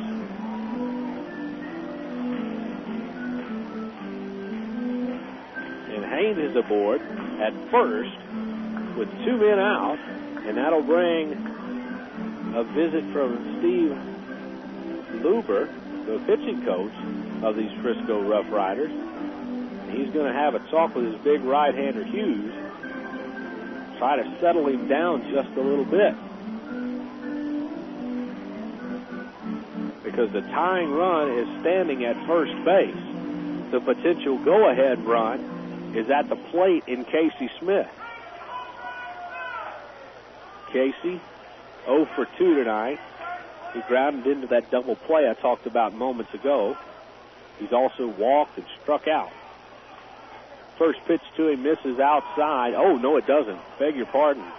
Ray Gregson gives the outside corner to Hughes, and it's called strike 1. So the count is 0-1 to Casey. 2 men on and 2 men out here in the Traveler 6th. Hughes delivers. Off-speed pitch is taken for strike 2. 2 pitches and 2 strikes for Hughes right here. So Casey will have to protect the plate. Buddy gets his lead at second. Same for Haynes at first. 2-strike pitch misses well outside. Dewey had to leave his stance to field that one. And the count is a ball and 2 strikes. 3 runs have plated for the Travelers here in this 6th inning. Hughes will work from the stretch to the plate. Just misses on the outside corner, and the count is now even at 2 balls and 2 strikes. Frisco trying to stop the bleeding here. 1 pitch away from getting out of this inning. Smith hopes to extend it for the Traps. 2-2 is fouled to the screen. Boy, big fastball that Casey was late on. Just barely got some wood on the ball to stay alive. Frisco scored in each of the first 4 innings, running out to a 5-0 lead before the Travelers have answered here in the 6th with 3 on the board. 2-2 to Smith. Swung on and missed. Casey chased a bad pitch to end the inning, his second strikeout of the night, and a big strikeout for Hughes. But the Travs do get 3 runs on 2 base hits and a sacrifice fly ball, plus the error got everything started for the Travelers in that 6th inning. We'll come back for the top of the 7th with Phil Elson, the voice of the Travelers, as the Travs made this a game, 5-3 here at Ray Winder Field, and we're back on the river. Meet Bob, the carpenter. He's smart, he's a pro, and he wants the best for his family. What does he do? Join the union. Bob knows that a union carpenter maximizes his earning power, gets family insurance, and a pension plan he can count on. Plus, a union carpenter has access to union training, learning new skills, and advancing his career. Carpenters, pile drivers, floor layers, and millwrights. Join now and start enjoying the benefits. Call the Arkansas Regional Council of Carpenters at 501-568-2500 for more information. Hey, what's up? This is Lala, and welcome to Coke FM, bringing you the hottest new sound. The real candy bought the soul, taught and told. The boy tried to keep it, but he lost his soul. On the road to the riches, he lost control. About the eye of a needle, I was often told. If you never nothing, you're far from gold. In your actions, all is told. This is Lala at Coke FM, keeping it real with a cool taste of Coca-Cola. You got an appetite, a taste that you can savor, something different tonight, irresistible flavor. Ah, chicken on the barbie, and fish of the day, the Outback Grillers will blow you away. Outback Steakhouse, it's just right. Outback Steakhouse. No rules, just right. The Business Trip by Super 8 Motels. Somewhere between the last meeting and home, between 4 drive-thrus and the blob of ketchup on your favorite tie, between 60 dead bugs on your windshield, an empty window squirter, and a wiper blade gone awry. Somewhere between where you are and where you're going, there's a Super 8. See you along the way. Call 1-800-800-8000 or visit super8.com. All Super 8 Motels are individually owned and operated. Dusty Bergman throws the first pitch of the top of the 7th inning to the batter, Andrew Beinbrink. He grounds it down the third base line. Junior Zamora trying to backhand it, did not stay in front of the ball. The ball kicks off his glove, and that'll be an error on the Traveler third baseman as we start this all-important 7th inning with Frisco leading 5-3. Trav's able to rally for 3 runs in the 6th inning to cut this game a little bit closer. It was a 5-0 Frisco lead, so we got a new ball game now. However, Arkansas is going to keep it close here. And the third Traveler error of the game is not the way to start this inning off. Phil Elson back on the air alongside Steve Marston. Big difference in this ball game, the walks and the errors. That's where the Riders have the advantage today. A foul back by Jason Bourgeois on the first pitch from Bergman. Dusty in his 2nd inning of relief. It's been pretty good relief work from Cummings and Bergman tonight, allowing just an unearned run and 2 hits between them. Eric Sear had some problems in his 2 2/3 inning start. 4 walks, 5 hits, 4 runs.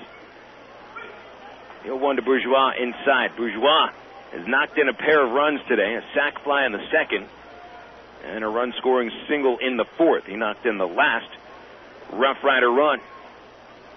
Right-handed batter against the southpaw Bergman.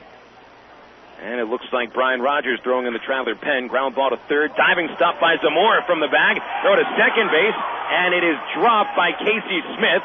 But they will get the force out on Beinbrink. Smith drops the ball trying to transfer to the throwing hand. Great job by Zamora. That play right there made up for the error. Great play. That had base hit written all over it. And Junior diving about 2.5 feet towards left side. What a great play.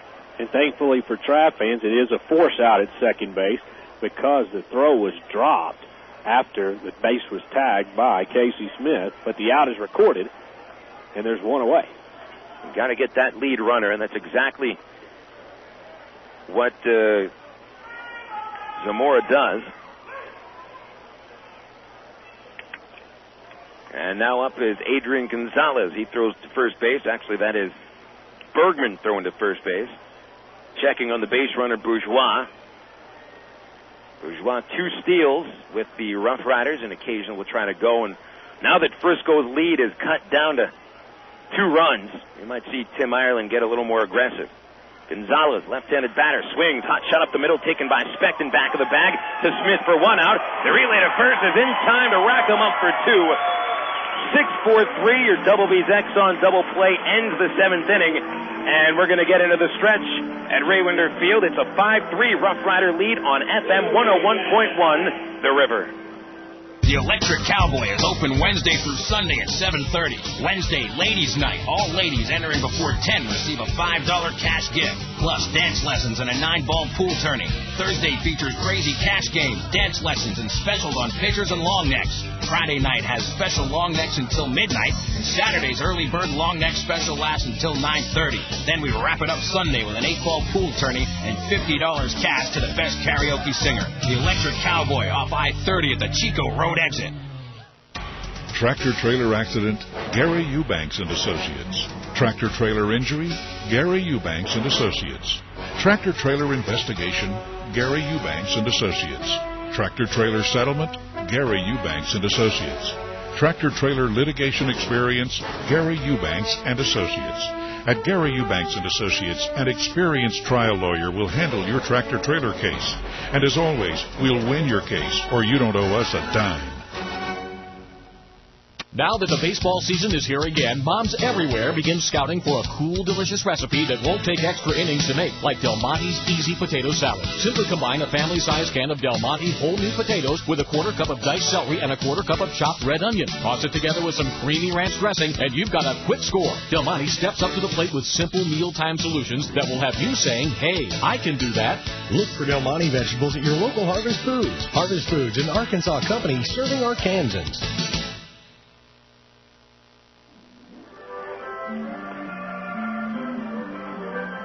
The stretch has come and gone at Raywinder Field. We're now in the bottom of the 7th inning with the Travs behind the Rough Riders by the score of 5-3. Phil Elson with you on the river alongside Steve Marston. We would like to invite you, our Traveler baseball fan, to Raywinder Field This Saturday, a doubleheader between the Travelers and the Rough Riders starting at 6:30. The Extreme Canine Show providing fur-flying fun between games presented by Riceland and Channel 4. Also, the first 500 paid adults with a $5 general admission will receive a free Anaheim Angels 2002 World Series Championship cap. That's the exact same hat the Angels wore in their post-series celebration at Edison International Field. That is this Saturday, 6:30, the first pitch. 664-1555, the number to call, or buy your tickets online at Travs.com. Jake Weber leads off, takes a pitch high and outside as Travis Hughes gets into his 2nd inning of relief work. Might not go much longer. There's a lefty working in the Frisco bullpen as Weber fouls a pitch off, and the count is 1-1. The Travs were very quiet offensively against Mario Ramos until the 6th inning, and rallied together to take advantage of a leadoff error by the third baseman Andrew Beinbrink and scored 3 runs. Only 1 of them was earned. A pitch outside from Hughes, who has walked 2 of the 4 batters he faced in relief of Ramos in the 6th inning, and allowed the sac fly to Kenny James. Weber is 1 for 3. A single in the first, and the pitch gets by the catcher and hits the home plate umpire Ray Gregson. That was a fastball from Hughes, and it looked like it got Gregson on his right arm. Actually got him on the right hand. Gregson has been beat up this year. You may remember, talked about it earlier about a month ago. He was involved in a freak occurrence at third base in which the third baseman of the Tulsa Drillers, Andy Tracy, elbowed him in the nose as he reared back to make a throw across the diamond. Weber jammed on the fastball, pops it up, third base side to the bullpen and away from the left fielder Fleming, who was playing Weber towards the left field gap. That moves the count full 3-2. That was a broken nose that Gregson suffered on that forearm shiver from Andy Tracy. Kept him out of action for about 3 weeks. I remember as a Little League catcher, that was the one thing the umpire kept telling me. Just catch the ball. Everything else, I can deal with foul balls. I can deal with balls hit off of me. Just catch the ball. Here's a payoff from Hughes. Weber swings, high fly ball deep to the right field area. This one back to the wall and off the fence. Extra bases for Jake. He gets into second base. Right fielder Jason Botts had a heck of a time finding the ball on the warning track. He finally picks it up. And Weber already at second with that leadoff double. Few feet away from leaving the ball yard. Jake will be content with his 27th double of the season. Much like Brian Speck last inning, Jake didn't miss a home run by much off the top of the wall. And the Travs start this 7th inning much the way they did it in 6th by getting the base runner on in scoring position. And keep the pressure on this Rough Rider bull.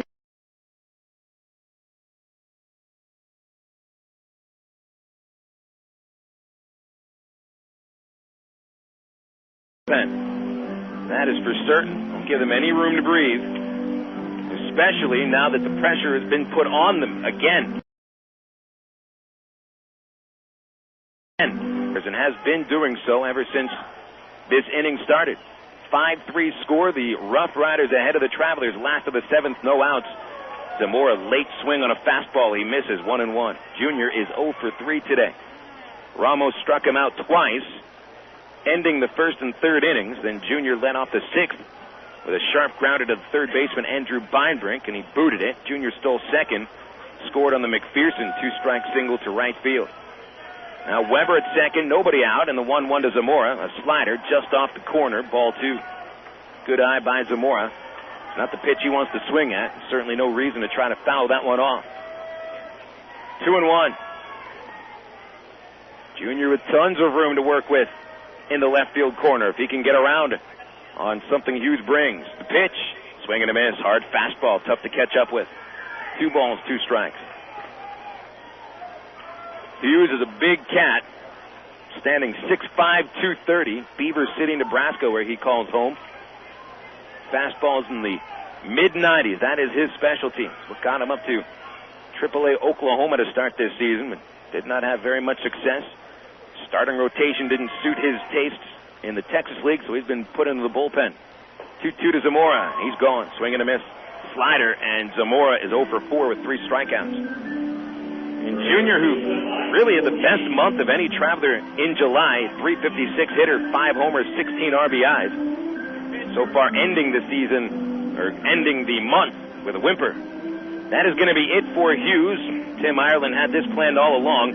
With O'Keefe and McPherson coming up, 2 left-handed power hitters, he's going to have Eric Burke come on to take the burden from Travis Hughes. So we'll have another 60-second break. And a reminder, fans, that every man over the age of 40 is at risk of getting prostate cancer, specifically those who are African-American or with family history of cancer. You don't have to be one of the statistics, however, because prostate cancer is highly preventable. Early detection is the key. This message is brought to you by the Arkansas Prostate Cancer Foundation, and you can learn more on their website, arprostatecancer.org. Eric Burke, the new pitcher, will tell you about him after this 60-second break. It's 5-3. The Rough Riders lead on FM 101.1 The River. Hello, this is Steve Stevens, and I'd like to talk to the men out there about a disease you don't want to think about, prostate cancer. Prostate cancer hits 1 in every 6 men during their lifetime. More than 1 million men have been diagnosed in just the last 5 years. 200,000 have already lost their lives. Early detection could have saved a lot of good men. The Arkansas Prostate Cancer Foundation urges you to get tested. So please take the first step, because it's time to say no more to prostate cancer. Hi, fans. This is Phil Elson, voice of the Travs. I hope that you enjoy listening to Traveler Baseball as much as I love broadcasting it. Thanks for welcoming me and Arkansas's only professional baseball team into your house, car, or workplace. Please show your support of the Travelers radio broadcast by thanking our sponsors when you get the chance. Let them know that you heard them. They'll appreciate it, and the Travs certainly do, too. And keep tuning in all season to the Travs on Unforgettable Favorites, FM 101.1, The River.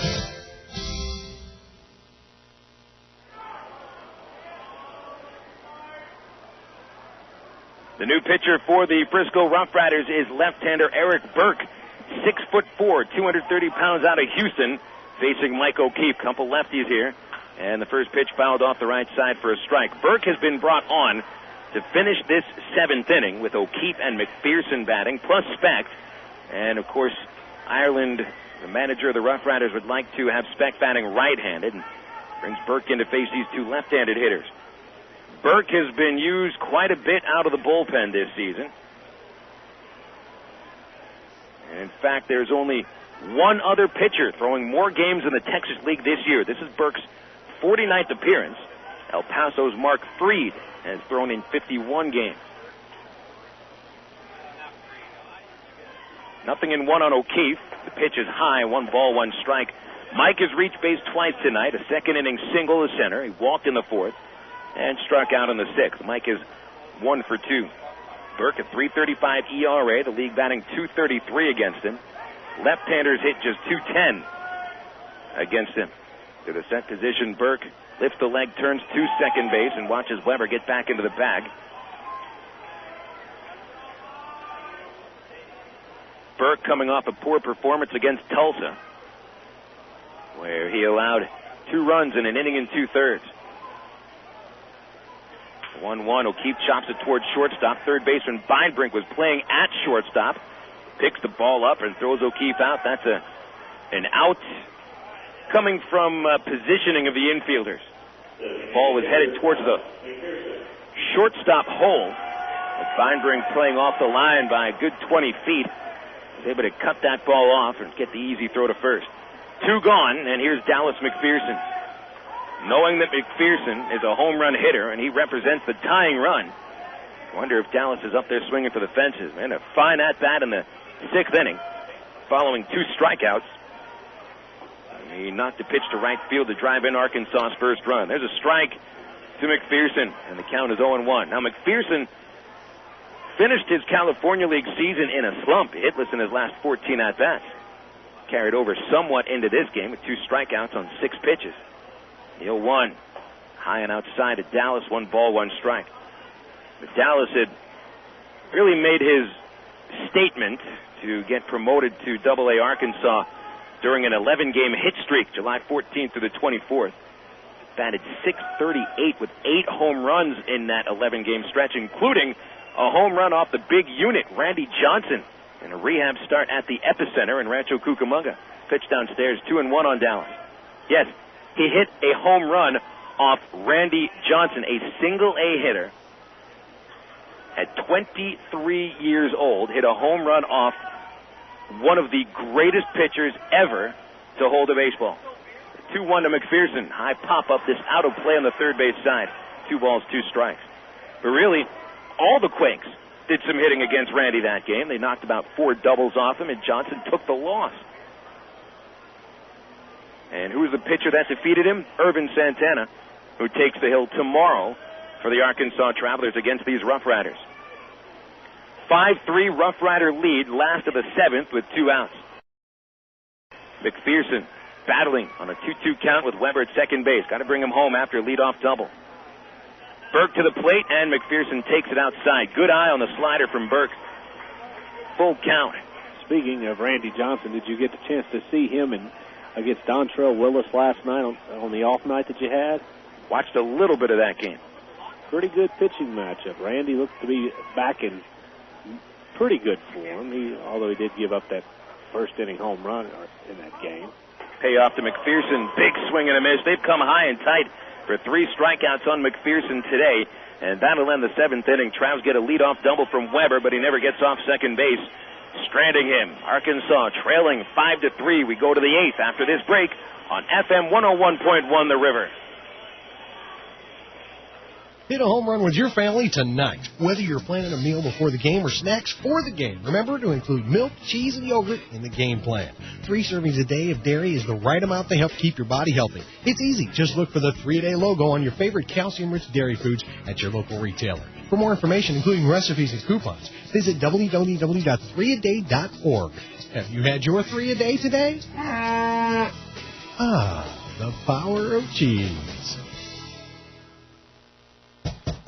It's no wonder Sonic's burgers taste so great. It's how we build them. We make them when you order them, just the way you like them, with all the freshest ingredients. Right now, get our famous #1 or #2 Sonic burger with a large order of golden tater tots for just $2.49. It's a great deal on a classic meal, only at participating Sonic drive-ins. And while you're there, don't forget to try our absolutely decadent strawberry cheesecake shake, the taste of real strawberry cheesecake in a cup, only at Sonic.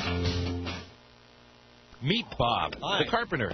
He's smart, he's a pro, and he wants the best for his family. What does he do? Join the union. Bob knows that a union carpenter maximizes his earning power, gets family insurance, and a pension plan he can count on. Plus, a union carpenter has access to union training, learning new skills, and advancing his career. Carpenters, pile drivers, floor layers, and millwrights. Join now and start enjoying the benefits. Call the Arkansas Regional Council of Carpenters at 501-568-2500 for more information. Your home for Travelers Baseball. FM 101.1 The River. KDRE. North Little Rock, Little Rock.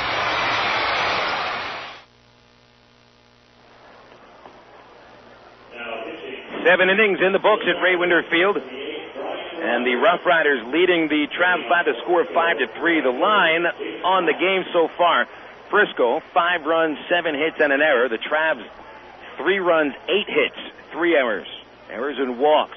The difference in today's ball game, Travelers starter Eric Sear allowed 4 free passes, 5 base hits, and 4 runs in 2 2/3 innings. Meanwhile, the Travs have allowed 2 unearned runs. That's the difference right now.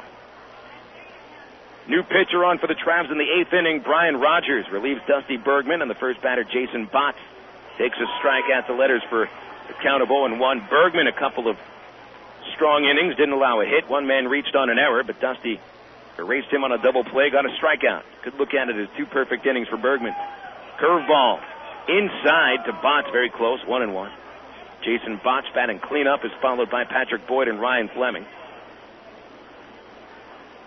Botts knocked in the first run for the Riders in the first inning, scored their 4th run after a single in the 3rd. He's 2 for 3 and takes outside from Rogers, 2-1. Brian B-Raj. Now, they don't call him that. That's just a bad nickname I just gave him. Tall righty from North Carolina. The pitch to Botts. Tomahawk, high fly ball to center for Nathan Haynes. A few steps back into the gap in left field. He's there to make the catch, and there's one going.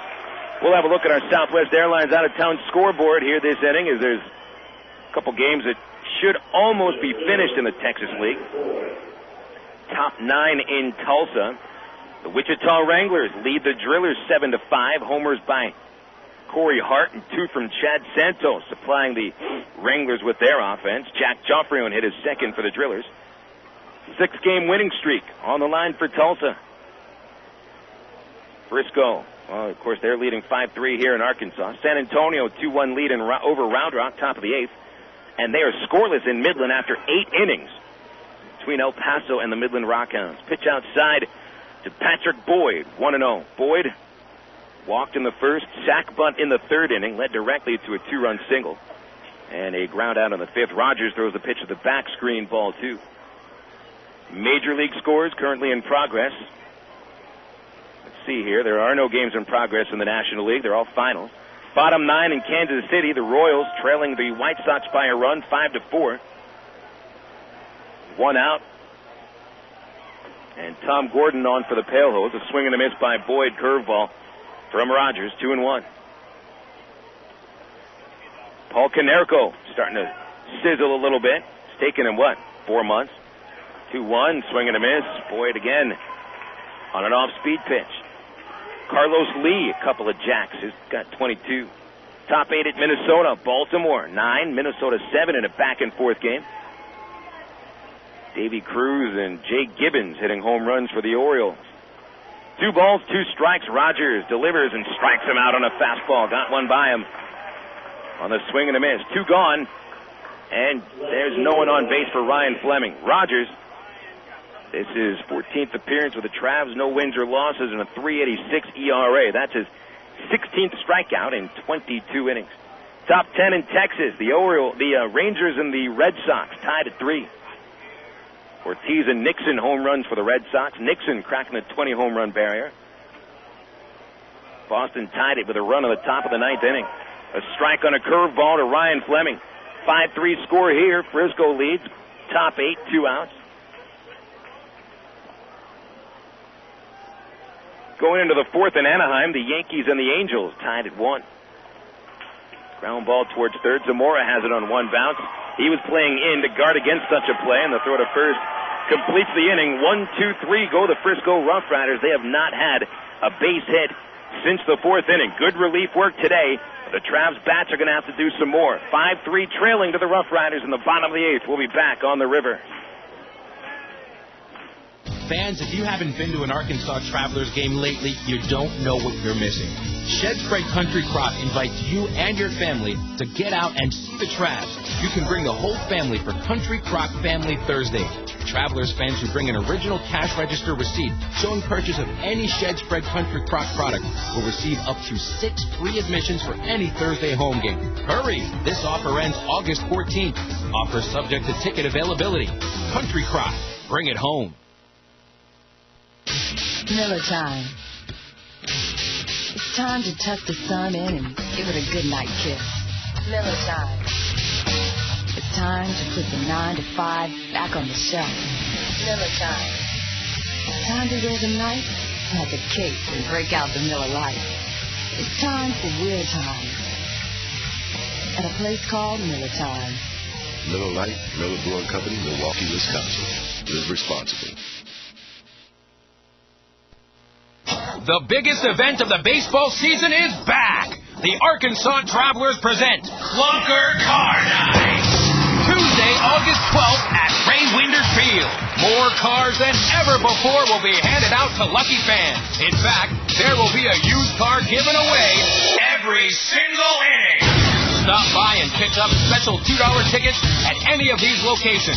Chenal Parkway Buick, Waukee Chevrolet, North Point Nissan, Vail Honda, and Landers Ford North. But wait, there's even more $2 tickets at Russell Chevrolet, Little Rock Dodge, North Point Ford, Crane Chevrolet, Sherwood Pontiac, Northland Hyundai, Riverside Acura, North Point Toyota, Pinnacle Ford, Fox 16, Kickin' Country, and Magic 105.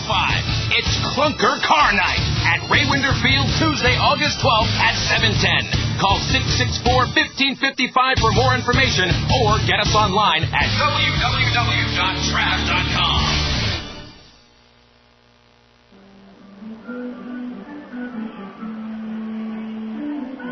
Last of the eighth starts off here on FM 101.1 The River.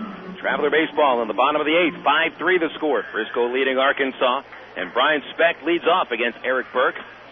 Switch hitting shortstop bats right-handed and fouls a pitch out of play. Brian came through with what seems to be the biggest hit in the game for the Travs right now. The run-scoring triple off the top of the right field fence that drove home McPherson, and then Speck came around to score on the James sacrifice. Brian, the last Traveler run. Speck pops this up. First base side into foul territory. Over past the foul line, 2 steps. First baseman Adrian Gonzalez makes the catch one-handed. 1 gone. Speck will be 2 for 4 after that at-bat. And the Travs have 5 outs left to work with. Here comes Tim Ireland out of the dugout. Knew this was going to happen after Speck is gone. He's got the right-hander warming up in the bullpen. And Ireland, who changes pitchers more than he does underwear sometimes, brings in the new pitcher from the bullpen, and we'll tell you about him after this 60-second break. Don't forget, fans, that the Arkansas Prostate Cancer Foundation wants you to know that every man over the age of 40 is at risk of getting prostate cancer, specifically those who are African American or with a family history of cancer. You don't have to be one of them, though. You can learn more online about this highly preventable disease, prostate cancer, at arprostatecancer.org. We'll take that 60-second break and return to let you know about this pitcher, Spike Lundberg, the Frisco closer. And it's a 5-3 Rough Rider lead on FM 101.1 The River. Hello, this is Steve Stevens. I'd like to talk to the men out there about a disease you don't want to think about, prostate cancer. Prostate cancer hits 1 in every 6 men during their lifetime. More than 1 million men have been diagnosed in just the last 5 years. 200,000 have already lost their lives. Early detection could have saved a lot of good men. The Arkansas Prostate Cancer Foundation urges you to get tested. So please take the first step, because it's time to say no more to prostate cancer. Hi, fans. This is Phil Elson, voice of the Travs. I hope that you enjoy listening to Traveler Baseball as much as I love broadcasting it. Thanks for welcoming me and Arkansas's only professional baseball team into your house, car, or workplace. Please show your support of the Travelers radio broadcast by thanking our sponsors when you get the chance. Let them know that you heard them. They'll appreciate it, and the Travs certainly do, too. And keep tuning in all season to the Travs on Unforgettable Favorites, FM 101.1, The River.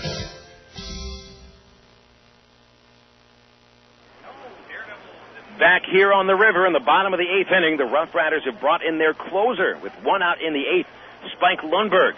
Right-handed pitcher deals to Ryan Buddy, and Buddy swings and pops it to shallow right field. That's an easy play for Jason Botts. And there's 2 outs. One pitch to get that out. Buddy, 1 for 3 with a walk.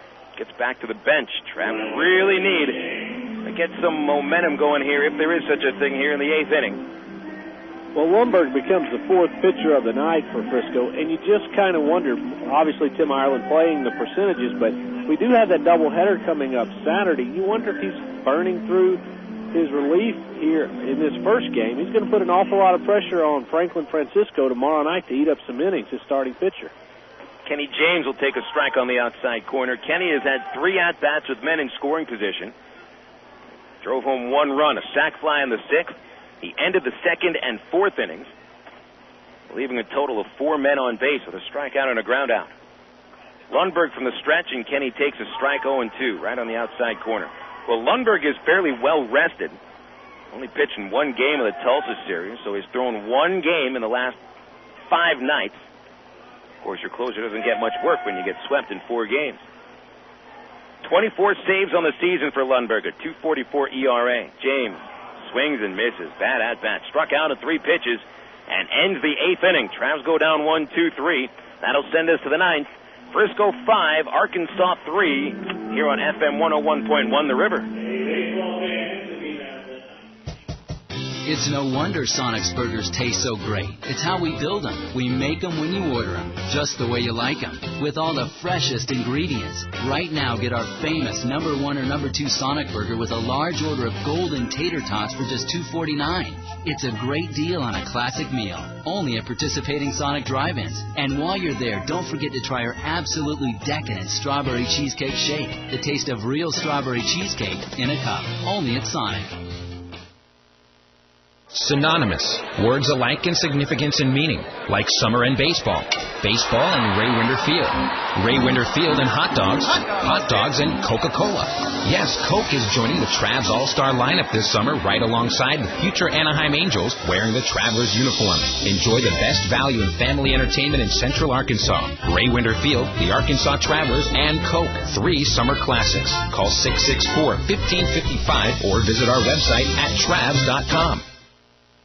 Good morning. Good morning. Welcome to this focus group. What a lovely bunch. Are you sure they can't see us behind this window? There's a mirror on the other side, genius. Hey, chill out. What, are you nervous or something? No, everybody loves us. We're the phone company. Now, tell me, which directory do you use? Yellow Book or the other book? Yellow Book. Yellow Book. And you, miss? Yellow Book. That's where I found my plastic surgeon. They're picking the wrong book. What if Yellow Book starts to advertise? More people choose Yellow Book, not the other book. Call 1-800-YB-YELLOW.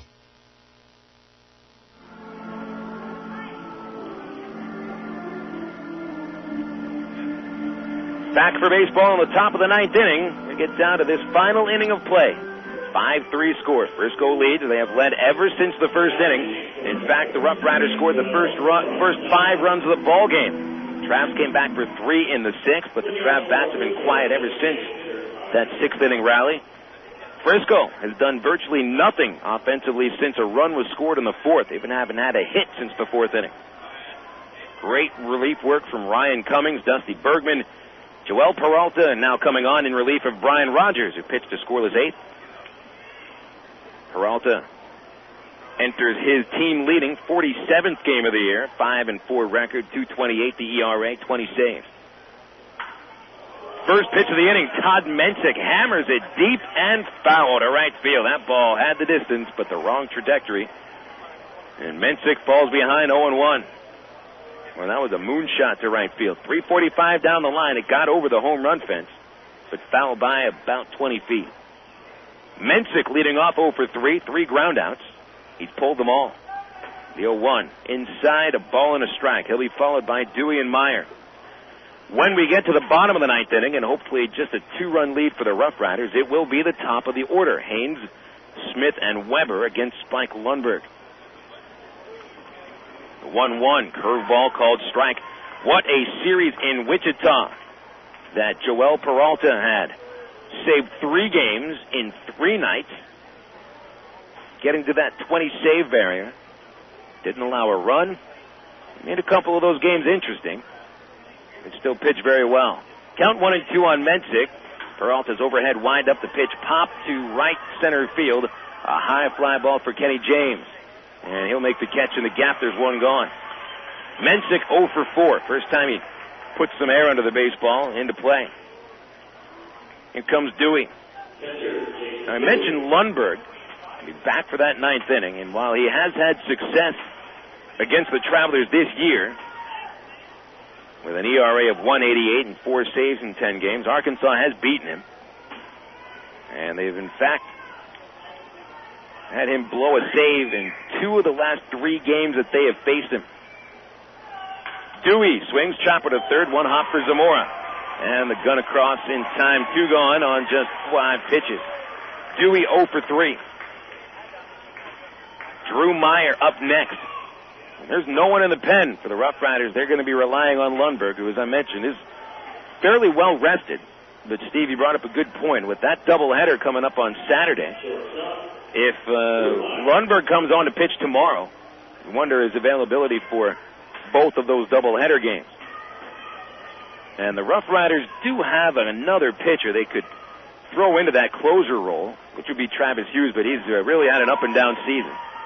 Strike 1 to Drew Meyer. Meyer has walked, singled, and scored a run. He's 1 for 2. Joel is about to go to the windup. He steps away from the rubber. Meanwhile, the Travs don't necessarily need Peralta to be the closer all the time. I think that's been proven by the work of Steve Andrade. 0-1 the count on Meyer. And he'll swing and miss awkwardly at a curveball. 2 strikes the count. With Mark Kroon up at AAA. I wonder who is the other setup man. And it seems that it would fall on the shoulders of Scott Dunn. Before we've even seen him throw a pitch, it seems that we understand his role.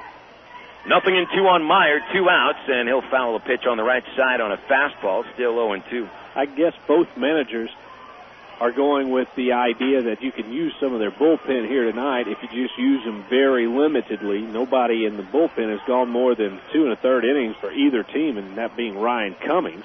So both teams using pitchers tonight, but not for long lengths of time. 0-2, the fastball high and inside. Now, on the other hand, while we do have these 4 games in 3 days, Steve, there's also 2 off days following Saturday's doubleheader, so that's a lot of time to get those bullpen arms rested and ready for a 6-game set. Frisco will be taking on the Wichita Wranglers in a 6-game series, while the Travs are in Tulsa starting next Tuesday. 1-2 on Meyer, and Peralta's curveball is called for strike 3. The side is retired in order. Look at that Traveler bullpen. 5 no-hit innings after the 4th. However, the Travs still trail 5-3. We'll be back for the bottom of the 9th inning after this break. Can the Travs make it 6 in a row? They'll have to come back. This is FM 101.1 The River. Here's the windup pitch on the way, and you can catch the Travs online at www.travs.com. The Arkansas Travelers have one of minor league baseball's most user-friendly websites with easy access to Travs game stories, up-to-date stats, and Texas League standings. You'll be informed about the Travs online at Travs.com. Purchase tickets, grab souvenirs, listen to the game. Hey, if you could buy hot dogs and popcorn on the website, it'd be like coming to the old ballpark. See us online, www.travs.com.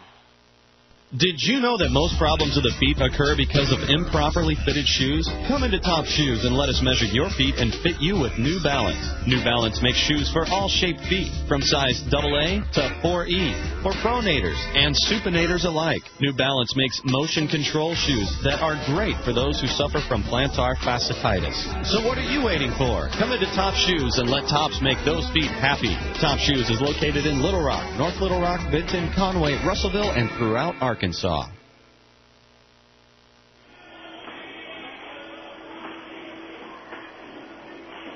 Do the Travs have a comeback in them tonight at Raywinder Field? Well, hopefully. Trailing 5-3 to the Rancho Cucamonga Quakes. Arkansas needing 2 runs against Spike Lundberg here in the 9th inning, and the Travs have only scored 3 runs in the game. In fact, they all came in the 6th. Lundberg out on the hill. Retired 2 in a row to end the 8th inning, and it is Nathan Haynes leading off the ninth for the Travs. He'll be followed by Casey Smith and Jake Weber. Bill Elson here with you on the river. First of a 4-game set, and Haynes will ground out to first base on the very first pitch of the inning. Big swing, and only a 1-hopper to the first baseman Gonzalez, 1 gone. Well, that certainly could stop any optimism that Trav fans might have. You always seem to get a little more optimistic once you get that first man on base in the 9th inning. And Haynes might be ending the night 1 for 4 unless we head into extras. Casey Smith comes to the plate next, and Casey 0 for 3 tonight, 5 for his last 34. He did walk in the 3rd, only time he's reached base. Lundberg's first pitch is a strike at the knees on a fastball, 0-1. Smith 2 strikeouts and a double play hit into. Not a very good offensive game. Jake Weber on deck. Got to have 1 man come on base before you get that tying run to the plate. Casey swings and misses at a fastball. Looked like Lundberg put a little downward motion on his heat. It looks like the hottest teams in the East Division are the teams dropping tonight. Tulsa was trailing by 2 runs going into the 9th inning, and they lost 7-6. That's the final score. Casey grounds one off his foot. That's a foul ball to third. Still 0-2, so the Travs will not lose any ground to Tulsa if they lose this ball game. However, Wichita would tie the Travs for second place. The Wranglers end a 6-game losing streak by ending the Drillers' 6-game winning streak. Eric Thompson, the winning pitcher, wins his 6th game since the release from the Athletics and getting picked up by the Royals. Mark DeFelice, the loser, 4-5. Jorge Vasquez saved it, allowing a run in the 9th inning. Chad Santos, 2 homers. He's got 9 on the air. Casey, blooper to right field. Here's Jason Botts, positioned perfectly for the catch. Botts was playing in shallow left field. If he was even playing in normal depth right field, that might be a bloop single. So the Travs down to their final out. Midland and El Paso still scoreless after 8. And Round Rock has lost. San Antonio beats the Express 4-1. That's the final. Missions keep chugging right along. Jake Weber, the batter, he's 2 for 4. First pitch, a strike down the middle. Now Jake reaches base. You get Zamora coming to the plate. The junior has not had a very good night offensively. Travs have 8 hits. They're out hitting the RoughRiders 8-7. They're trailing by 2. Last out. 0-1 the count. Lundberg throws a fastball. Jake loops it towards short. That bounces in front of Meyer. Backhands from short left field. Weber beats the throw, and that's an infield single. Didn't hit it hard, and Meyer, showing that good range at shortstop, took it 2 steps to left field. The throw was on the money, but nowhere near in time. Jake Weber has himself a 3-hit night. Nice to see, but I'm going to bring him around. Junior Zamora comes up next. All right, Junior, what do you got? Junior has struck out 3 times today. He reached in the 6th inning on a chopper to third that was mishandled by Andrew Beinbrink. Junior, 7 home runs on the season. He hit 2 in the previous series against Frisco. And Lundberg throws the first pitch low for a ball. Spike Lundberg might be concentrating here on avoiding the middle of the plate. Lundberg, a guy that hasn't really given up the gopher ball this year, just 3 of them, and none in July, where he carries a 1.88 ERA. 1-0. Zamora swings, chopper towards the hole at short and through for a base hit. The inning stays alive as Weber gets the second, Zamora to first. The tying run on base and the go-ahead run, the winning run, comes to the plate in the form of Mike O'Keefe. Oh, that's all you can ask for. Get the tying run to the plate, and now Arkansas gets the winning run to the plate. Once you get to that ninth inning and trailing, these are the situations that you look for. Your power hitter's up with the tying run on base. Something into the gap could tie her up. O'Keefe is 1 for 3 today. Lundberg from the stretch. First pitch high and outside for a ball. Frisco 5, Arkansas 3. The 2 hits in this inning runs the Travs to double digits in base hits, 10 of them. Spike Lundberg drops the rosin bag behind the pitcher's mound. Toes the rubber. When Spike Lundberg is pitching against the Travelers, it's almost personal. Travs are not big fans of his, and I know Lundberg is not fond of the Travs. 1-0, and that's a strike at the knee. Looked like a split-fingered pitch from Spike Lundberg that he's added to the repertoire this year, making him a very effective closer. 1 ball, 1 strike. O'Keefe brings the bat back. Points it towards the pitcher's mound. The pitch outside, 2-1. Outfield is straight away. Not playing all that deep. The right fielder bots a couple steps further back than usual and shaded towards the corner. Infield plays for O'Keefe to pull the ball on the ground, deep at first, deep at second. Timeout called by Mike, and he'll walk away from the batter's box. Where Mike has the most room to work with is up the middle on the second base side. And also a fair amount of room in the gap in right center field. Lundberg ready at the stretch, checking on Weber. Take the lead off second. The 2-1 pitch to O'Keefe. Swing and a miss. And he swung at a split-fingered pitch that not only was inside, but it dove below the bat. Not a good pitch to swing at. 2 balls, 2 strikes. Travs down to their final out and their final strike.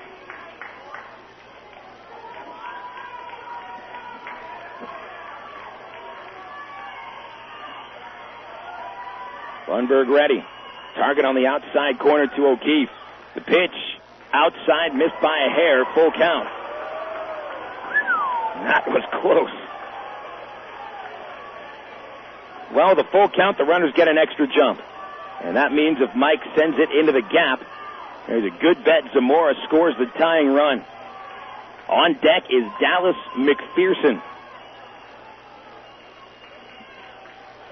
Comes down to something like this, you can really feel the excitement. Payoff pitch coming on the way. Lundberg ready. And he throws. O'Keefe swings, ground ball, foul off his foot. It rolls to first base. That's a foul ball. Otherwise, Gonzalez had the easy out at first base. Just kicked right off O'Keefe's toes.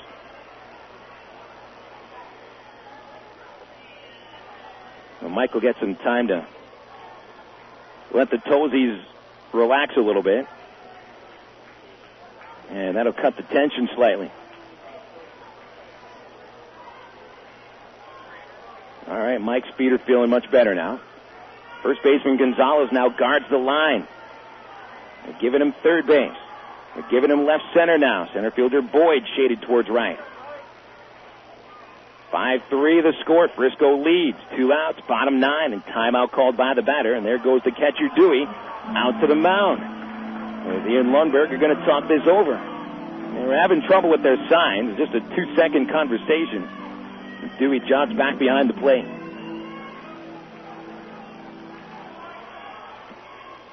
Mike steps back in. 254 hitter, 8 homers, 57 RBIs to lead the team. Get another one here. 3-2 pitch. That's outside. Ball 4, another close one. Oh, Mike took 2 two-strike pitches that were borderline calls. Bases juiced. 2 outs. Dallas McPherson has a chance to be the hero in his Double-A debut, no less. Here comes the pitching coach, Steve Luber, out to the mound, and I don't think that he's very happy with the strikes and balls called by Gregson this inning. Those were very, very close pitches. Good eye by Mike O'Keefe, drawing his second walk of the game. Well, it doesn't get any closer than this. A base hit will tie it up. Tim Ireland certainly doesn't like the strike zone either. He's giving Gregson a little bit of a hard time. Gregson walks to the pitcher's mound. He'll break this meeting up. And Luber's got something to say to him as they walk off the mound together. Just a quick couple of words. Luber does not want to cause a scene with 1 out left to go for his team. And that would really ruin his pitcher's concentration. Well, here comes Dallas.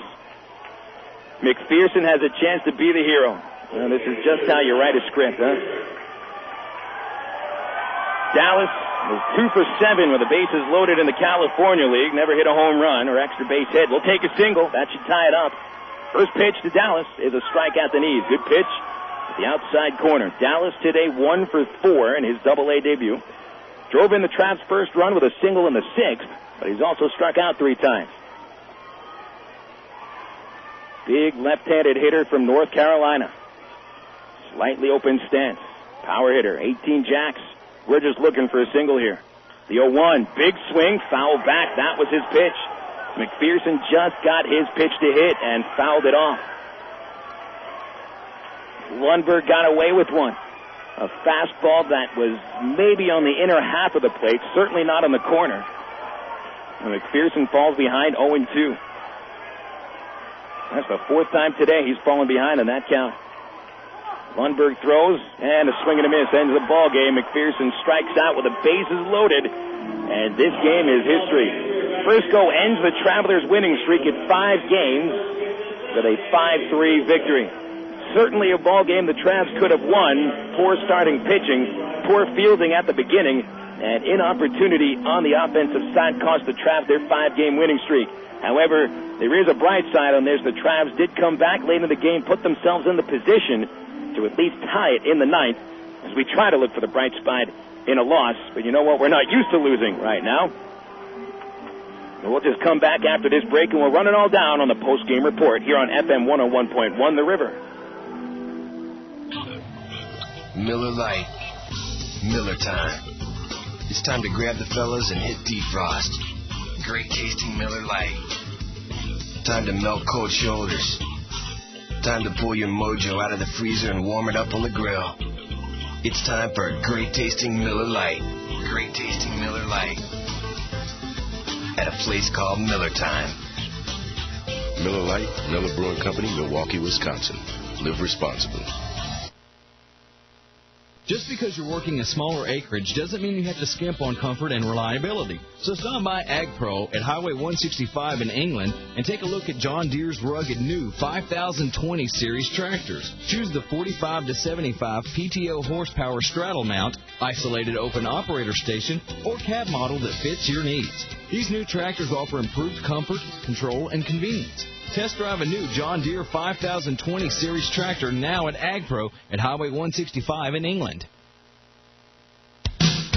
The Travs and Del Monte have stepped up to the plate to offer you a great seating alternative this season at Ray Winder Field. It's the Del Monte Harvest Foods family section. This special no smoking, no alcohol area has been set aside to make your family's ballpark experience even more enjoyable. So when you buy your Travs tickets, ask for the Del Monte Harvest Foods family section. Del Monte Vegetables, simple mealtime solutions that will have you saying, hey, I can do that. Look for Del Monte Vegetables at your local Harvest Foods. Harvest Foods, an Arkansas company serving Arkansans. Hey you, listening to the radio. How you feeling these days? Okay? Not bad? Come on, is that where you want to be? When was the last time you did something you once looked forward to doing? You know, symptoms of depression could be holding you back. Perhaps you should ask your doctor about your treatment options, like Effexor XR, venlafaxine HCl. It works on both serotonin and norepinephrine, 2 chemicals in the brain linked to depression. Correcting the imbalance of these 2 chemicals may relieve symptoms of depression. Effexor XR is not for everyone. People taking MAO inhibitors should not take Effexor XR. Side effects may include nausea, dizziness, sleepiness, nervousness, insomnia, anorexia, and constipation. Effexor XR may raise blood pressure, so it should be monitored. Talk to your doctor if you're pregnant or nursing and before discontinuing or reducing your dose. For more information, see our ad in U.S. News & World Report, visit thechangeYouDeserve.com, or call 1-877-YOU-DESERVE. That's Y-O-U Deserve. Effexor XR, the change you deserve. Ask your doctor if it's right for you.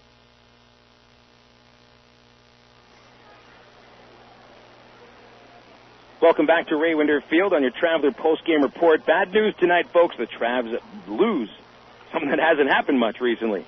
Travs came into this ball game with wins in 5 in a row, 10 of 11 and 11 of 13, and drop one tonight to the Frisco RoughRiders by the final score of 5-3. Mario Ramos, the winning pitcher, he is 7-5. Eric Sear, the loser, drops to 3-6.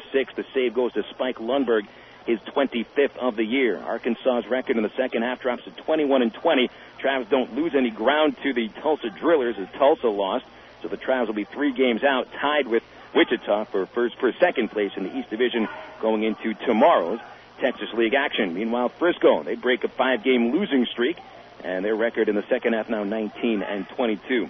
Let's recap the ball game. Didn't start off very well for the Travs as Eric Sear walked the first batter he faced. Jason Bourgeois then hit a comebacker to the mound that Sear had glanced off of his glove, allowing the runner Beinbrink to get to second. Bourgeois safe with a single, brought Adrian Gonzalez up. He flat out to right field, but Jason Botts, on a count of 1-2, fouled off 3 pitches, then grounded a base hit to left field, sending Beinbrink home for a 1-0 Frisco lead.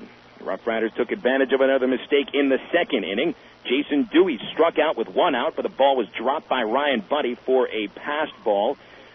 Sear then walked Drew Meyer after getting ahead of him 0-2. Andrew Beinbrink singled to left field, sending Dewey to third base, and Jason Bourgeois sac fly deep to left field scored him. Meyer was thrown out at third base trying to advance on that sacrifice to end that second inning, but the RoughRiders had a 2-0 lead after 2 innings. They stretched it to a 4-0 lead in the third against Sears. His wildness again got the better of him as he walked Adrian Gonzalez after getting ahead of him 0-2. Jason Botts collected his second base hit. Patrick Boyd with a sac bunt, sending the runners up to second and third base, respectively. They both scored when Ryan Fleming blooped a single into shallow center field. Gonzalez and Botts coming across for a 4-0 lead. Sear was removed in the third inning as he lasted just 2 2/3, one of the shortest starts by a Traveler starting pitcher this second half of the season. Ryan Cummings came on to get the final out of the third inning, but then he allowed a leadoff single to Drew Meyer in the fourth.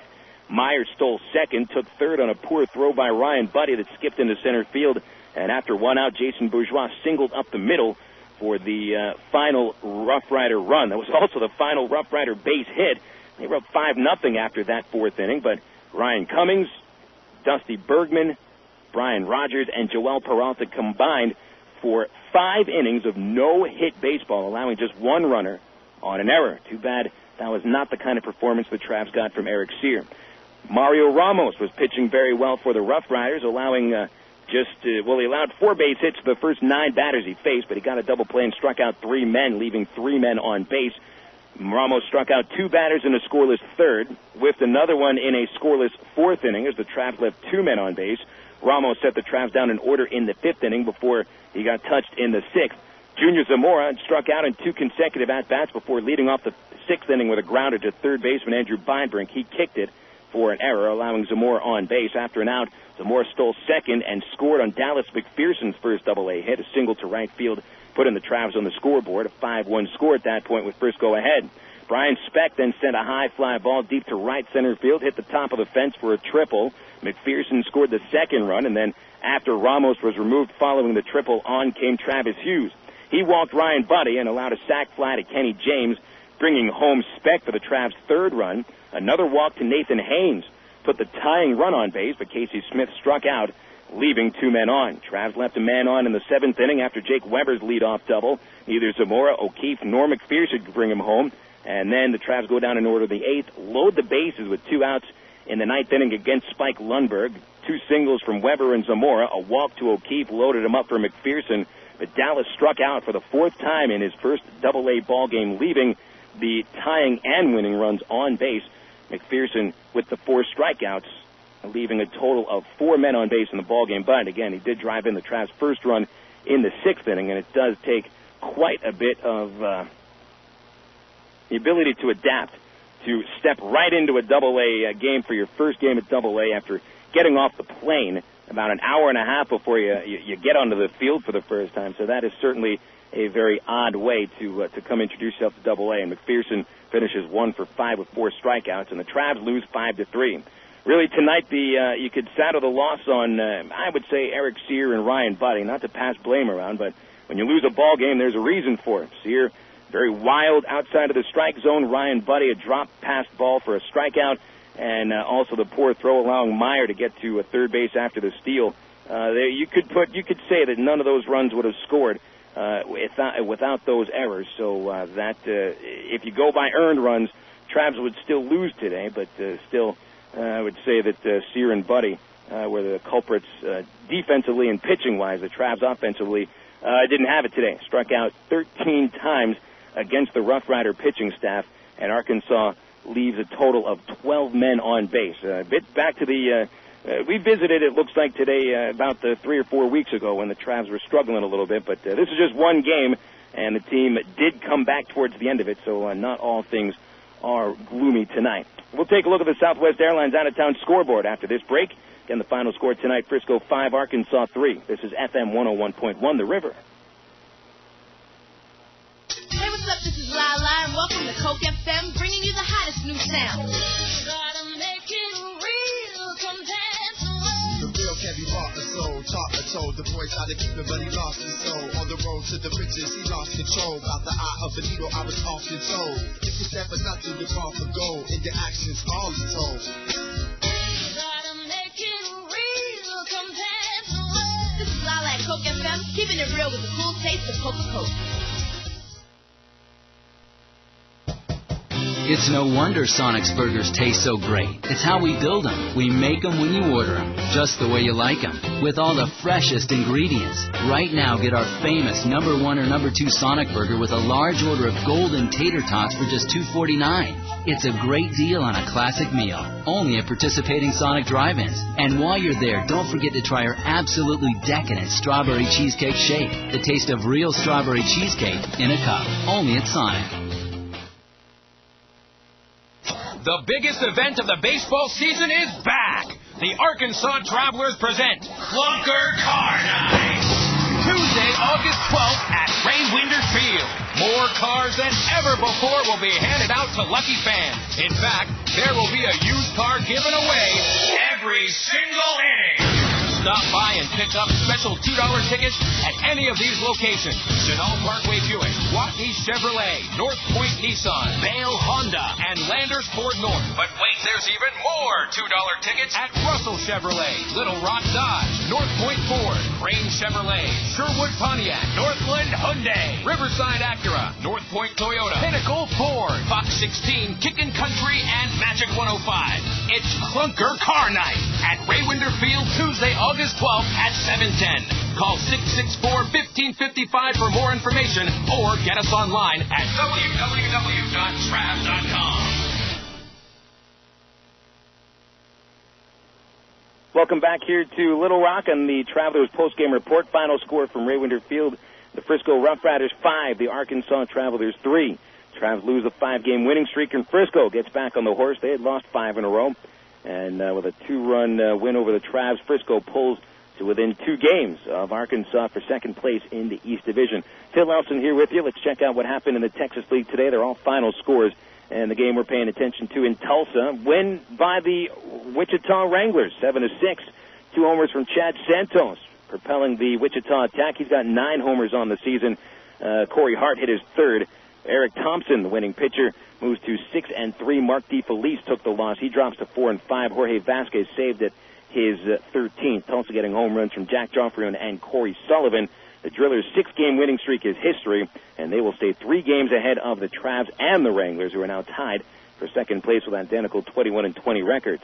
10-inning game in Midland, and the Rockhounds won 3-0 after there were 9 shutout innings between those teams. Midland's Steve Jackson wins it with a game-winning walk-off homer in the 10th, his 8th of the season, off Mark Freed. Freed takes the loss. He's 2-3. Chris Mabius, the winning pitcher, is 1-3. 4-1 win for San Antonio. They beat Round Rock at the Wolf Stadium. Gustavo Martinez, winning pitcher. He's 6-2. Nick Roberts takes the loss, drops to 1-5. Save for Jared Herman, his minor league best 32nd save of the year. Standings in the Texas League tomorrow will look like this. Tulsa, 3 ahead of Arkansas and Wichita. The Riders 5 out. And San Antonio's lead in the West Division will be 9 games ahead of second place El Paso. They'll be 11 ahead of Round Rock and 13 ahead of the Midland Rockhounds. Well, let's see what's happening in the majors right now. There are 2 games, 3 games, 4 games in progress in the American League. In Kansas City, top of the 11th inning, with the White Sox and the Royals tied at 5. Again, that's the top of the 11th. And as I've complained before, we get problems with our Internet Explorer program. And trying to pull that back up. It seems to be coming back here pretty quickly, so we'll get back to that scoreboard in just a sec. All right, here we go. Bottom 11, it's now 8-6. Chicago with the lead over Kansas City. 2 homers for Carlos Lee, 1 for Paul Konerko. Carlos Beltran hit his 15th of the season, but it looks like the White Sox are on their way to a victory in KC. But KC did score a run already in the bottom of the 11th, and the White Sox have Scott Schoenweiss pitching his first game since getting traded from the Angels. Bottom 9 in Minnesota. Baltimore, 9-7 lead, but they've got 3 outs to go with Minnesota trailing by 2. Homers from Cruz and Gibbons for the leading Orioles. Bottom 11, tie game in Texas. The Red Sox and the Rangers knotted at 3. Nixon and Ortiz, the only home runs of the ball game. Nixon hits his 20th of the season. Angels and Yankees tied at 1 after 5. David Wells and Aaron Seeley each allowing a run on 3 base hits, and those are the games in progress. Here are the finals. From the American League, Tampa Bay beats Toronto 7-6. Sosa, the winning pitcher. Carter got the save. Damian Rolls hits his 6th home run as Tampa Bay wins their 40th game of the season, assuring not that they won't have a 121-loss year. Oakland beats the Cleveland Indians 3-1 at Oaktown. Rich Harden picks up his 2nd Major League victory in his first start in Oakland. He's 2-0. Eric Chavez hit his 20th home run of the year. Final score out of Seattle, a 3-hit shutout thrown by Joel Pinheiro and the pitching staff of the Seattle Mariners. Combined Pinheiro, Arthur Rhodes, Jeff Nelson, 10 strikeouts, 3 hits. Pinheiro went 7 innings and allowed just 2 hits for his 13th win of the season. William Ledesma, the losing pitcher, drops to 3-5. Mike Cameron hit a home run, his 16th of the season, as the Mariners win an American League best 66th game of the year. That's the American League. Here's the National League final scores. Cardinals lose in Montreal 3-2.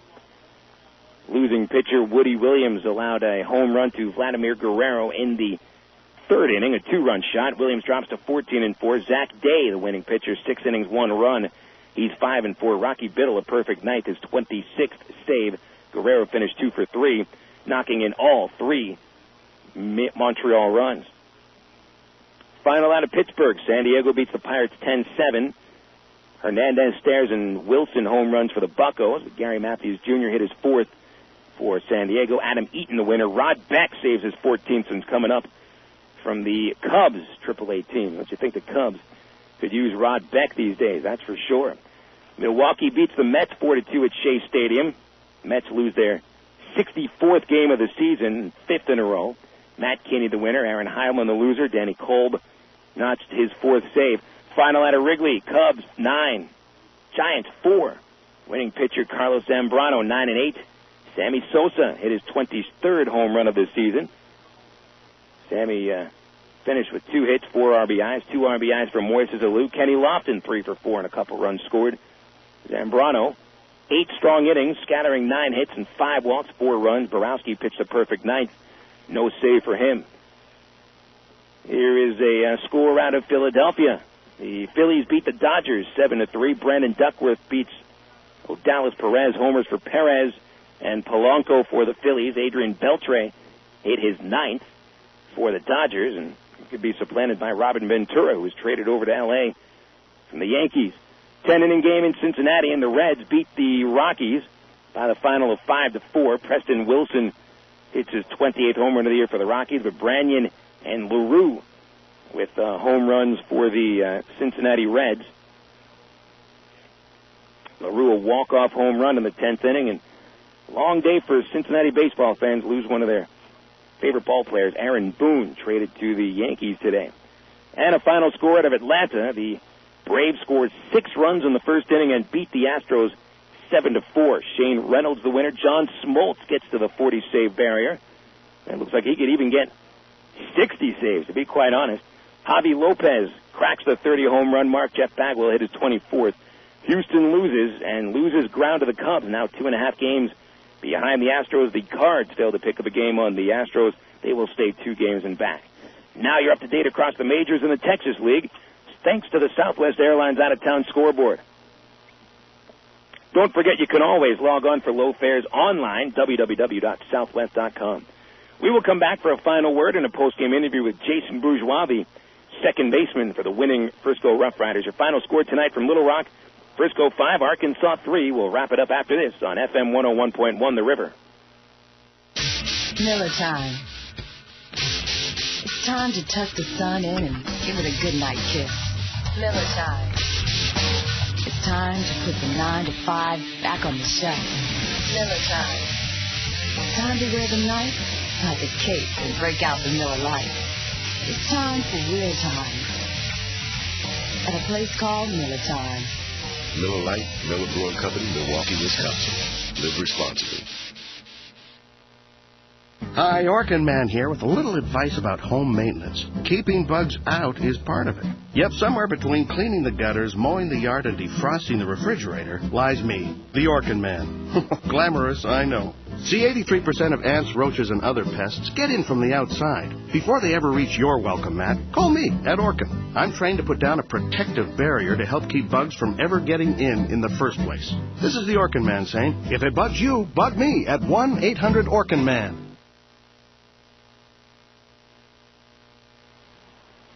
Welcome back here to Ray Winder Field and Little Rock. The Travs tonight lose to the Frisco RoughRiders by the final score of 5-3. The Frisco second baseman, Jason Bourgeois, 2 hits, 3 at-bats, couple runs scored, helped turn a couple double plays. Jason had a chance to talk with Trav broadcaster Steve Marston after the ball game, and here's what Jason had to say. Phil, thanks. Standing here with Jason Bourgeois. A fine night tonight at second base, turning a couple of double plays for your winning team, the Frisco RoughRiders. At the plate, he had a couple of base hits, a couple of RBIs tonight, and you guys finally get over the hump against the Travelers, who have lately had your number. Yeah, they had our number for a while, but I can't say, our guys gave up, Every day we come out here trying to fight, we've been in a little slump right now, but, this is going to turn us around, I think. Guys are just fighting, and we finally came out with a victory today. Yeah, you had a fine effort from your pitcher, Mario Ramos, tonight. He goes 5 strong innings. He kind of runs out of gas in the 6th. Did you think the game was going to get away from you guys? Did it kind of give you a feeling, oh, no, here we go again? Or did you have confidence going into the latter stages of the game? Yeah, we always have confidence, especially with Ramos giving us that start. It's a lot of confidence behind it. That's the guy, it's a veteran guy. He showed us a lot of confidence that he wanted to get the win, and we just backed him up tonight.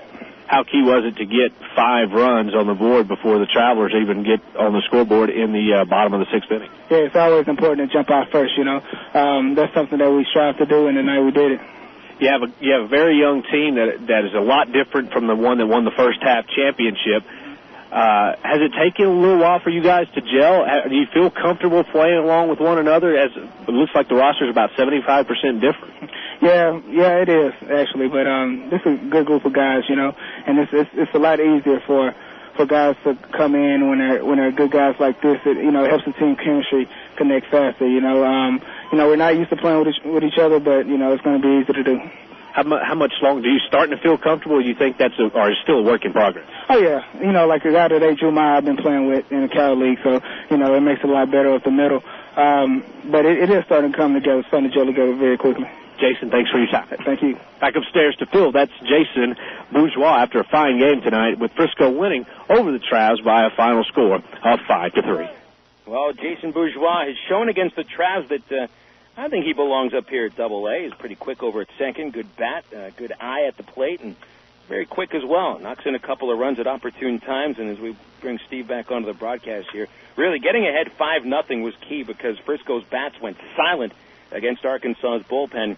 Meanwhile, Frisco's bullpen was able to get over that hump. And Lundberg, man, you get to that 9th inning and you load the bases with McPherson, you can't help but think of, a Hollywood script almost, and your first Double-A game coming through with the game-winning hit. But Dallas did look a little bit over-anxious at times, as I could think. Anytime you strike out 4 times in a game, 3 of those strikeouts on 3 pitches, maybe a little bit too eager. And while the RoughRiders have been changing, the Travs are changing too, and it might take a little bit of time to gel as a team with McPherson and Mathis playing every day now. That's right. It's going to take some adjustment. That's what minor league baseball is all about, because you never know when that call is going to come out. But you're right. Mario Ramos really silenced the Travs bats through the first 5 innings. He ran out of gas in the 6th. It gave the Travs an opportunity to come back, but they just couldn't get more than 3 runs in that inning. And then the bullpen, even though Travs were able to get some base runners, as they did all night, they weren't able to come up with the key hits when they needed them. But again, credit a lot of that to Mario Ramos. And then on the other end, the Travs defensively really played well in the field. It just had a rough and rocky start with Eric Sear, but the bullpen really came through and kept the Travs in the game. And I would say that start by Sear is really the key in this loss, because the 3 runs recently have been enough. And if you get those 6 strong innings from Sear like the Travs were expecting, the ball game might be a whole lot different. With a great job the bullpen did, the bats came alive a little bit late, but right now this one was a game in which Sear did not have command of his pitches, didn't have command of the strike zone, and he lost it early. And it's too bad, because the way the Travs staff has been pitching right now, you feel very confident with almost anyone going out there. And a start like this might have that confidence waver a little bit. Well, to me, the key number of this whole game is the left on base. You'll get to the final totals in a moment, but 12 for the Travelers. That means they had base runners left on base in every single inning, save 2 in tonight's ball game. So they had their chances. They just couldn't come up with the big hit. And then you couple that with what you were saying about Eric Sear and the start that needed to be longer, needed to be better, and that spells a victory for the Frisco RoughRiders. So we'll name our BC Powder player of the game here. Who do you give your vote to, Steve? I think Mario Ramos. I think he really set the tone with his pitching, keeping the Travs off balance. A lot of off-speed pitches. They just couldn't find the timing on it. And, again, he did tire a little bit toward the end, but he gave them the performance they needed to break out of this 5-game slump. So my vote goes to him. I'd give the same vote. And really the number that stands out for me with Ramos is 8. 8 strikeouts for a guy that does not throw hard. He really had this Travs team swinging out of their shoes at times, and really you see here where Ramos has been able to succeed at Double-A, where he doesn't succeed at Triple-A and maybe higher in the majors, where there are hitters that are more patient and will lay off the pitches that the Travs went after today. A lot of the strike 3s that they swung at were not strikes, so that might be a case of a little bit over-eager hitters. But certainly Ramos did pitch a very good game, and he'll be named the BC Powder player of our game. BC Powder is the official pain reliever of the Arkansas Travelers, because it gets into your system fast and it goes to work fast. For headaches, backaches, or muscle pain, nothing works faster than BC. Use as directed. Well, a bit of bittersweet news coming from the locker room, as we've heard just now, that 2 very key Travs to this team have been promoted to AAA, and 2 Travs that, I mean, you couldn't pick 2 guys that deserve it more. Nathan Haynes will be up at AAA starting tomorrow, and Joel Peralta, the Trav team leader out of the bullpen, will also be heading up to AAA. So we're getting these wholesale changes with 1 month left in the season. Over the course of 2 days, we have seen it's about 6 players come through the locker room, either coming or going. Mark Kroon, Maximo Pichardo, Brent Del Chiaro, Nathan Haynes, Joel Peralta, gone. AAA for Kroon, Peralta, and Haynes. Single A for Pichardo and Del Chiaro. Arkansas, however, does get a little bit revamped with the additions of Scott Dunn. We did not see today. I'm sure we'll see him, I would think, tomorrow. And Dallas McPherson and Jeff Mathis, who both probably in the starting lineup for tomorrow. Now, we do not know who the Travs will get to replace Haynes and Peralta, but I'll be honest, I feel lucky that I had a chance to watch Nathan Haynes play center field as much as I did this year. Nobody that I have ever seen in minor league baseball plays it better than he does, and it is about time that he goes to AAA. He shouldn't have even started the season here, as far as I'm concerned. I feel the same way. Nathan Haynes has been just an absolute pleasure to watch in the field, and he's a good guy at bat, a pretty nowadays type leadoff hitter, guy that's got some pop in his bat, but also can get on base and steal some for you. And then Joel Peralta, he's a guy that's kind of keeps the clubhouse loose, one of those type of guys, just a really down-to-earth, nice guy who just has been lights out this whole year for the Travelers out of the bullpen. Their save leader, as you say. It couldn't have happened to two nicer guys and two better guys who deserve it more. That's right. Haynes goes back to AAA where he was for part of the last couple of seasons, where he belongs. Peralta gets his first crack at AAA, and we certainly wish both of them the best of success. That's right. Thank you for tremendous AA seasons here, Nathan Haynes and Joel Peralta. We'll find out who the Travs get tomorrow. There have been rumors on who the Travs would get if there'd be some more player moves, but no use in dispersing rumors. Just look for the facts tomorrow on Travs.com. We'll be releasing the player move when we get the go-ahead from the Anaheim Angels and manager Tyrone Boykin. So that is it here from Ray Winder Field. Thank you very much for joining us tonight. Here are the final totals. The Rough Riders score 5 runs, 7 hits, 1 error. They leave only 4 men on base. Travs 3 runs, 10 hits, 3 errors, and 12 men left on. The game was played in 3 hours and 11 minutes. The paid attendance 2,663 at Ray Winder Field in Little Rock. Travs dropped to 21-20 in the second half. Riders at 19-22. We got another ball game tomorrow at Ray Winder Field. It'll be Irvin Santana taking the mound for the Travs. He was lights out in his last start against the Wichita Wranglers, leading the Travs to a 2-0 shutout. Franklin Francisco, the Cisco kid for Frisco, takes the mound for the Rough Riders tomorrow. He is 0-1 with a 9.64 ERA. It'll be his second AA start, and that's just too good to be true. The Frisco kid from Frisco. All right, that'll be a 7:30 start, the 7:10 start time. We got the 6:10 gates open time, and we'll have our ITT Tech pregame show at 6:50. Tomorrow we are giving ahead Francisco Rodriguez bobblehead night, and the night when Francisco pitches for Frisco. It's just going to be the Frisco kid all over the ballpark tomorrow. That'll be the first 1,000 paid general admission kids, as I understand, and that, again, the game starts at 7:10. Thanks again for tuning in tonight to the Traveler broadcast on the river. Big thanks to Cole Cothran back at the studios, and, of course, Steve Marston up here in the radio booth. This is Phil Elson. So long from Ray Winder Field. A very pleasant good evening wherever you are tuning in. The final score tonight, the Frisco Rough Riders 5, the Arkansas Travelers 3.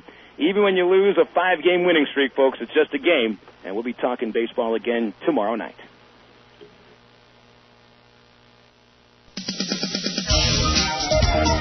Arkansas Travelers Baseball has been brought to you by Miller Lite, Sonic Drive-In, BC Powder, Coca-Cola, the Arkansas Prostate Cancer Foundation, and ITT Technical Institute. Remember that all Arkansas Travelers games can be heard only on Unforgettable Favorites FM 101.1 The River.